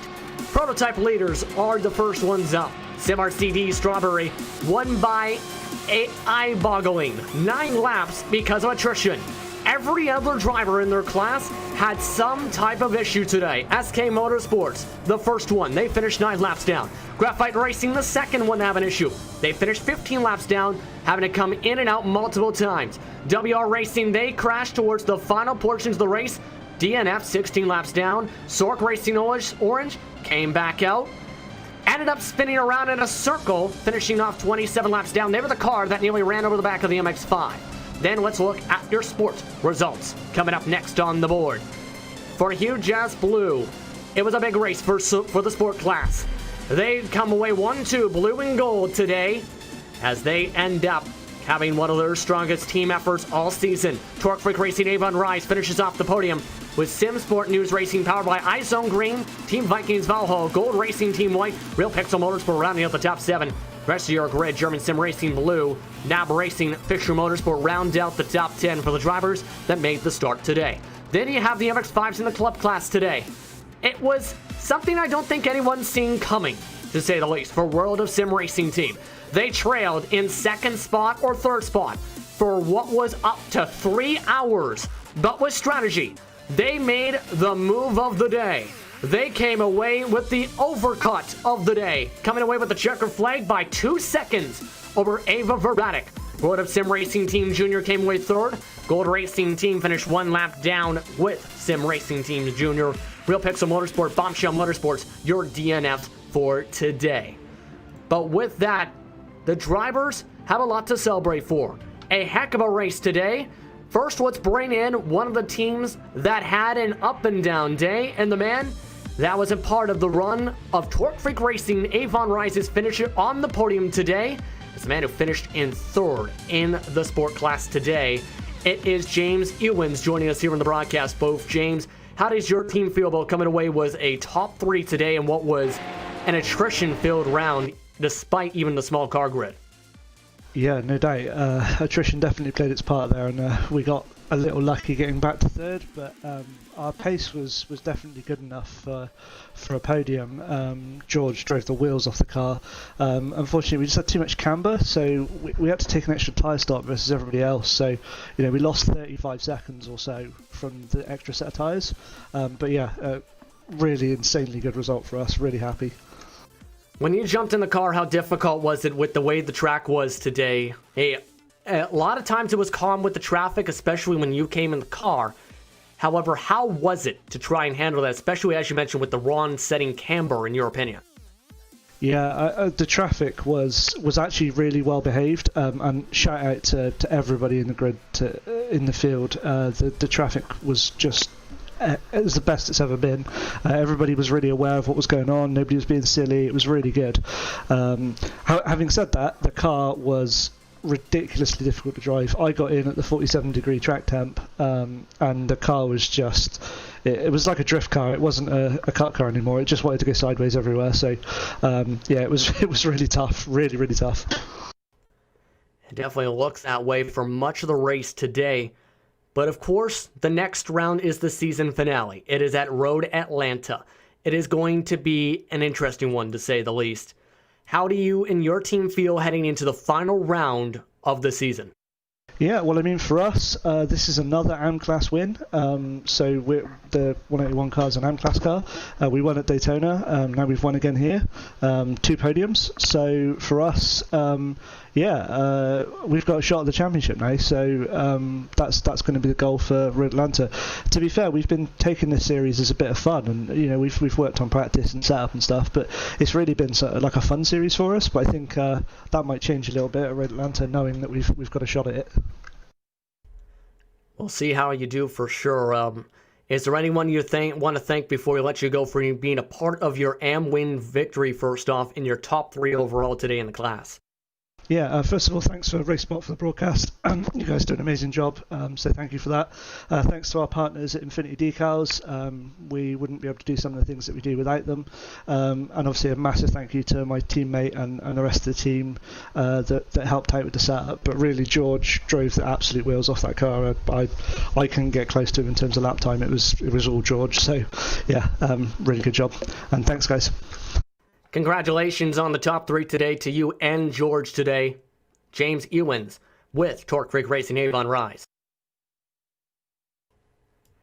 And a strong run for them, but an even stronger run for Hugh Jass and their team for the Blue and Gold Machines. We're talking with a man that was a part of what was the stint of the day, you can really say. The man who came up on top overall, Hugh Jass Blues, who's Sven Demmel.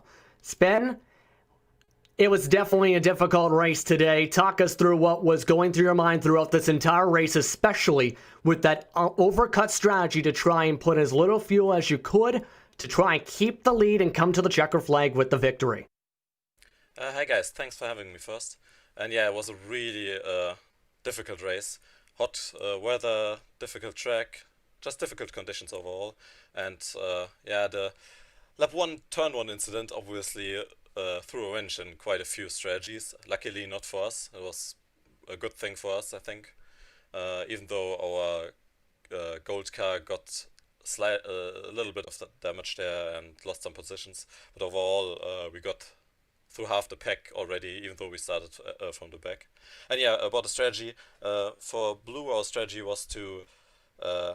we knew we had to do a splash at some point, so we just kept it till the end. So we have some flexibility. If we get stuck in traffic, passing is really difficult here, so if we get stuck, we can just go in and do a splash at any point if we think it's necessary. But we had some luck with the traffic, and only that incident with Torque Freak, where we got some misunderstandings there, I think, on what we were going to do, which was pretty unfortunate for both cars. But it worked out for us in the end, and yeah, we just had a splash, a really small splash of fuel in the end, and that worked out for us. And I want to bring up something interesting, because with all of that, with the Torque Freak Racing Machine, your car was as far back as 7th in the class today, and to come away with the victory is something interesting. How much effort was put into trying to get your team back on track to get to right where you were at the checker flag, essentially, especially with your gold counterpart leading much of the way heading towards the final hour? Yeah, I didn't think we would actually catch up to gold. Jeff was really flying on all tires. We only changed them once, while some other teams changed them every time. And it was really difficult to drive after 2 hours on the same tires in these conditions, and with some damage as well after the incidents we had. And yeah, he was really quick on all tires still, and I was like, we have that splash on them, so we gained some time back on track, but I didn't think we would even catch up to them. But I knew we had a chance with the other guys on strategy, even though it looked bad in the middle when we were 7th or around there. But we weren't that far behind as it looked, just because of our strategy. Definitely something that's good to keep in mind for sure. But second straight round, the Hugh Jass Blue Machine has gotten max points on the day.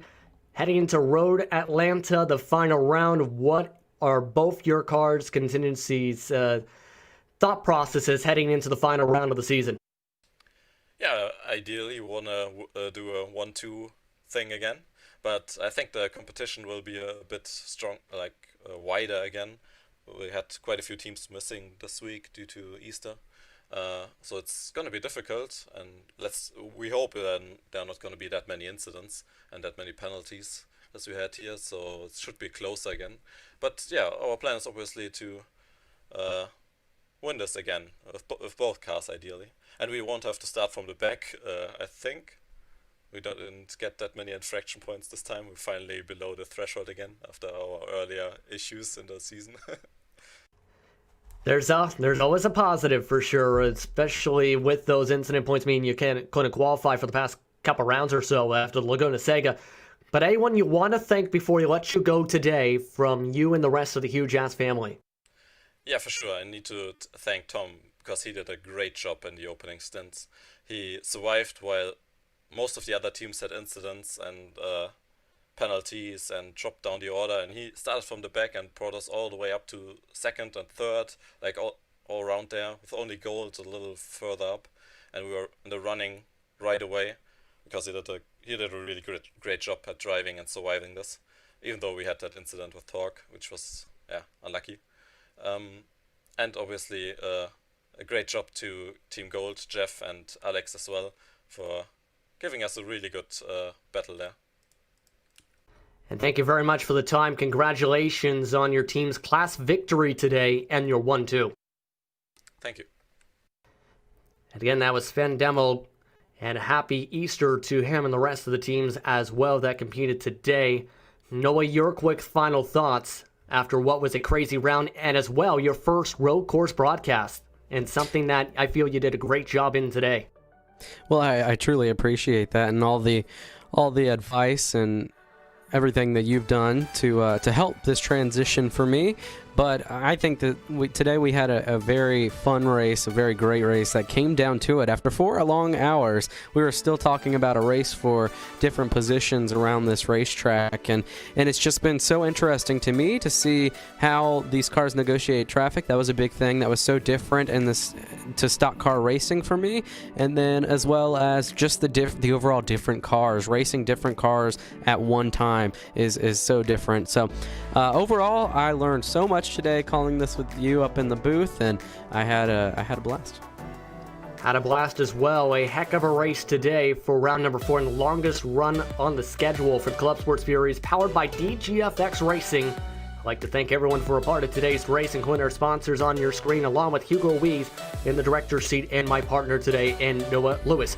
Next round, the final round of the season, heads to Road Atlanta for 2.4 hours. That's on May the 11th. Be sure to tune in at 2 p.m. Eastern on RacespotTV to see who will come in with the team championships, whether it's the pro class, whether it's the overall championships, the AM classes, and more here today. Thank you very much for tuning in here from the Zolder circuit at Circuit Zolder, rather, as you can see on the sign. The fans were buckled in from start to finish in a heck of a race today, and it's time to say goodbye here on RaceSpot. Have a good evening and have a good rest of your Easter, fans. I'm Justin Prince saying so long from Belgium.